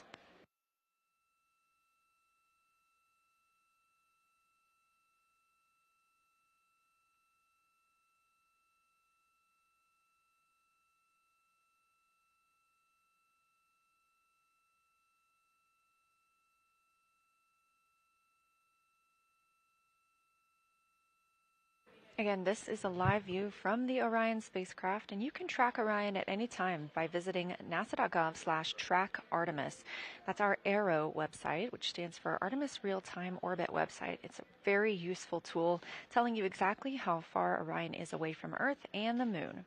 Currently, the spacecraft is 226,586 miles away from our blue planet, there on your screen.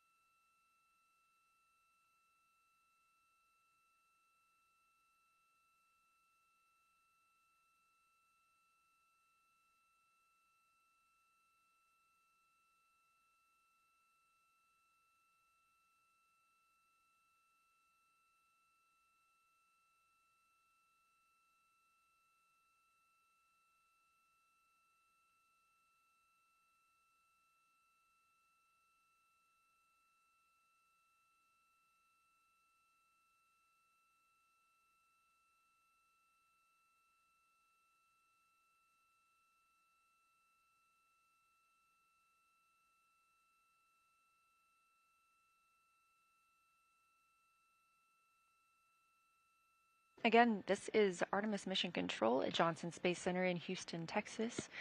We are monitoring the flight of Orion, the first flight of humans aboard the spacecraft.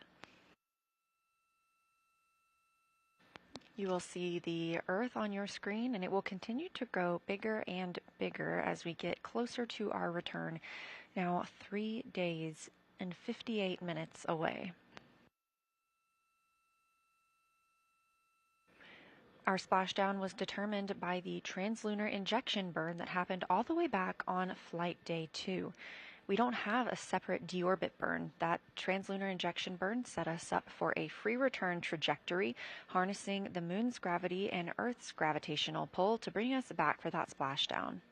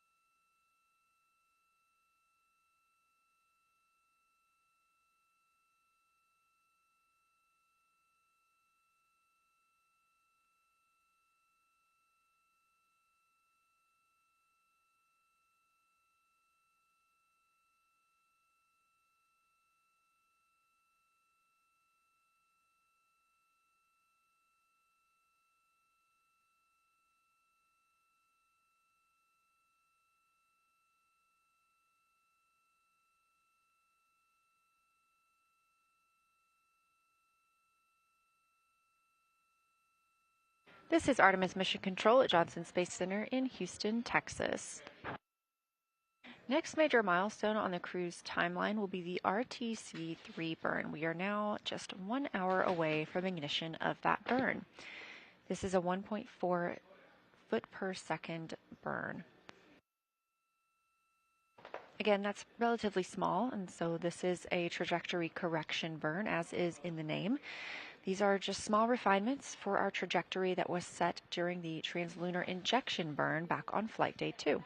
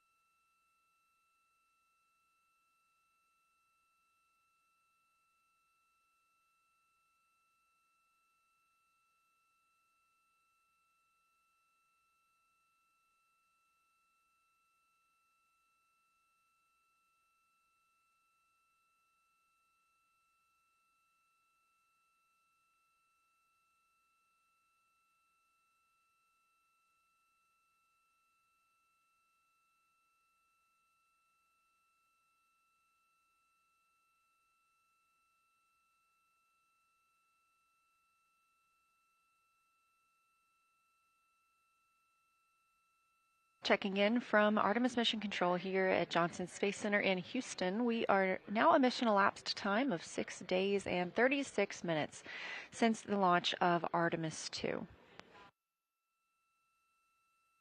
Our crew members, Reed Wiseman, Victor Glover, Christina Cook, and Jeremy Hansen, are living and working aboard the spacecraft as the first crew to fly aboard Orion. They're testing all spacecraft systems and conducting other demos to help prepare for future missions to the moon.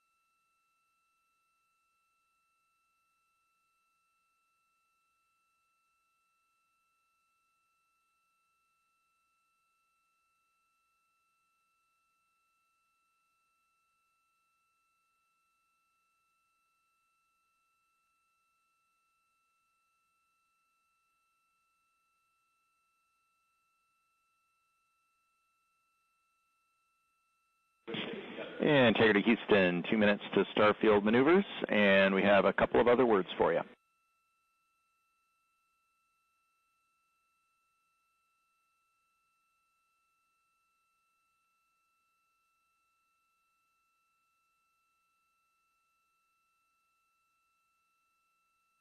Copy, Starfield Stan. Go ahead, your words. All right, late call SM prop helium ISO valves are configured. The aux branch 1 will remain closed. There is no change to the burn plan or to the pad. However, right after the burn, we're going to change the active burn plan to the plan in slot 4, which is nominal PLS RTC last.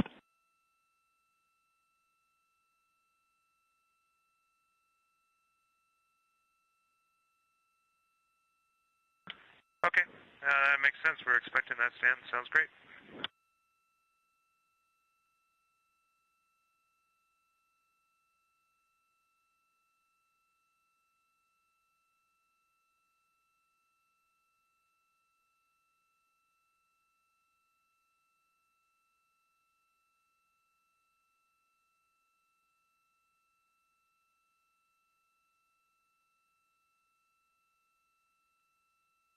Welcome back. We are still here. They are in space.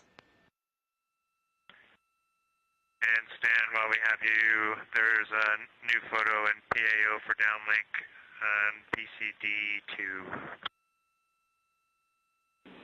Copy. We'll go look for the photo on PCD2.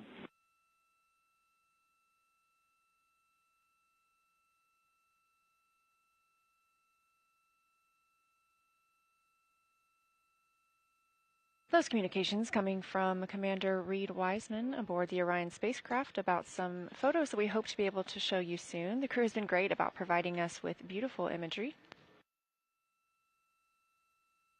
You can find those images at images.nasa.gov.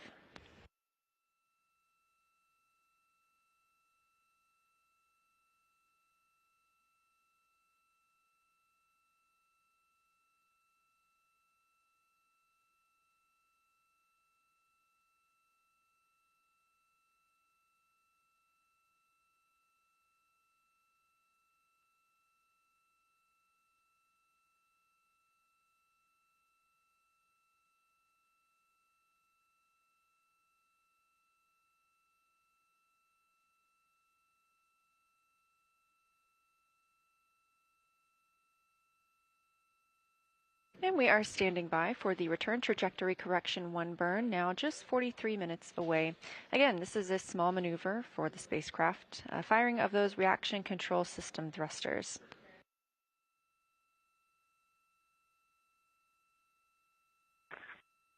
Houston Integrity, are we okay for secondary purge line?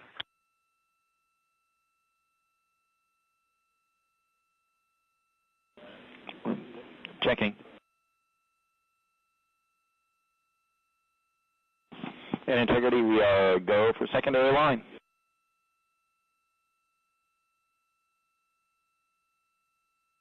Great, thank you.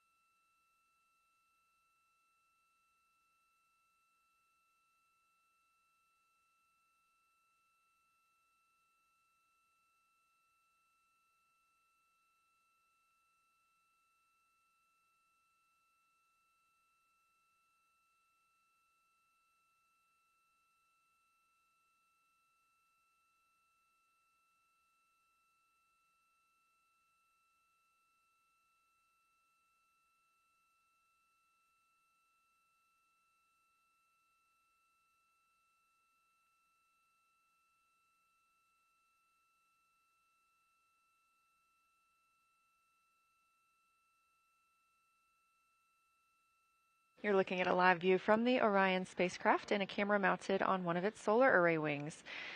As you can see, some of the light changing outside of the spacecraft.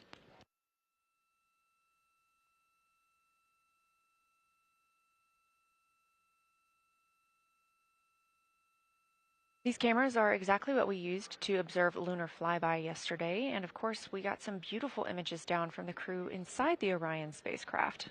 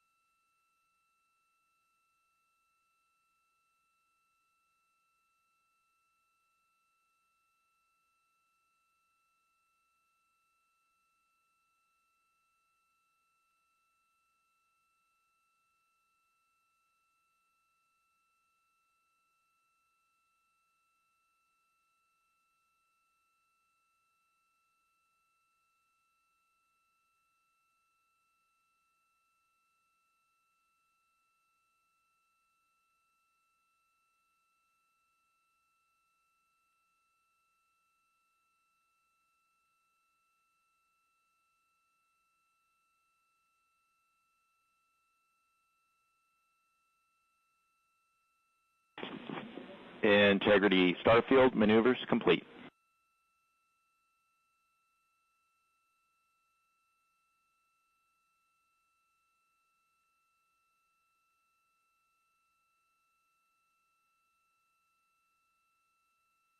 We copy, Stan. Thank you.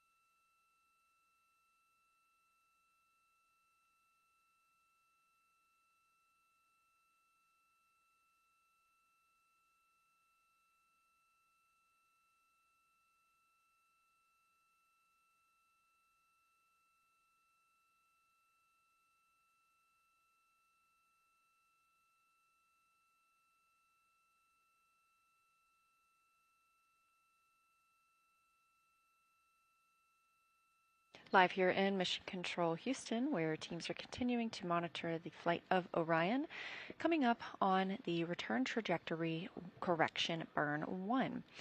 This is, again, a very short burn. It'll be 1.4 feet per second.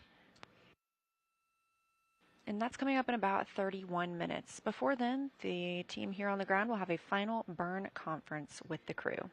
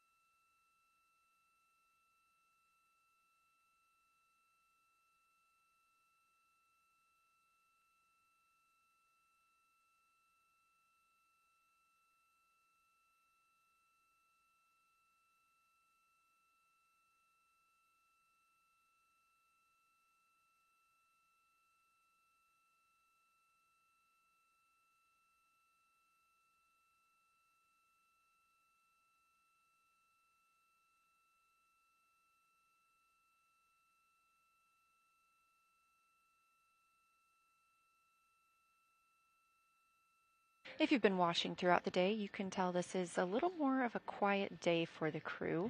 We are preparing for this burn now coming up in 30 minutes, but the crew had an extremely busy day yesterday and therefore got some time off, especially scheduled for after this burn.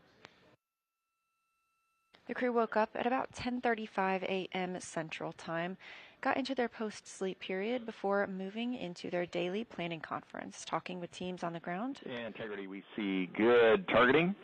Go to burn the onboard. Also, MCC has pulled go for RTC-1. And a reminder, there's a 1-hour forward link LOS right about the time of the burn, so we can watch but not call or command during that period. And correction, we're still assess and go for the burn. Okay, that sounds good, Stan. Then we'll plan on just closing out 12.2.2509 as per the burn plan, and we'll talk to you on the other side of that burn then, or after that loss of return, or loss of forward. Roger. Stand by for final go.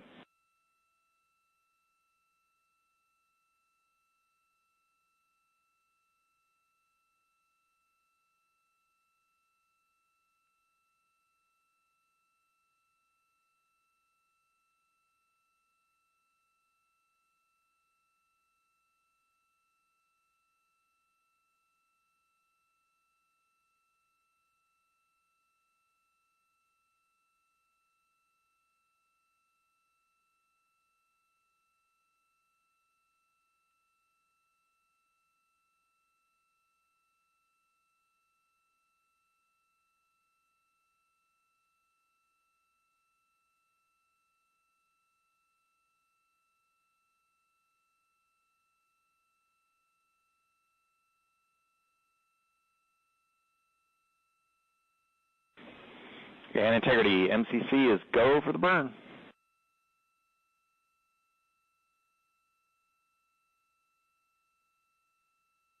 Okay, we copy, you're still go, and we're go up here.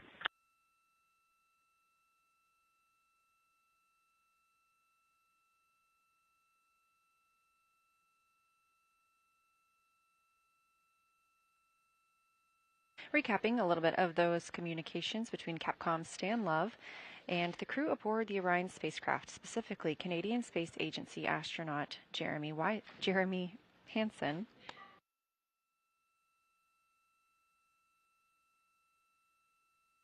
Ground team confirmed that we are go for the RTC-1 burn, return trajectory correction 1, coming up in 27 minutes. That will be at 7:03 p.m. Central Time. Again, a very small fine-tuning of the spacecraft's trajectory ahead of splashdown, now 3 days and 17 minutes from now.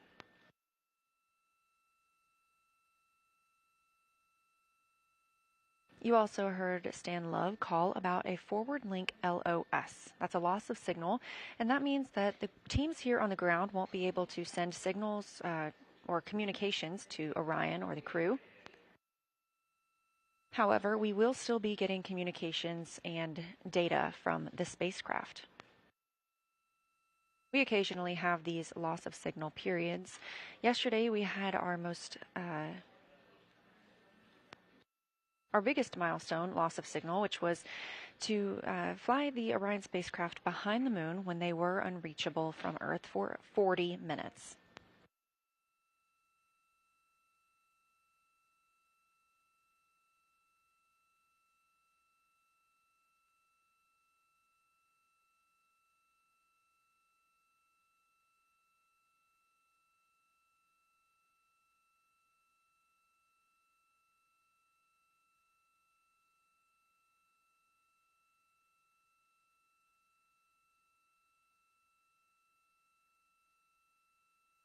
But again, recapping the crew's day, they had their daily planning conference with the team, getting a read on any of the spacecraft systems and asking any questions before they started their workday. First thing on their schedule today was the ship-to-ship call with the International Space Station. It was wonderful to hear both voices of the space station crew and the crew aboard Orion talking to each other. We look forward to being able to share that audio paired with video from both crew members at a later date. After that ship-to-ship call, the crew got to talk with the science team here on the ground during the post-lunar flyby conference. This was scheduled specifically for this morning while the flyby was fresh in their memories to get to talk with the science team and answer any outstanding questions that team had following yesterday's flyby. We've continued to release imagery from that flyby period, and they are absolutely remarkable. You can find those on NASA social media or at images.nasa.gov. Since that post-lunar flyby, it's been a little bit more relaxed for the crew. Christina had some opportunistic science imaging when she was able to take pictures of the Earth and the Moon from the spacecraft's current point. All of the astronauts have also had scheduled time for a private family conference today. That's a PFC. The crew has also, some of the crew members have also completed their exercise for the day and their midday meal. After this RTC-1 burn, again, 7:03 p.m. Central Time, we will have And integrity looking ahead to the forward link LOS. The ARS is configured for exercise, so Christina can begin during the LOS.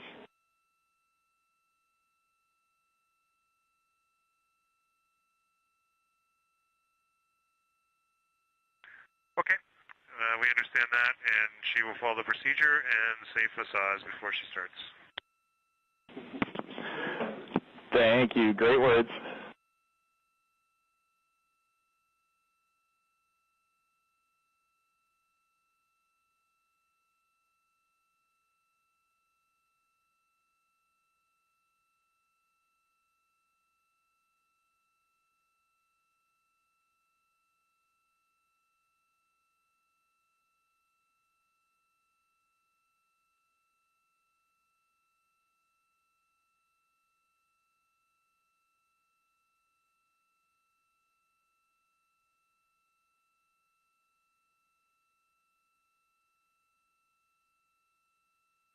before that crew call, just remarking that the astronauts that have not exercised yet today will do that later this afternoon. And not much else on the timeline for the crew today. Again, getting some well-deserved rest following their very busy lunar flyby day.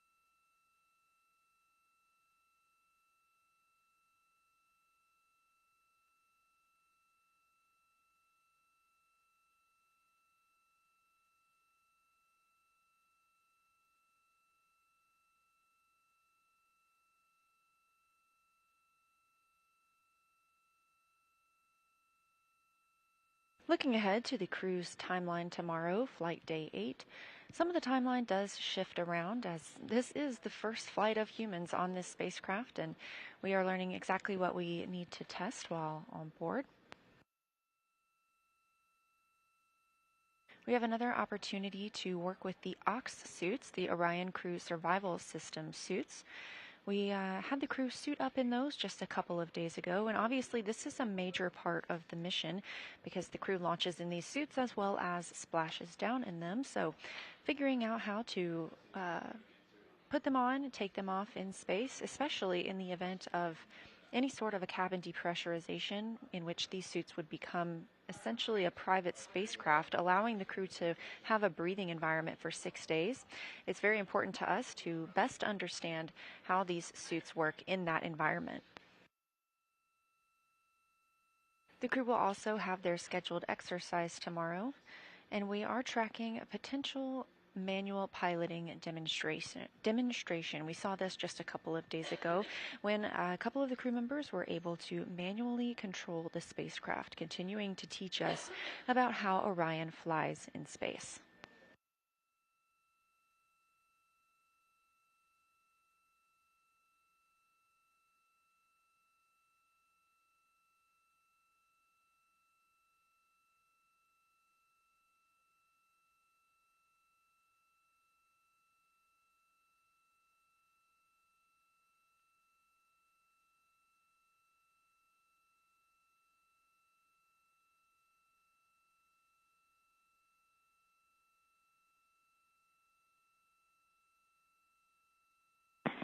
Integrity tank pressures are good for the burn.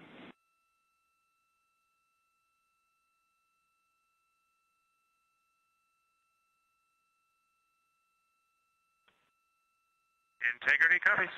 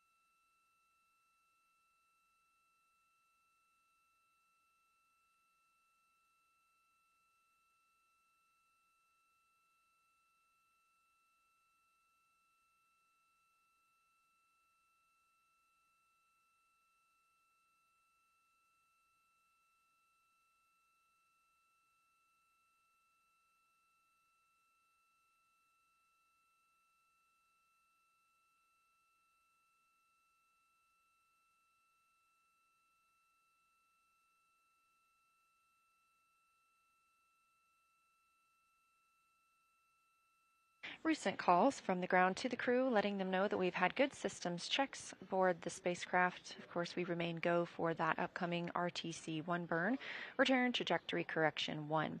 These are such small burns that sometimes they are canceled. We did see that on the way out. These were called outbound trajectory correction burns before we got to the moon, and we canceled the first 2 of those. They were just deemed unnecessary due to the current trajectory aboard Orion.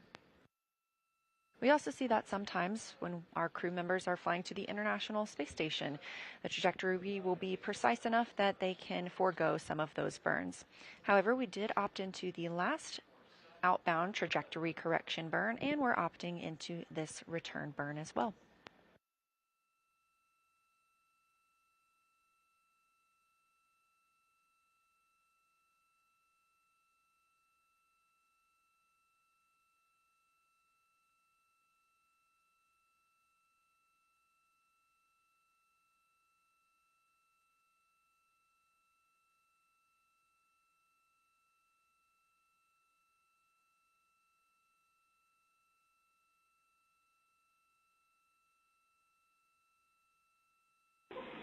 The integrity saws in position for the burn. All brakes set.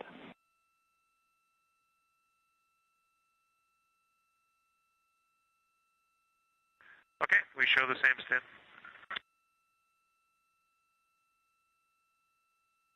Capcom Stan Love calling to the crew that all of the solar array wings, or saws, are in the proper configuration for this return trajectory correction burn. Before we conduct a burn, or even when we conduct exercise, we place these saws, or solar array wings, in a locked position so that no loads imparted on them by the thrusters can damage them. So we are targeting that burn in 16 minutes, but ahead of that, this Artemis II mission is a new opportunity to study the moon, but teams are also conducting other scientific experiments, including on the crew themselves. Here's a little more about the science of the mission. Artemis II is our return of humans to the moon, flying around the moon on board Orion. But along with that, we're doing a lot of great science. One of the exciting things about the Artemis missions to the moon is that science is actually a fundamental pillar of why we explore, why we're going, what we're doing in Artemis. I think it's incredibly exciting that not only are we testing the vehicle, but we're testing science on board. Science where the astronauts are conducting experiments, science riding along with the astronauts. We have astronauts looking outside the window and really observing the lunar surface. It will help us understand the deep space environment. It will help us understand how that environment affects our astronauts, our systems, and life in general. So deep space is a challenge for us because you have to leave Earth's protective magnetic field. Here in low Earth orbit, the crew members are protected from some of the harmful radiation. Going to the moon, they'll no longer be protected, so they'll have a higher radiation exposure. Much like Artemis 1, we have so many radiation sensors and detectors that are inside the capsule so that we can fully understand and appreciate the radiation environment for protecting our astronauts. In my hand here, I'm holding a tissue chip model. This is the exact design that's going to be flying alongside the astronauts. We'll be collecting samples from each of the crew members, and we can make these organ chips out of the astronauts themselves. So every crew member will have their own avatar on board, and then upon return, we can evaluate that deep space radiation environment and what that compares to the astronaut themselves. Not only are they going to help change the course of medicine for the astronauts, but revolutionizing that on Earth as well. We're looking at sleep, we're looking at team dynamics, we're looking at how you interact with the environment. We're also looking at the immune system, so what are the biomarkers? We're using saliva as a method to study hormones and different things in your body that may change during a mission like this.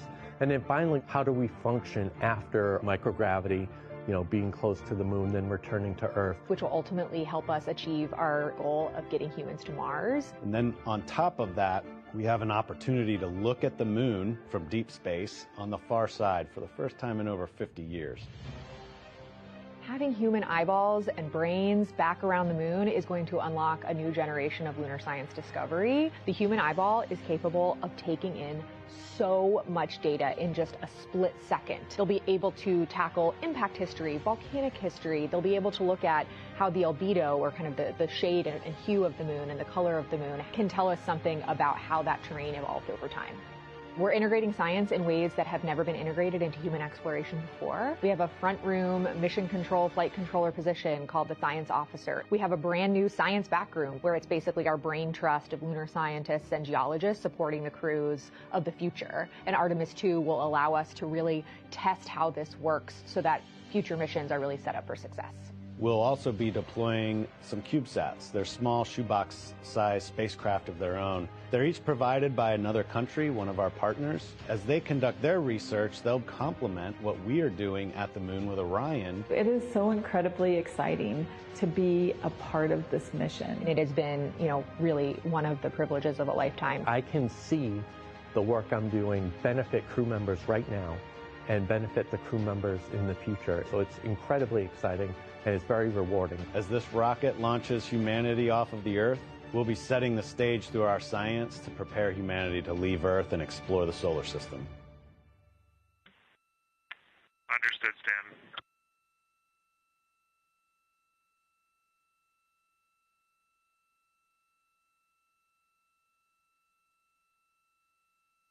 Live here in the Artemis Mission Control Room, we are 11 minutes away from the RTC-1, Return Trajectory Correction 1 burn. We did hear some cautions from the crew systems about a propulsion system issue. The team is discussing whether or not this is an optocoupler issue or something in the prop system. 30 seconds to maneuver.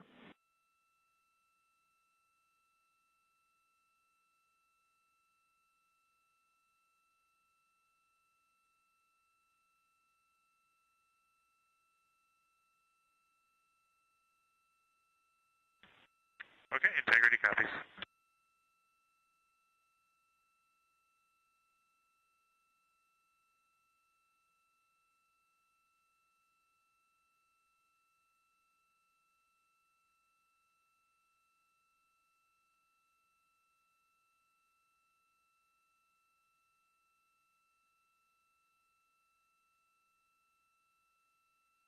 Currently, the Orion spacecraft is maneuvering to its burn attitude.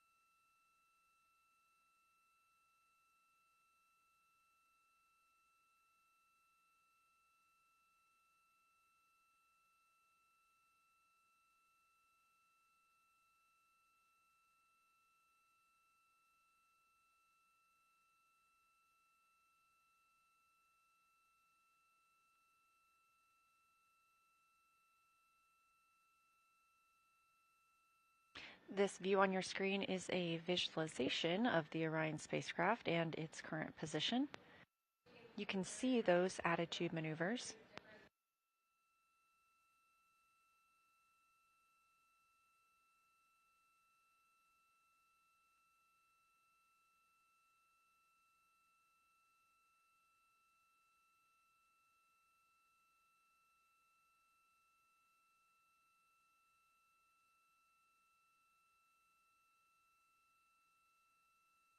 Team here reporting that we are in attitude for the burn, now 8 minutes away. Integrity in attitude for the burn. We may be about 7 degrees different from what was calculated ahead of time, but that's within our tolerance.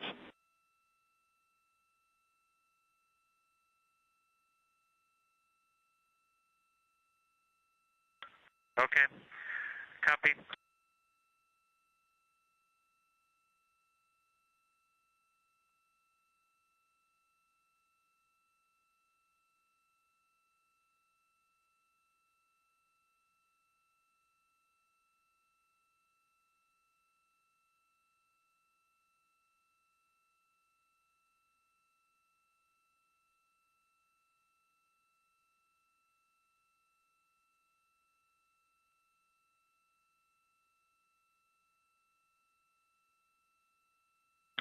And Houston integrity. We just want to report what we're seeing here to make sure you're seeing the same thing.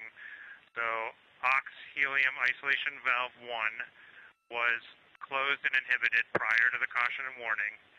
And then it seemed that when ox helium isolation 2 closed and fuel helium isolation valve 1 closed and were inhibited, that is when the caution and warning started.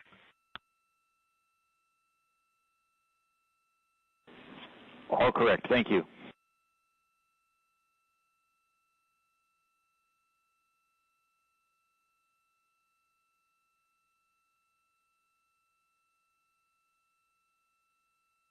And integrity, we had a branch swap. We thought we had inhibited the fitter. Evidently not. We're still evaluating.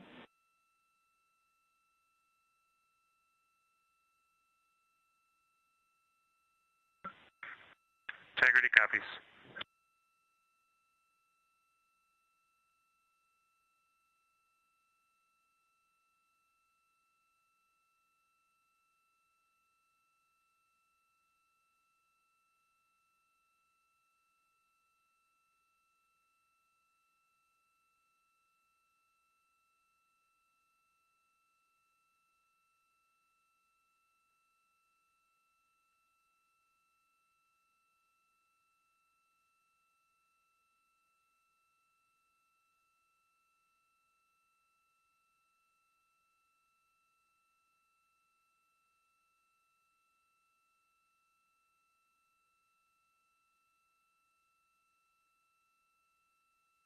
We are now 5 minutes, 28 seconds from the return trajectory correction 1 burn.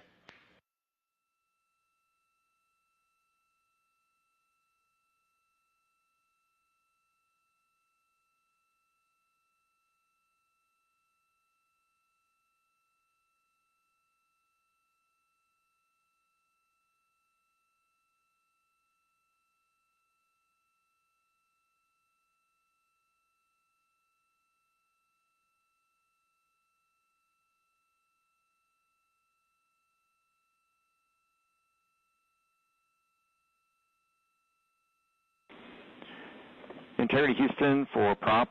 After the burn, we'd like the valve reconfig per the procedure, and recall that's been edited so that you won't touch the branch 1 aux. We will have 2 PRUs to recover later. We'll do that after the forward link LOS.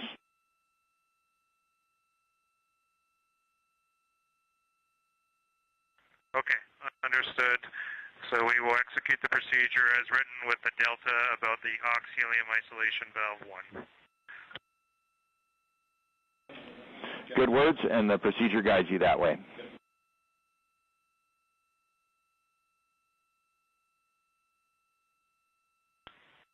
Thank you, Sam.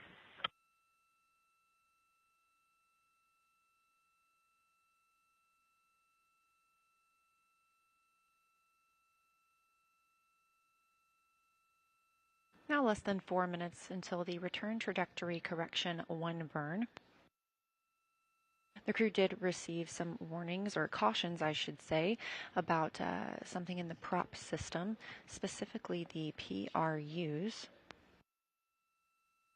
These are the pressure regulator units, and those will need to be reset later today. We are going to go into a forward link LOS. That's a loss of signal where we can't send communications or commands to the crew.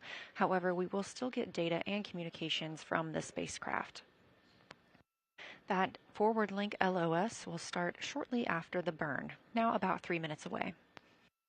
And the team here in Mission Control Houston remains go for that burn.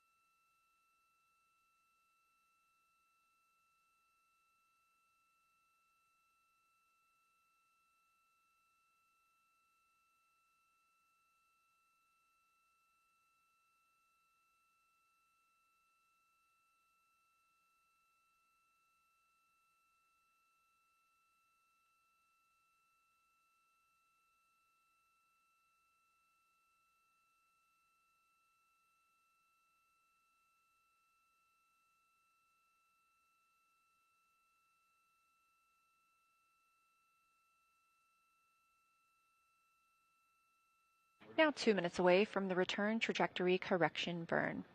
Again, this is a small burn using the reaction control system thrusters on the Orion spacecraft.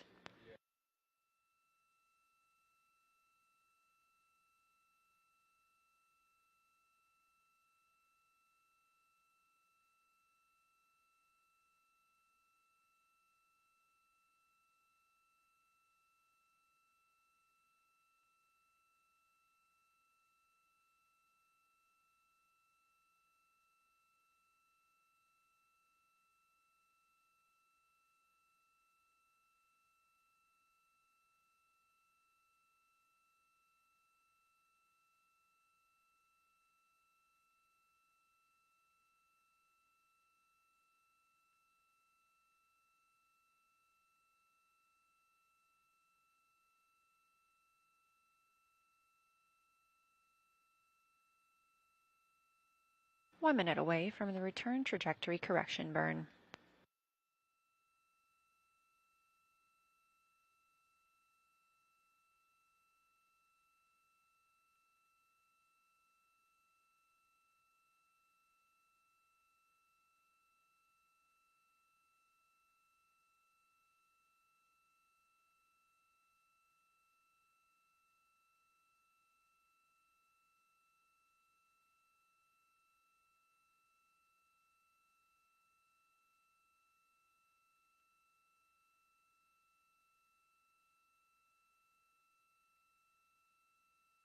Standing by for the RTC-1 burn.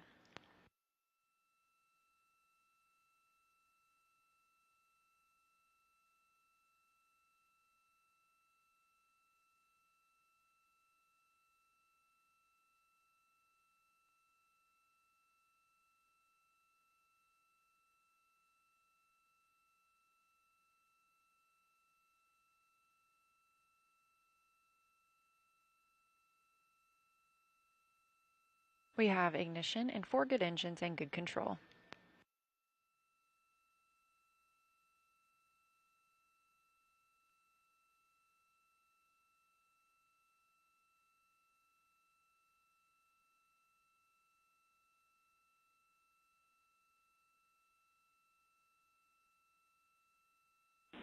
Integrity preliminary look is a good burn. Still assessing. 40 seconds to LOS.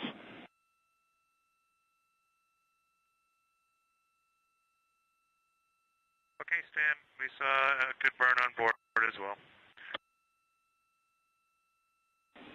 Roger.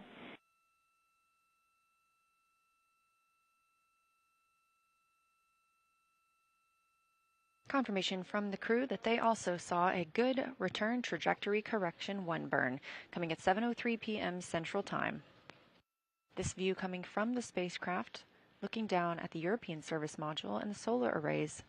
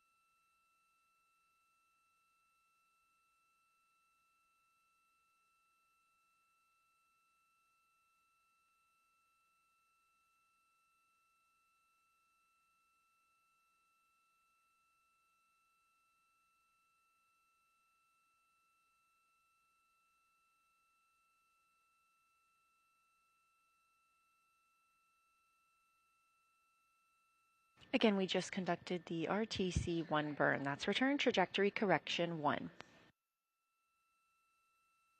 That came right on time at 7:03 p.m. Central Time, and then we entered a forward link LOS, or loss of signal. That means that we cannot send communications to the spacecraft right now, but we can still get data from them.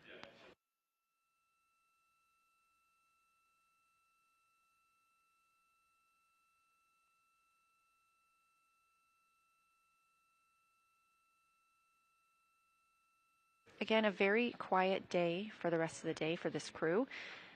They will have some opportunity to exercise. There will be another private family conference. And that's about it before the crew steps into their private medical conference, or PMC, before they get to sleep tonight. We schedule these private medical conferences occasionally throughout a flight so we can have them check in with the teams here on the ground and report how they are feeling while in space.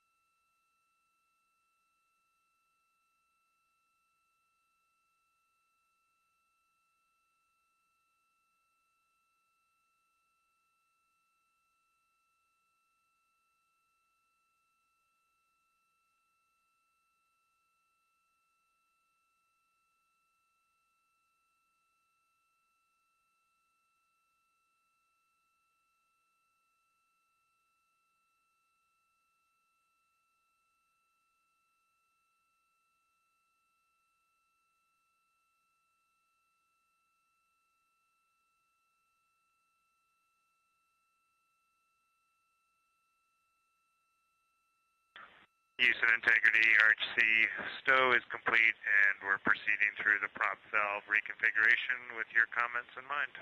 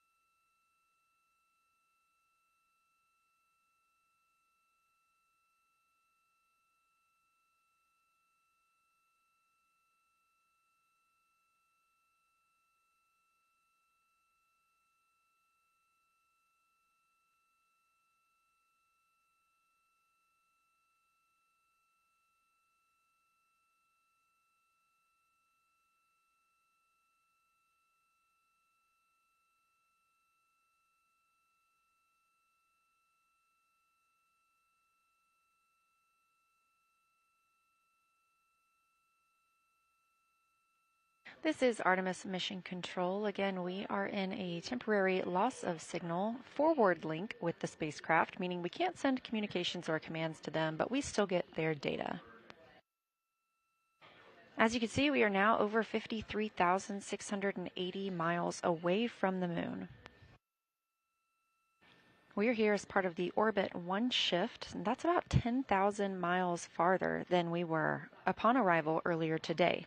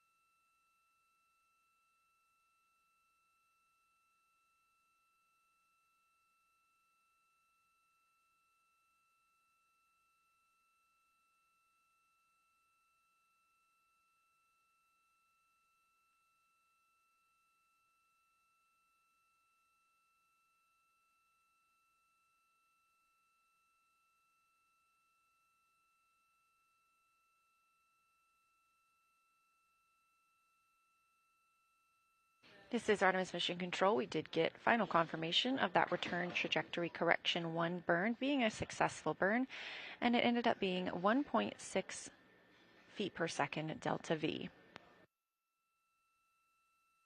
We are in a forward link LOS, or loss of signal, and the crew aboard the Orion spacecraft is, Christina Cook specifically, is going to get into some exercise. Again, this is a quiet day for the crew as they had a very busy day yesterday and have some busy days coming up as well.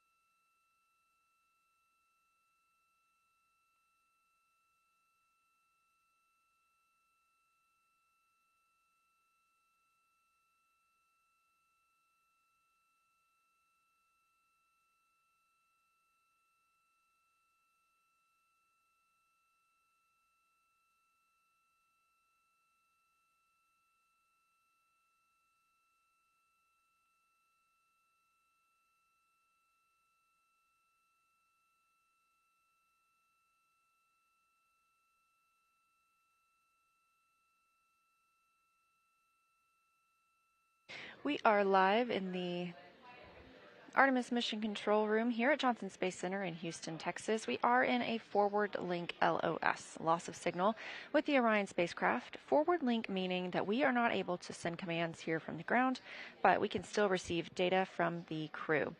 We are using the Deep Space Network for this mission, being that we are so far from the Earth, and these LOSs, or loss of signal periods, are tracked.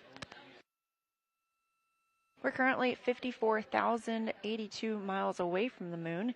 That's almost 50,000 more miles than our closest approach yesterday during the lunar flyby.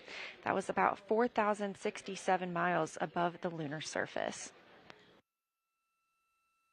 We've even heard some calls today of the crew that they have new imagery that they'd like to send down, so we are trying to get that out to you as quickly as possible. You can find it on images.nasa.gov or on NASA and NASA Artemis on social media. If you are loving this mission and you want to know more about the work that happens here at Johnson Space Center or across the agency, NASA has a suite of podcasts for you to enjoy. Houston, we have a podcast. It's recorded here at Johnson and has over 400 episodes with scientists, engineers, astronauts, and more, all about various parts of human spaceflight. We even have recent episodes with this Artemis II crew. You can visit nasa.gov/podcasts to check that out.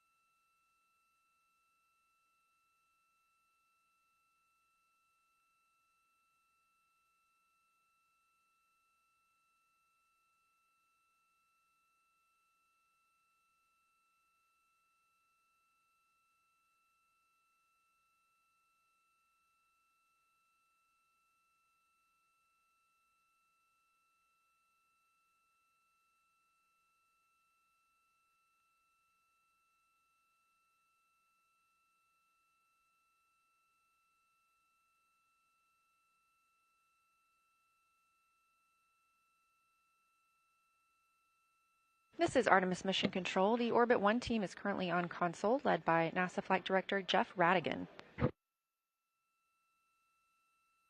The Orbit 2 team is starting to filter into the room. This will be the team that... We're just calling in the blind to keep you synced up with us. We have 2 points we'd like to make. We'll give you a second.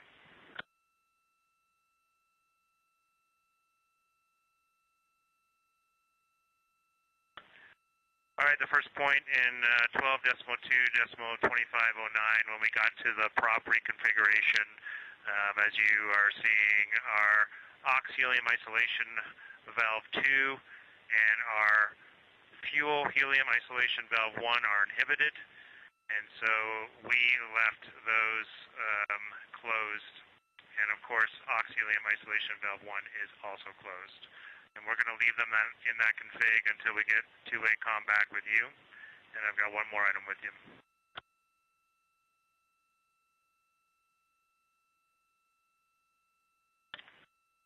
All right, and the second item is we've talked it over as a crew, and based on the recommendations and the daily summary, if we did end up in an off-nominal situation where we absolutely needed prop, we would go ahead and open ox helium isolation valve 1. That's all we got for you. We'll talk to you when you have both forward and return.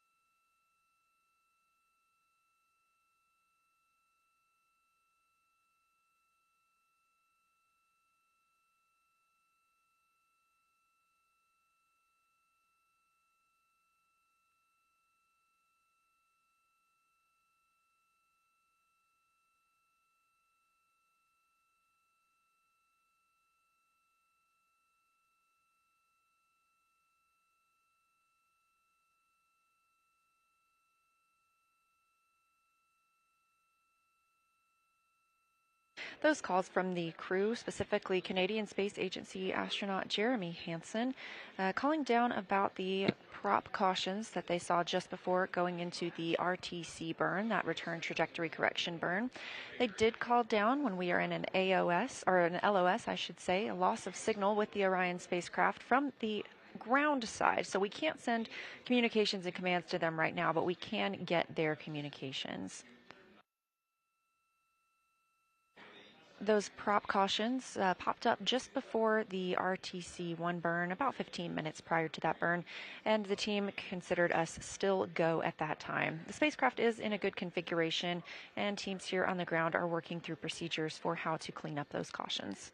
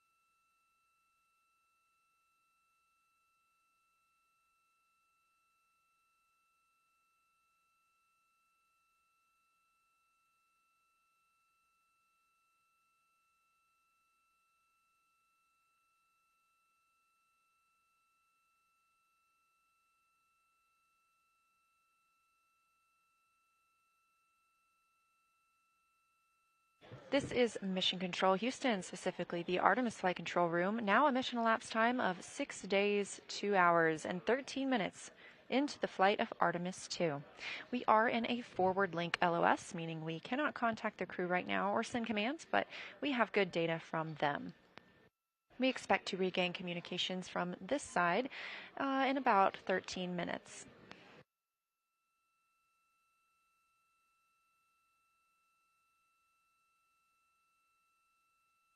We were monitoring some prop cautions for the spacecraft that the crew received just before the RTC-1 burn. The spacecraft is in a good configuration. We continue to get good data, and teams on the ground will help the astronauts work through any necessary procedures.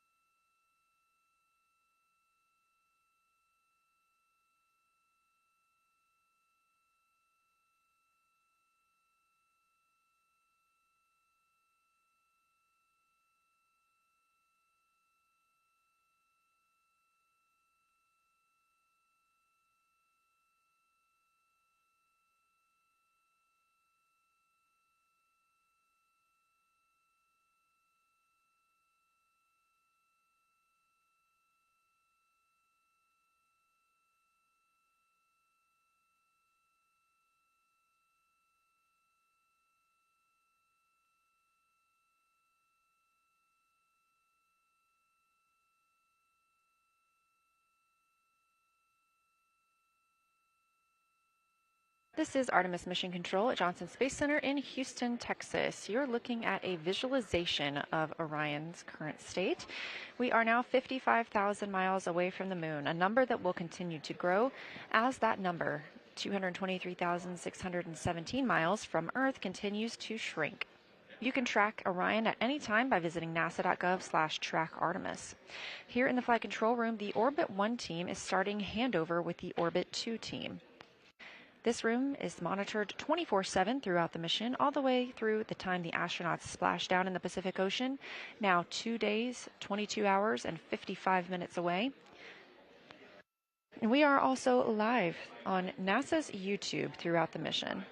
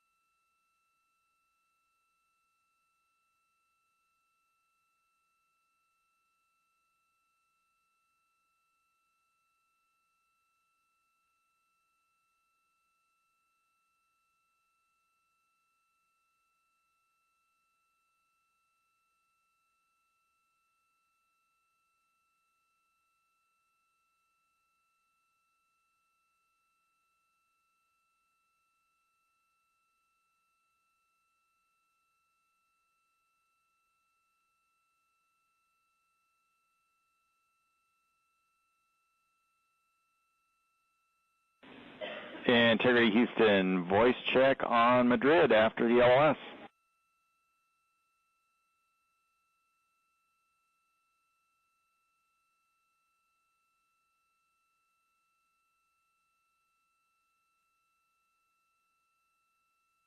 We're with you, Stan. We got you loud and clear. During the forward LOS, we copied your call for the RHC stow. Jeremy, we copied your call about the prop valves in 12.2.2509 and your plan that if you needed prop, you would open NOx helium mass valve 1, and we were good with both of those conclusions. And we have more software words when you're ready.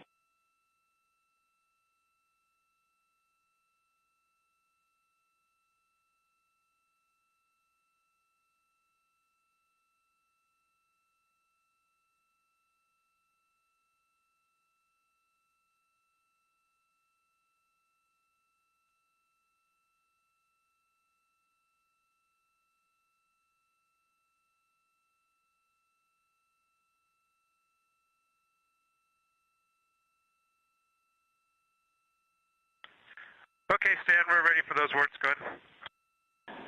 All right, for the prop cautions, it's still an evolving story. We had a fitter function that should have been inhibited.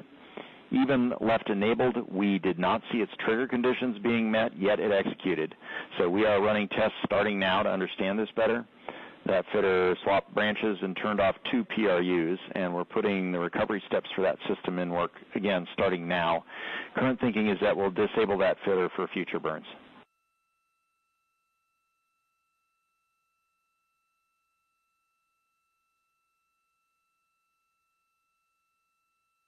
Okay, that is understood, Stan.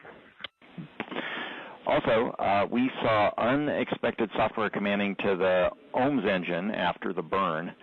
Flight software checks which burn type you are doing before the burn and not after. And when the software does its engine check, if the OME actuators are on, it assumes you're doing an OHMS burn and will command a post-burn gimbal check. So today the actuators were on for the TVC motion checks we were doing earlier in the day. So despite doing an RCS burn, we got a post-burn gimbal check.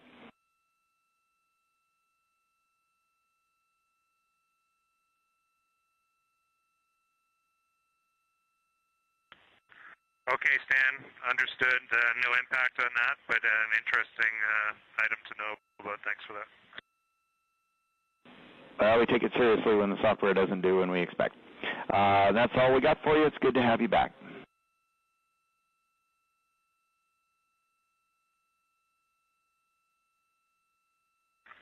Okay, and then what configuration do you plan to put the valves in at this point? Jeremy, we're going to run procedure 30.52.2200, 30.52.2200 from the ground. That will put us into the valve config that we're seeking, and you can follow along in that procedure if you like.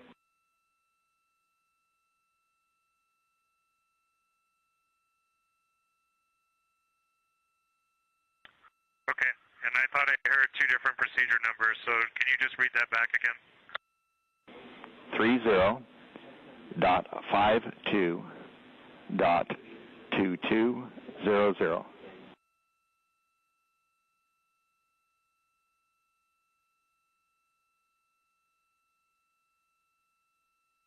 Okay, we got it. And then, sorry, just we're not going to get into that procedure. We're going to get into some other stuff. But what will be the end configuration for those helium valves?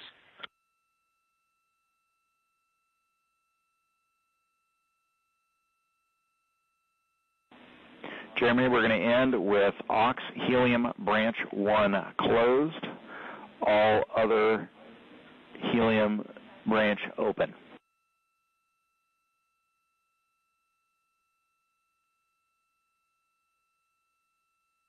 Okay, understood that. And what about inhibiting? Will anything be inhibited? Checking.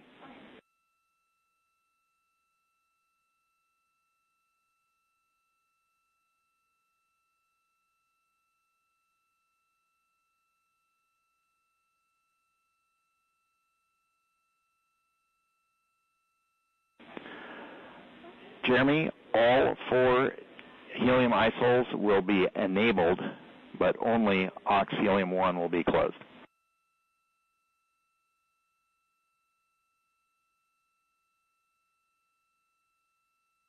Okay, understood. All enabled and ox helium 1 closed. Appreciate those insights. Good readback.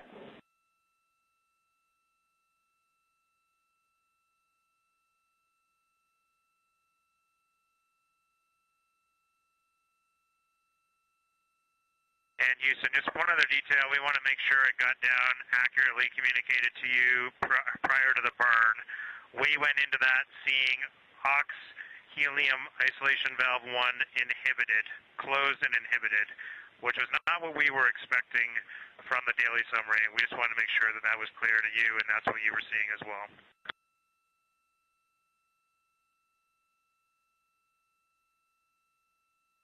Yeah, sorry, Jeremy. We inhibited that valve from the ground earlier, and we should have told you about it.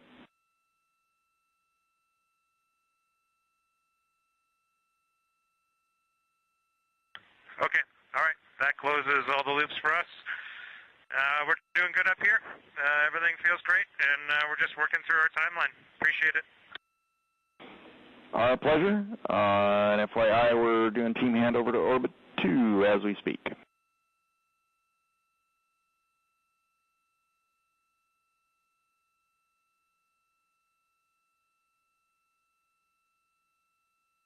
Copy that. Thanks, Orbit 1, and looking forward to working with Orbit 2. Here, one more question for you. We're 18 minutes out from an attitude maneuver and wondering what the exercise plan is.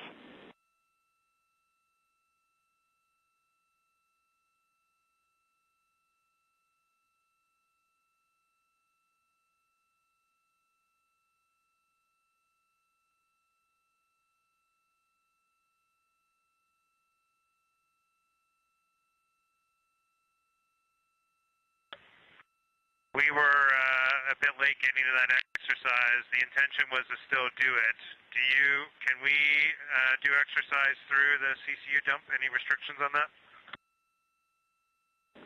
Checking.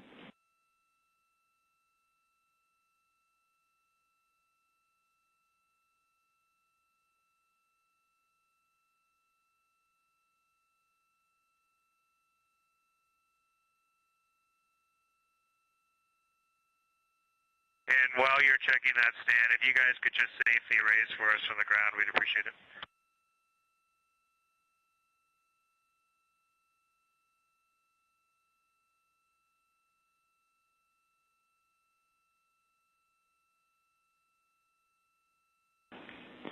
So, Jeremy, we can't exercise during attitude maneuvers, and we have an attitude maneuver at the beginning and at the end of the CCU activity that's coming up here. So I think we're going to have to shift exercise to the far side of the CCU dump.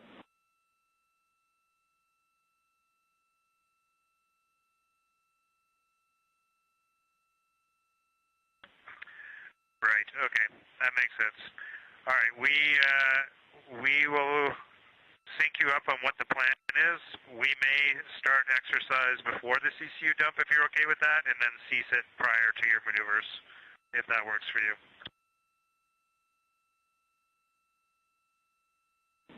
Copy. We'll give you a 2-minute warning for stopping exercise to allow the raise to damp and then do the attitude maneuver. Basically, you only have 10 minutes before you have to stop. Plan. This is just a resistive set for Christina, so it's easy to stop it in the middle and pick it up after the dump.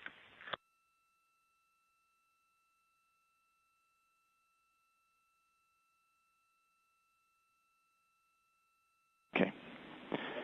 And Jeremy, we'd like you to not try to start exercise before the CCU dump. We'll pick it up on the other side, please.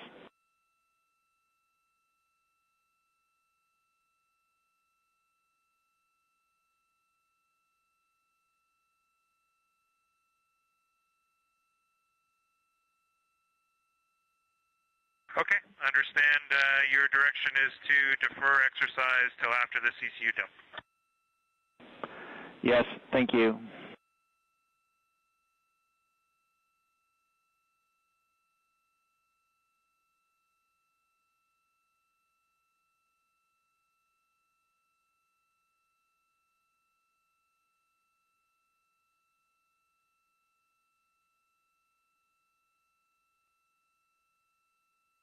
This is Artemis Mission Control with a mission elapsed time of 6 days, 2 hours, and 40 minutes into the Artemis II flight.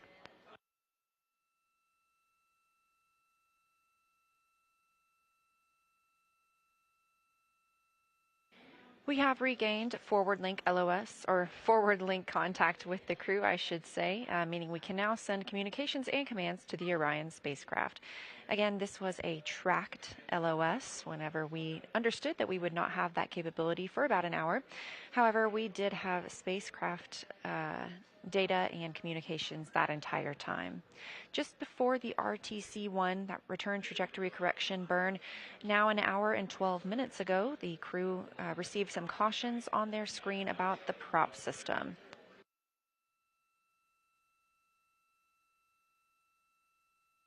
The conversation from Capcom Stan Love here in Mission Control Houston to the crew, explaining some of those cautions and why they received them, and that they are putting recovery steps for that system in work. There was some also unexpected software commanding, and the team is taking a look into that, but the vehicle is in a good condition.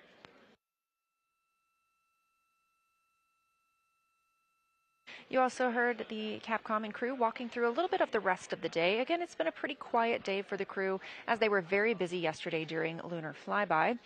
Now for the rest of the day, they will get into some exercise. A crew member will get the chance to speak with their family. They'll also have their private medical conferences before going to bed tonight.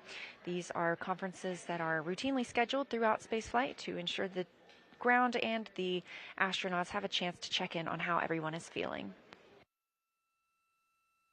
Here in Artemis Mission Control, the Orbit 1 team has completed their handover to the Orbit 2 team, so I'll also be handed over to my friend Anna Schneider. Reminder that our coverage is live 24/7 on NASA's YouTube, so don't go anywhere because we are here until the crew is splashed down and recovered off the coast of California.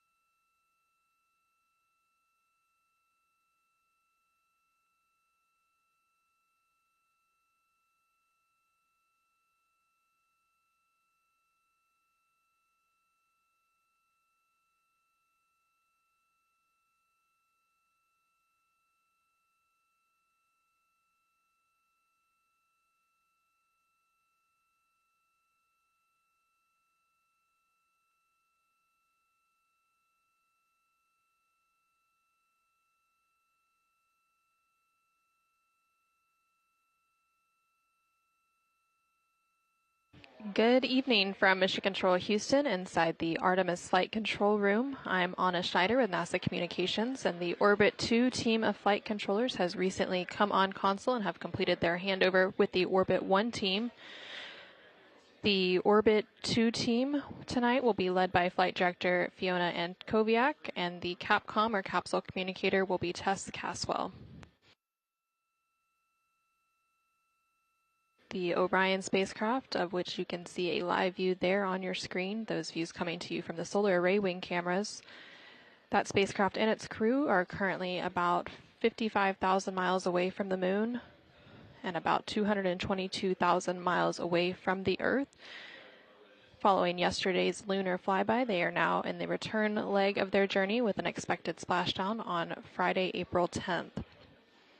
The crew has an off-duty day today, so there's very minimal timeline tasks for them. However, the first return trajectory correction burn, or RTC-1 burn, was recently completed at 7:03 p.m. Central Time, 8:03 p.m. Eastern Time. There are 3 planned small return trajectory correction burns along the return journey home to ensure the crew is set up for a safe re-entry and splashdown. The last of the trio of burns is scheduled to take place on flight day 10, about 5 hours before entry interface, once the crew has begun working through their preparations for coming home.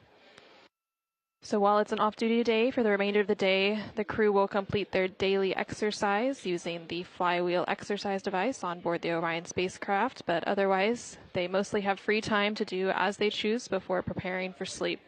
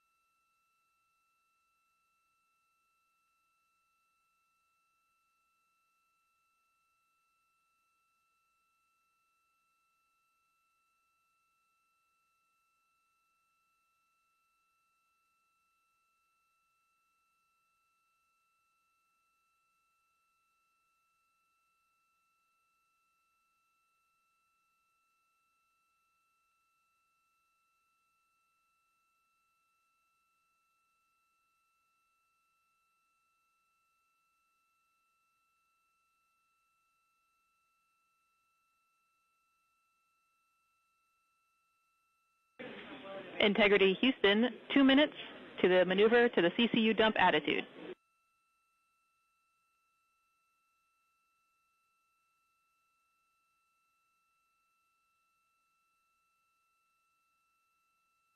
Integrity copy. And Ike, while I've got you, we have 2 requests for you on this activity.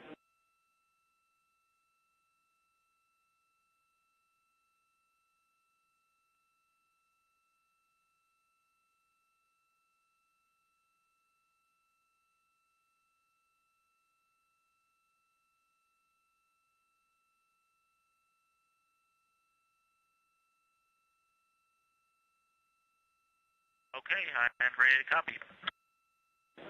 All right, if you would please just let us know when you start and stop the vent and how many CCUs you dump, if more than one.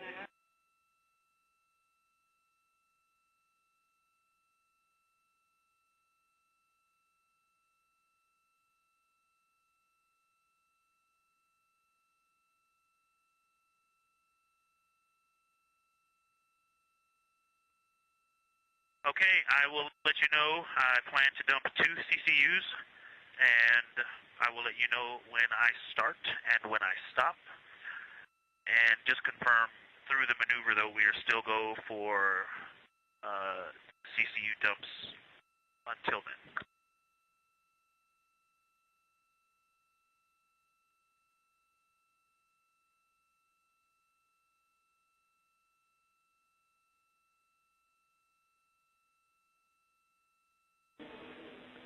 And Victor, if you would please pause on any dumping until we get to the timelined activity.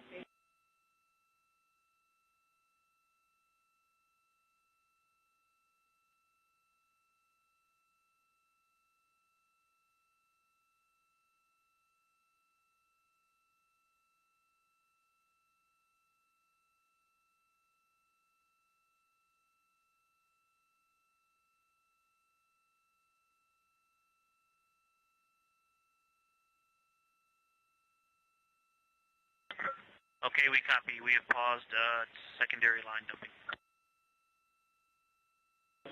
Thank you.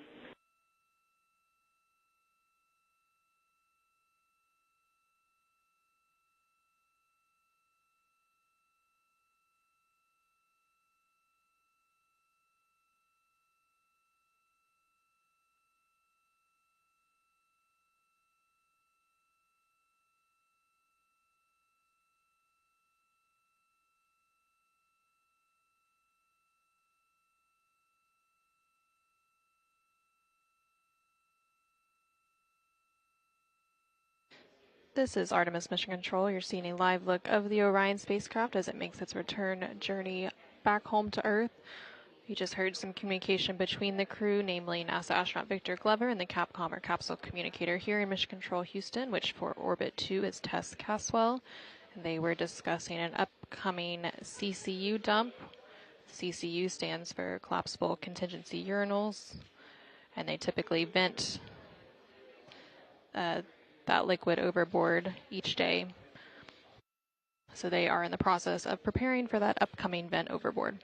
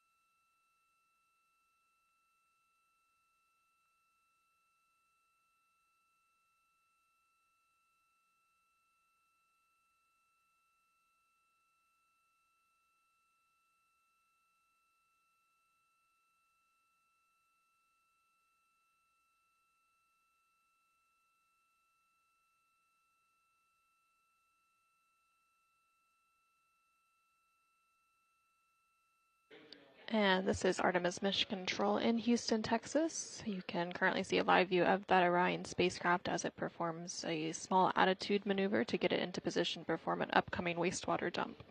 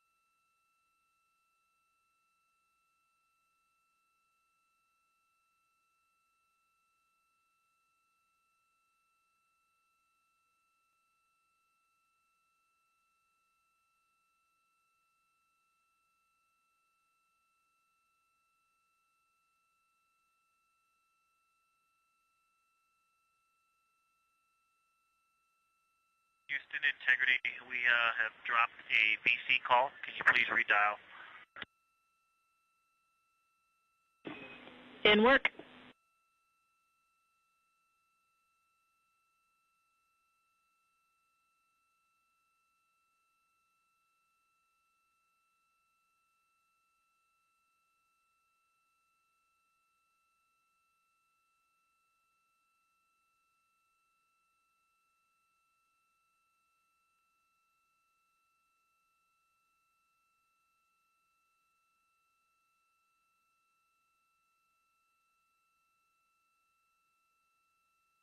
This is Artemis Mission Control. You just heard a call there from the crew. They were referencing a PFC, which is a private family conference. The flight control position here in Mission Control that is responsible for coordinating and setting those up, specifically the connection from the ground to the crew, is the BME position, which is the biomedical engineer. And they ensure crew health and safety by planning, facilitating, and monitoring all activities involving crew health, medical operations, and relevant hardware.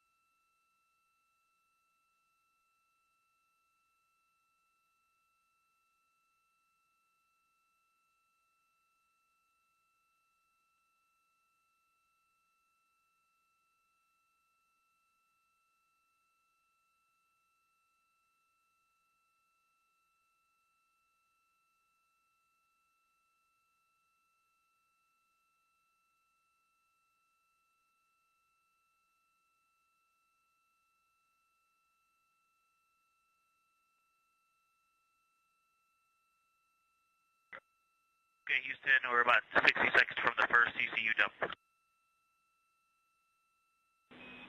Copy.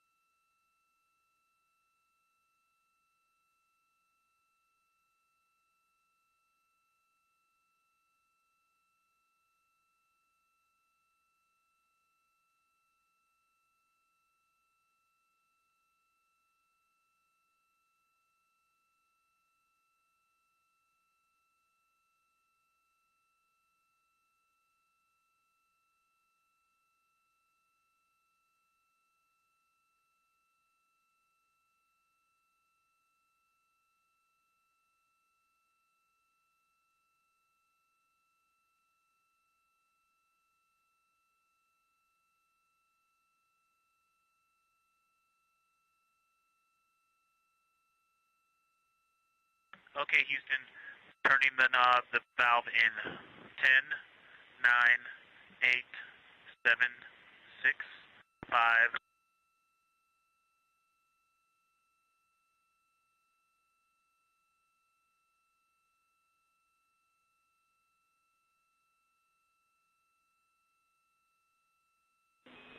Houston copies. Vent started. Okay, I stopped the dump. We don't like to let the CCUs collapse. I'm going to vent it, let it open back up, and then start the dump again in 10 seconds.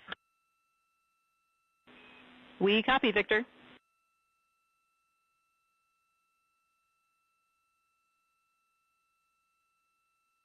Vent is open.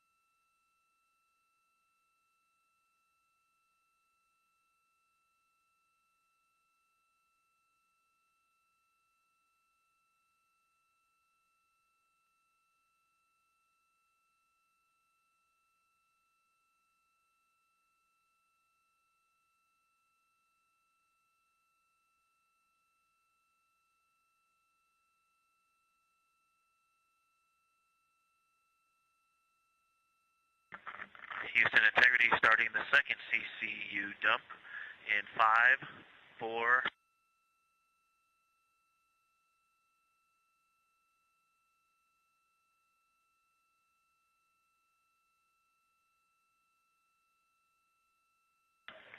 Valve closed, venting, and dumping the rest of the second CCU in 10 seconds.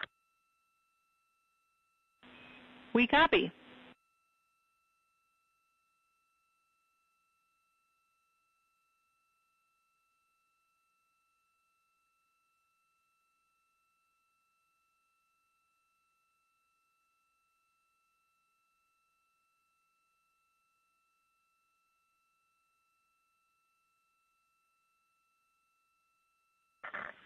Houston Integrity. That is the filled CCU dumps complete. I could actually provide another one for you in about 2 minutes if you want, and actually I would love to do that if that's an option.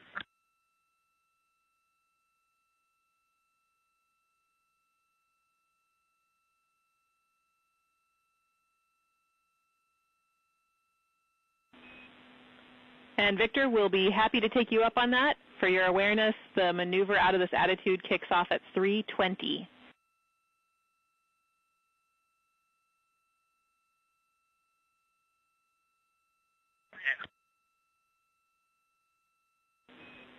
And to be perfectly clear, that's when we would want the dump to be complete.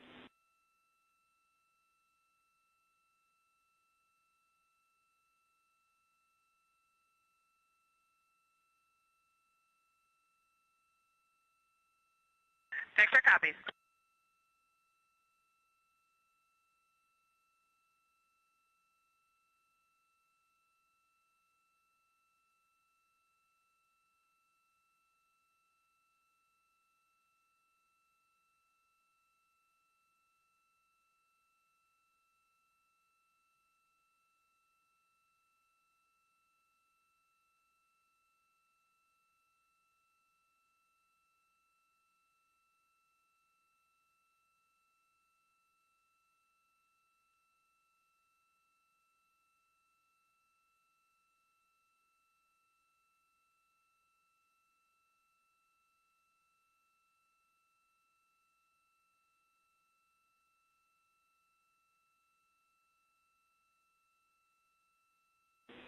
Integrity Houston, for awareness, we are one command away from clearing the prop cautions that are on the board.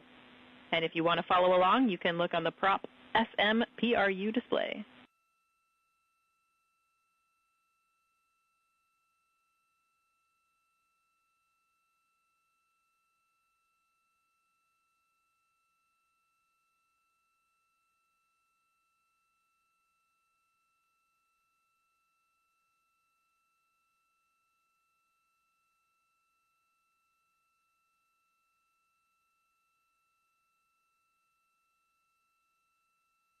This is Artemis Mission Control in Houston, Texas. You're hearing some communication there from the crew on board the Orion spacecraft, specifically NASA astronaut Victor Glover. Houston, we're starting the dump in 3 seconds.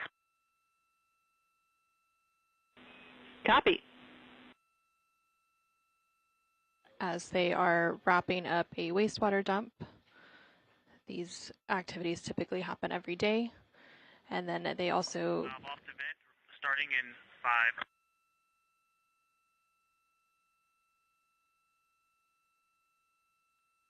And they also, the team here in Mission Control also noted that the cautions on the screen that appeared ahead of the earlier return trajectory correction burn are starting to be cleared as they are returning the propulsion system back to a steady state, and they are putting those recovery steps in work after those cautions were received.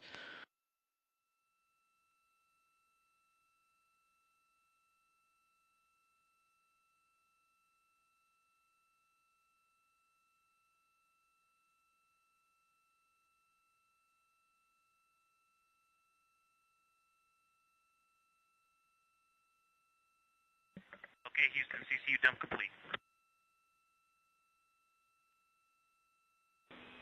Copy. Perfect timing.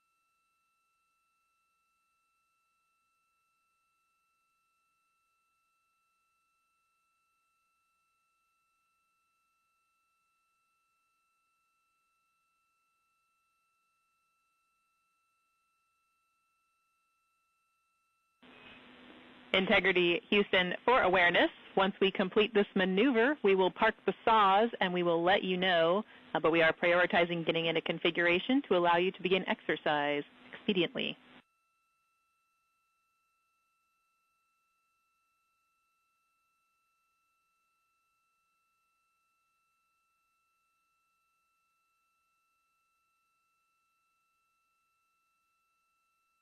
Thank you so much, Tess.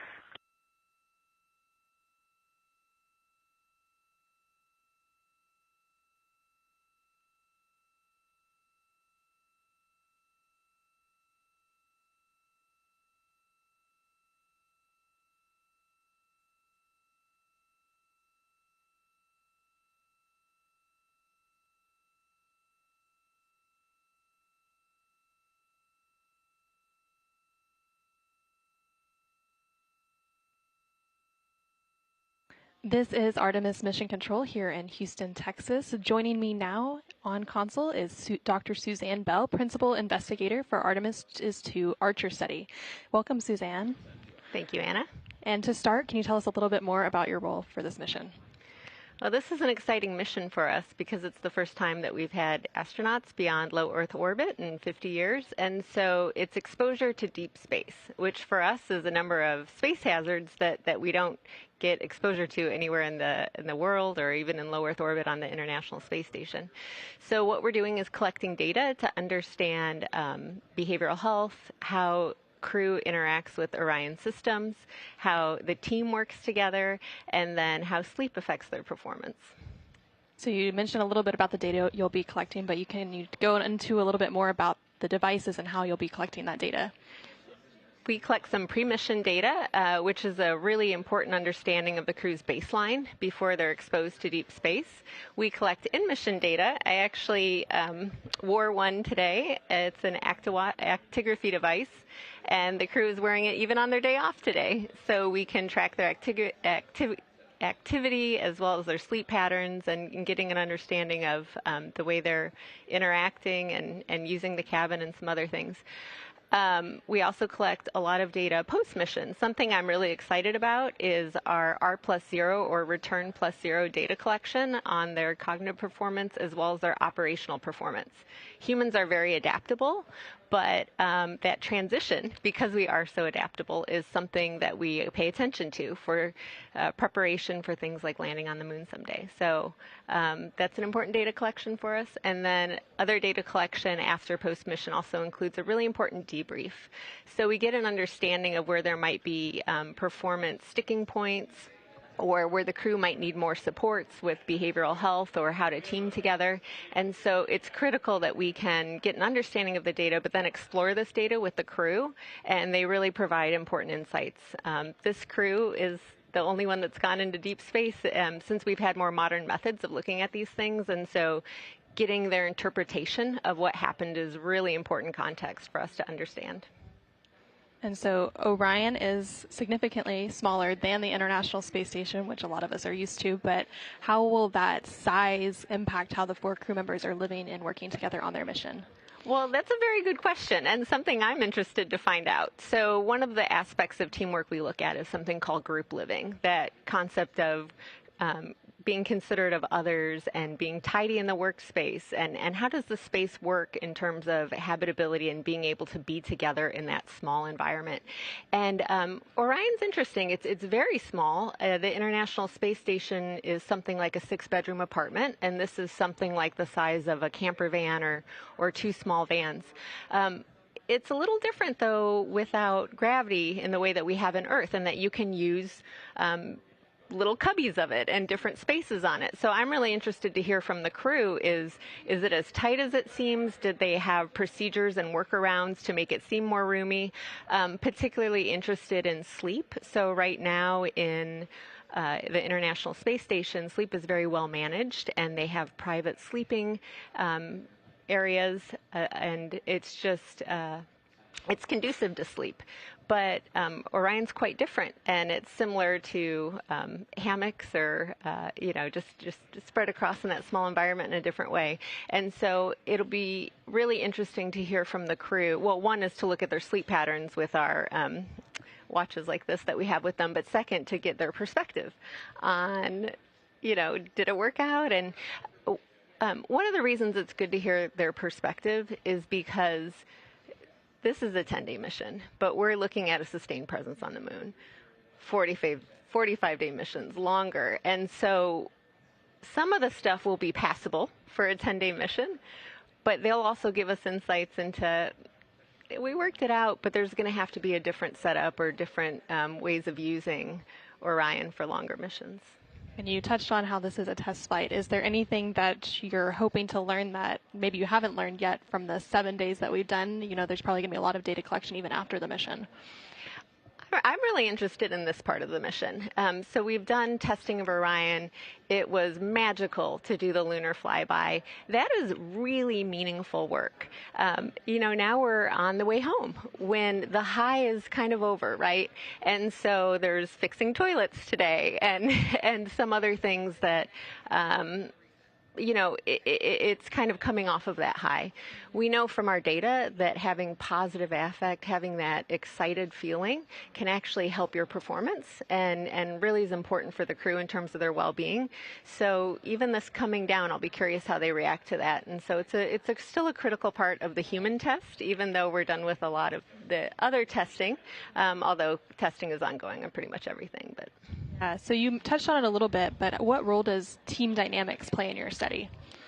Team dynamics is one of our main pillars that we look at. So we're interested in both how the crew works together as a team, but also how they work back with mission control. A lot of the ways we do things right now are based on real-time interaction. And as we create a sustained presence on the moon and are increasingly looking to things like Mars, we'll become more Earth independent. So we have to push some of the decision-making to the crew, some of the problem-solving to the crew. And so looking at that dynamic both within the crew but then back with mission control so we can kind of create this Earth independent eventual direction that we're trying for. That's super interesting. So what about sleep? So what role does this wrist device play in tracking their sleep, and how does sleep play into this study? Sleep's really important. Even in this mission, we pushed the crew a couple times, and they had smaller sleep intervals than you would expect or that you would even suggest from a performance perspective. Co-investigator on this project is Dr. Erin Flynn Evans at the Sleep Lab out of Ames, Sleep and Fatigue Lab. And so she and her team actually tested some of these patterns ahead of time to make sure that performance could still be sustained under the extremes of not only being in... Houston, the saws are parked. You are go for exercise.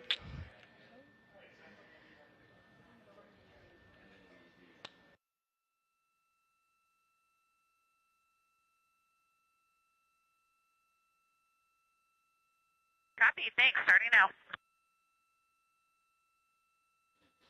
And this is Artemis Mission Control. We just heard a call up there from the Capcomer capsule communicator here in Mission Control to NASA astronaut Christina Cook, currently on board the Orion spacecraft. They mentioned that the solar array wings, or those saws, there's 4 of those attached to the Orion spacecraft that manage power generation. Those have been placed in a park position, so the crew is now able to resume their exercise, that exercise using the flywheel device on board the Orion spacecraft. All right, Suzanne, so you were talking a little bit about sleep and the role that plays. Yeah, so as we are doing things like testing systems, sometimes you don't get all the sleep that you wanted. So we had early in the mission, for example, the crew was allowed a 4-hour sleep opportunity. Dr. Erin Flynn Evans and her team, that's collaborators on this research of ours, tested that ahead of time to make sure that it would be doable for the crew, because you're talking about a performance circumstance that's extreme. Okay, so now you're doing performance in a different type of gravity. You're in a small space. You're coordinating not only with your crew, but back with mission control. The crew is highly trained, so that goes obviously a very long way. But still, if you're tired, you can still make errors. And errors in this type of situation and in space, can have severe consequences. So we really want to make sure the crew's positioned for success. We can learn about where we can push them in a mission like this, where we were able to push them a little bit on the sleep, but then where we'll have to pull back, where there might have been areas that we've pushed a little too far. And so that's some of the data we'll be getting. And I'm curious, so the crew right now is actually in mostly an off-duty day. So does that also kind of factor in to some of your study, like when they have busy days and then they have some time off? How does that play a role into some of that health and performance? Yeah, so on the International Space Station, some of what the Behavioral Health and Performance Operations Group is fatigue management. And so importantly, having that work-rest cycle and interval is critically important. All of us at home, when we work, we need that day off. So do astronauts. And they really need to get a lot of work done while they're up there, but they also need that time to unwind. We have research that would suggest that when you take time off, it's important that you disengage. And so crew being able to have that opportunity to have that restorative time and whatever they need to do to disengage. Like my understanding is today crew wanted a little bit more exercise time. That might not be the same for every crew, but this crew in particular, it seems like something that they're interested in and helps them kind of get that restorative time for themselves. Super interesting. So there's lots of insights that are going to come from your study, and how will some of those insights help future missions to the moon and maybe even onto Mars one day? Well, this is critical data for us. So we have learned a lot from low Earth orbit. We know about cognitive performance change. We know that social support is an important buffer for stress. We know that teamwork is critical for performance outcomes.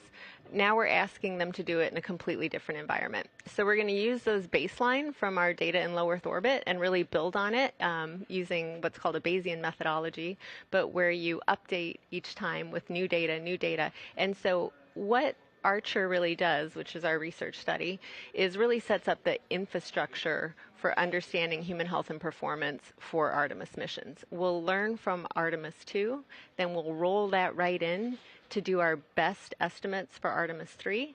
We'll provide supports for the crew where we can in these areas, and then we will learn from that data, see where we can push a little bit more, and iterate into the Artemis missions as they get more and more difficult to create that sustained presence on the moon. It's a human performance challenge, and so it's really important to know where can we push, where are we pushing too much, because ultimately that human system is as important as all the other systems that are being tested right now. Well, it's been a pleasure to have you. To wrap it up, can you tell us what you are most excited to learn regarding this mission? I'm really interested to learn the sticking points. We try to replicate and understand space as much as possible on Earth, but when you get all of those things together, it's radiation, it's different forms of gravity, it's being in a small space. It's always surprising what kind of can be a sticking point. And so just that crew perspective on, we saw these changes in your data, but from your perspective, where are the sticking points and how do we best support crews of the future? They're the best position to tell us of what's needed to really support the Artemis III crew and then Artemis IV after that. Well, thank you so much, Dr. Suzanne Bell, Principal Investigator for the Artemis II Archer Study. Thank you, Anna.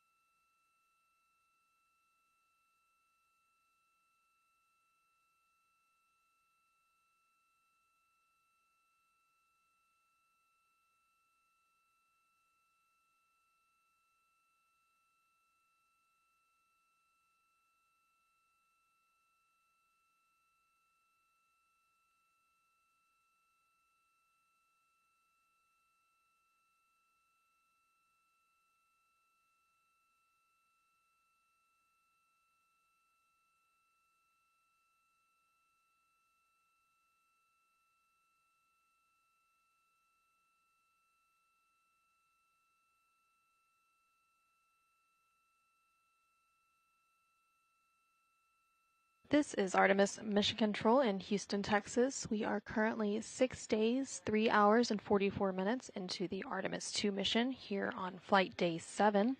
We recently had Dr. Suzanne Bell join us to talk about the Archer study flying as part of Artemis II.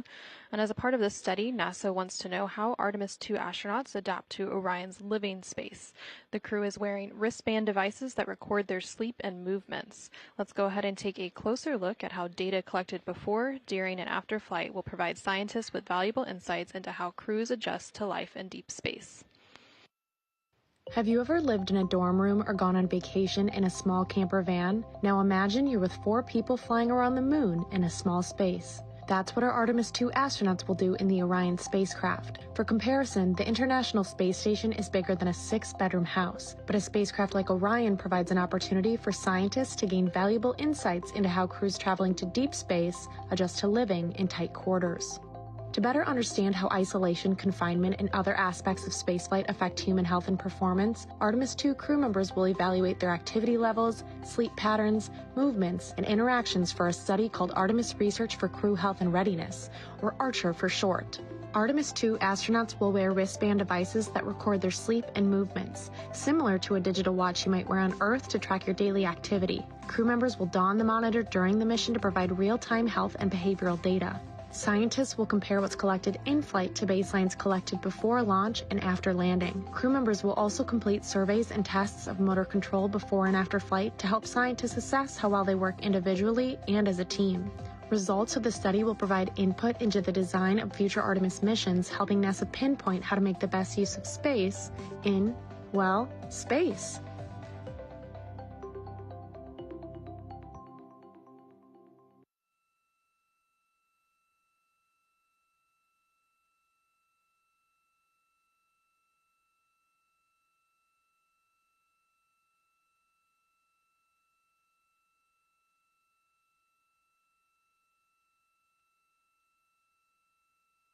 This is Artemis Mission Control. You're seeing a live view of the Orion spacecraft named Integrity as it makes its return journey back home to Earth with splashdown targeted for Friday, April 10th.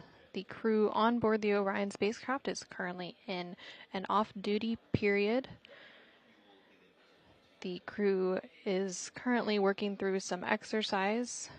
Specifically, CSA astronaut Jeremy Hansen is working on his exercise period. The crew has about an hour block of time each day dedicated to exercise using the flywheel exercise device. But outside of those exercise blocks, the crew is mostly free to do what they want for the remainder of the day. They will have a brief private medical conference towards the end of the day, followed by a private flight director conference during which they will discuss the vehicle status along with any questions or concerns they may have going into the next flight day. And then that will wrap up flight day 7 as the crew will then head into their pre-sleep period, during which they will have the opportunity to eat dinner and complete any hygiene activities before they head into sleep.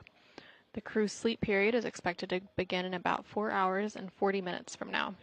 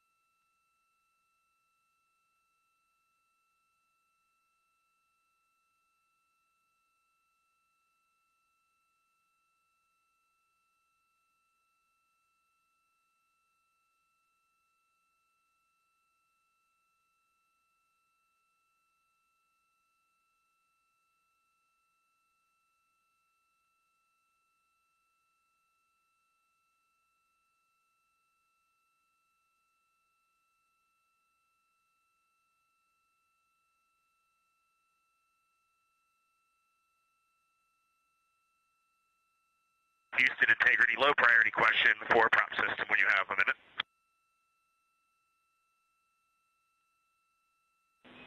We have as many minutes as you need.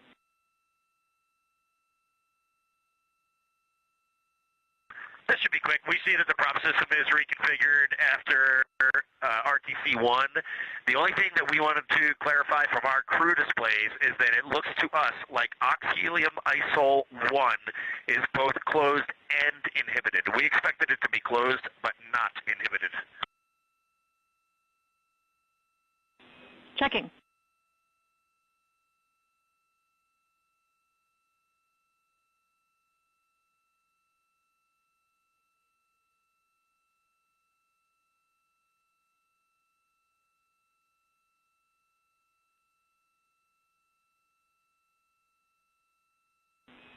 And Reed, you are just one step ahead of us. We had inhibited it as part of the recovery process, but we are about to re-enable it as our last step.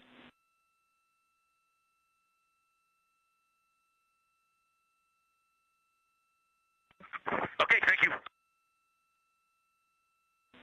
No problem. And while I got you, just wanted to give you a heads up. We've got slot 4 active on board for RTC last.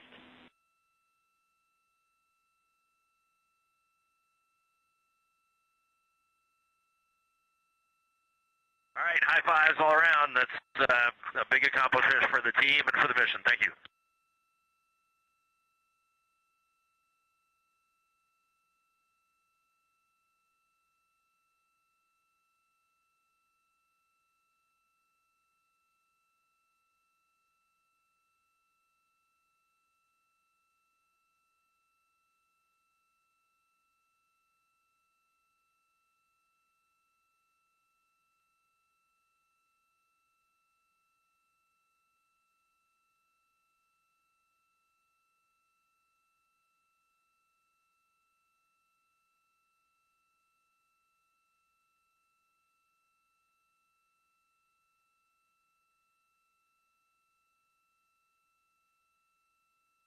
This is Artemis Mission Control in Houston, Texas. You just heard some communication there between the crew on board the Orion spacecraft, of which you can see a live view of the exterior of that spacecraft as it makes its way back to Earth. That communication between the crew and the Capcom or capsule communicator here in Mission Control, which you can see a look at that Capcom console in the bottom right-hand corner of your screen. The Capcom currently on console is Tess Caswell for Orbit 2. The communication was related to the prop or propulsion system prior to the earlier return trajectory correction 1 burn, which was completed at 7:03 p.m. Central Time, 8:03 p.m. Eastern Time. There were some cautions that were received on screen ahead of that burn related to the prop system, and there were recovery steps put in work related to those cautions, warnings or cautions. And those recovery steps are almost complete. And all of this being managed by the propulsion officer here in Mission Control Houston. That goes by prop, and they are responsible for monitoring the spacecraft's propellants to complete burns required for mission objectives and trajectory purposes.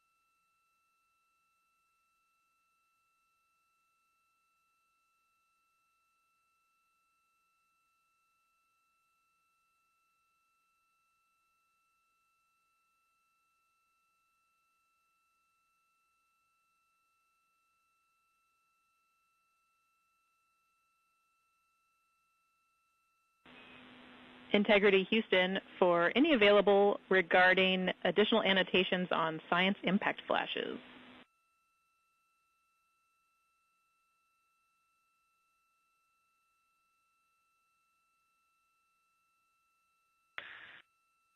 Go ahead, Houston.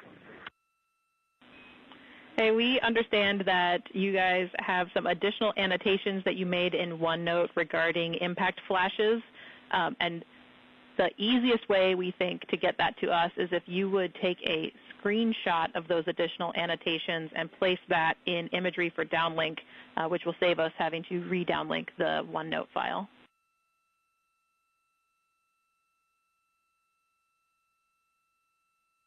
Okay, I'll do that right now. It'll be on PCD3, and it is a work of art. Copy, Jeremy. We look forward to taking a look.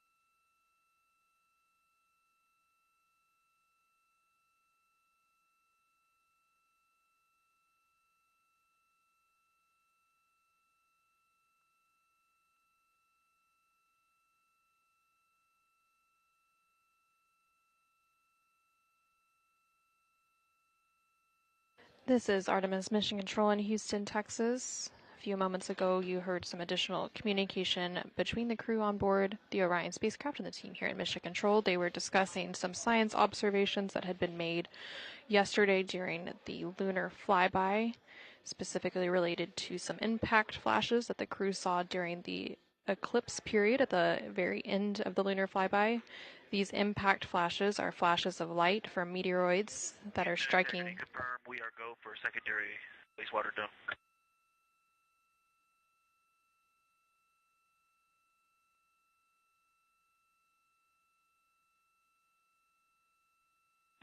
Checking.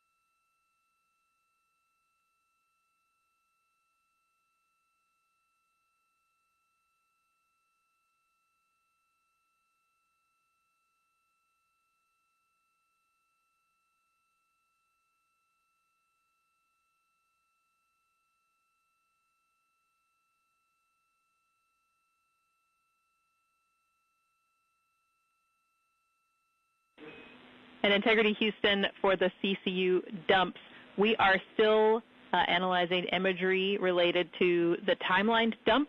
We would like you to hold off on any additional dumping until the end of our analysis activity, which is in approximately 90 minutes, and we'll give you a call when that's complete.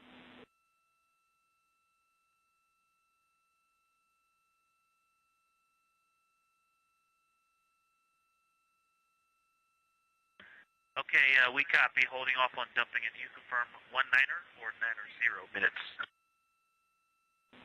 And that is 90 minutes. Of course, you can let us know if that's an issue for you guys.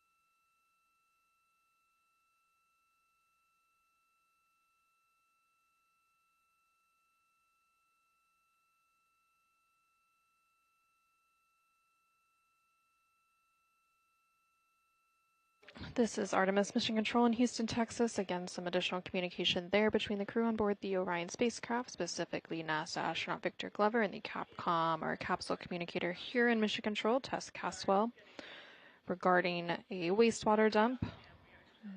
They were working to complete a wastewater dump about an hour ago, and then they put a pause on some additional wastewater dumps for about 90 minutes.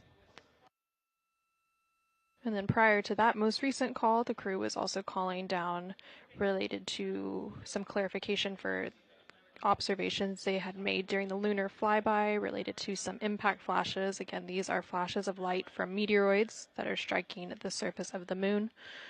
Earlier in the day, as part of Flight Day 7, the crew did have a post-lunar flyby crew conference with the science team here on the ground to discuss some of their observations while they were still top of mind.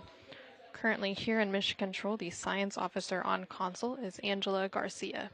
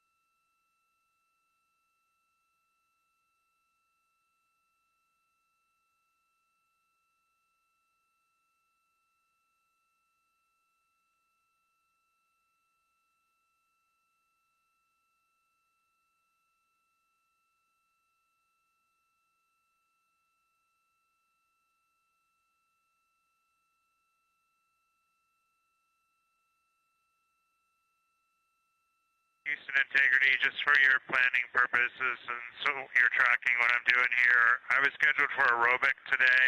I'm going to go ahead and film resistive exercise just because of our Titan timeline. Resistive goes a little faster, and I prefer more resistive anyway.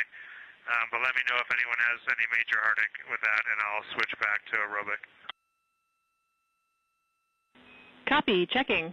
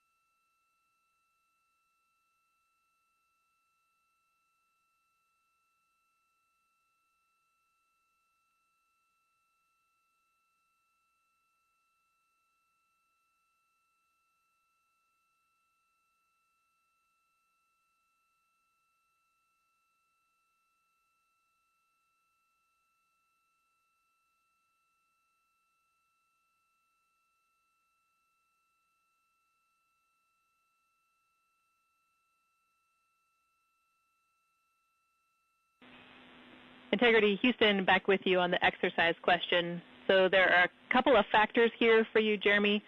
One, since this is a recorded session, we are looking to get one of aerobic and one of resistive. And because of other activities tomorrow, we think that the resistive fits better tomorrow from a spatial constraints perspective, which is why we had aerobic today. So we're leaning towards recommending that you stick with aerobic today. But additional context is that we do have some wiggle room to extend the time frame where you guys can be exercising today if needed.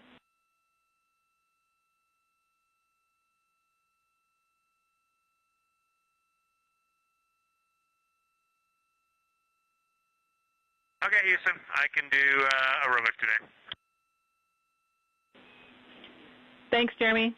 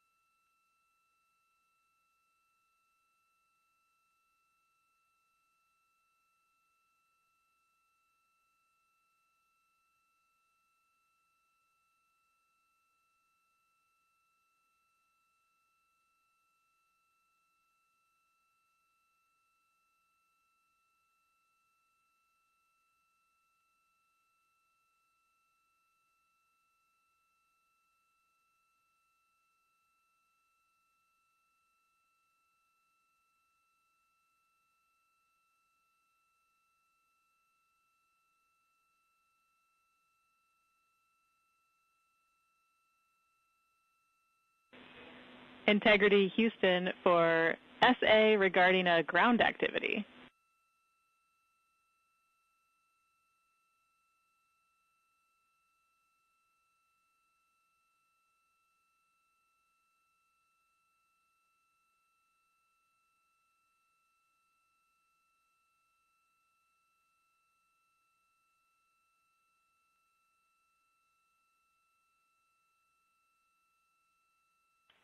Go ahead, Houston. Hey, Reed, just wanted to let you know the ground is about to take a team photo at 4:25 your time. So I will be stepping away from the desk, but I will have my device on speaker. So if you call, it'll just take me an extra minute to pop over here and respond.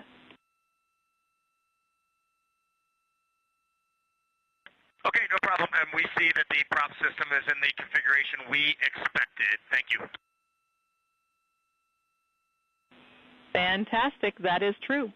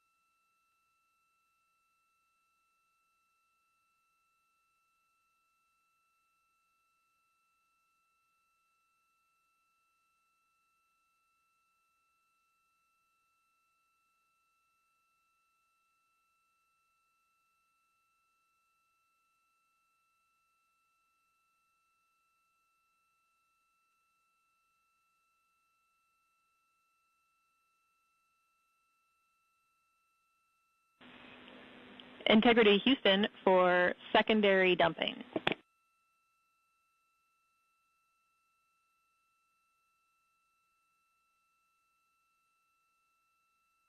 Go ahead, Tess.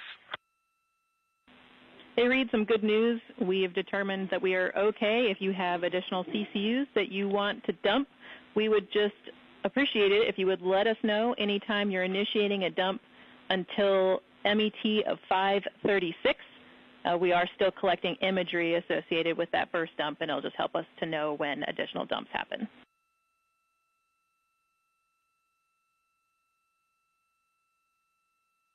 Okay, sounds good. We're going to have a dump in about 1 minute here, plus or minus a few minutes. Well, not minus a few, but maybe plus a few. And I thought you were taking a picture, Tess. We are about to. We're waiting for one very important flight director to arrive.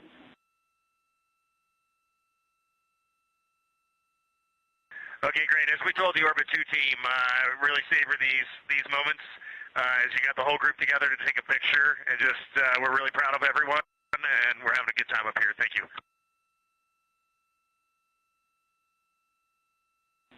Hey, I had you on speaker for that, and we really appreciate your words. The whole team heard you, and we are all really proud to be here with you.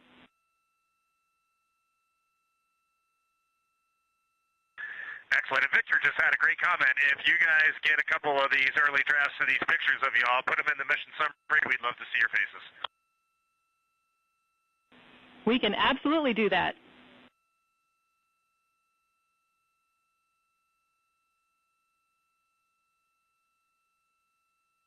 This is Artemis Mission Control in Houston, Texas. We just heard some communication there between the crew on board the Orion spacecraft, which you can see a live view of the exterior of the Orion spacecraft on the left-hand side of your screen. Those views coming to you from the solar array wing cameras. And that communication with the ground discussing ongoing wastewater dumps. And then they were also discussing a team photo that's about to take place here on the ground with the Orbit 2 team of flight controllers. Throughout the mission, there have been 3 different flight directors supporting the Orbit 2 team, starting with Flight Director Paul Kanya, Flight Director Diane Daly, and supporting the Orbit 2 team today. And for the remainder of the Orbit 2s for the Artemis II mission is Flight Director Fiona Ankoviak.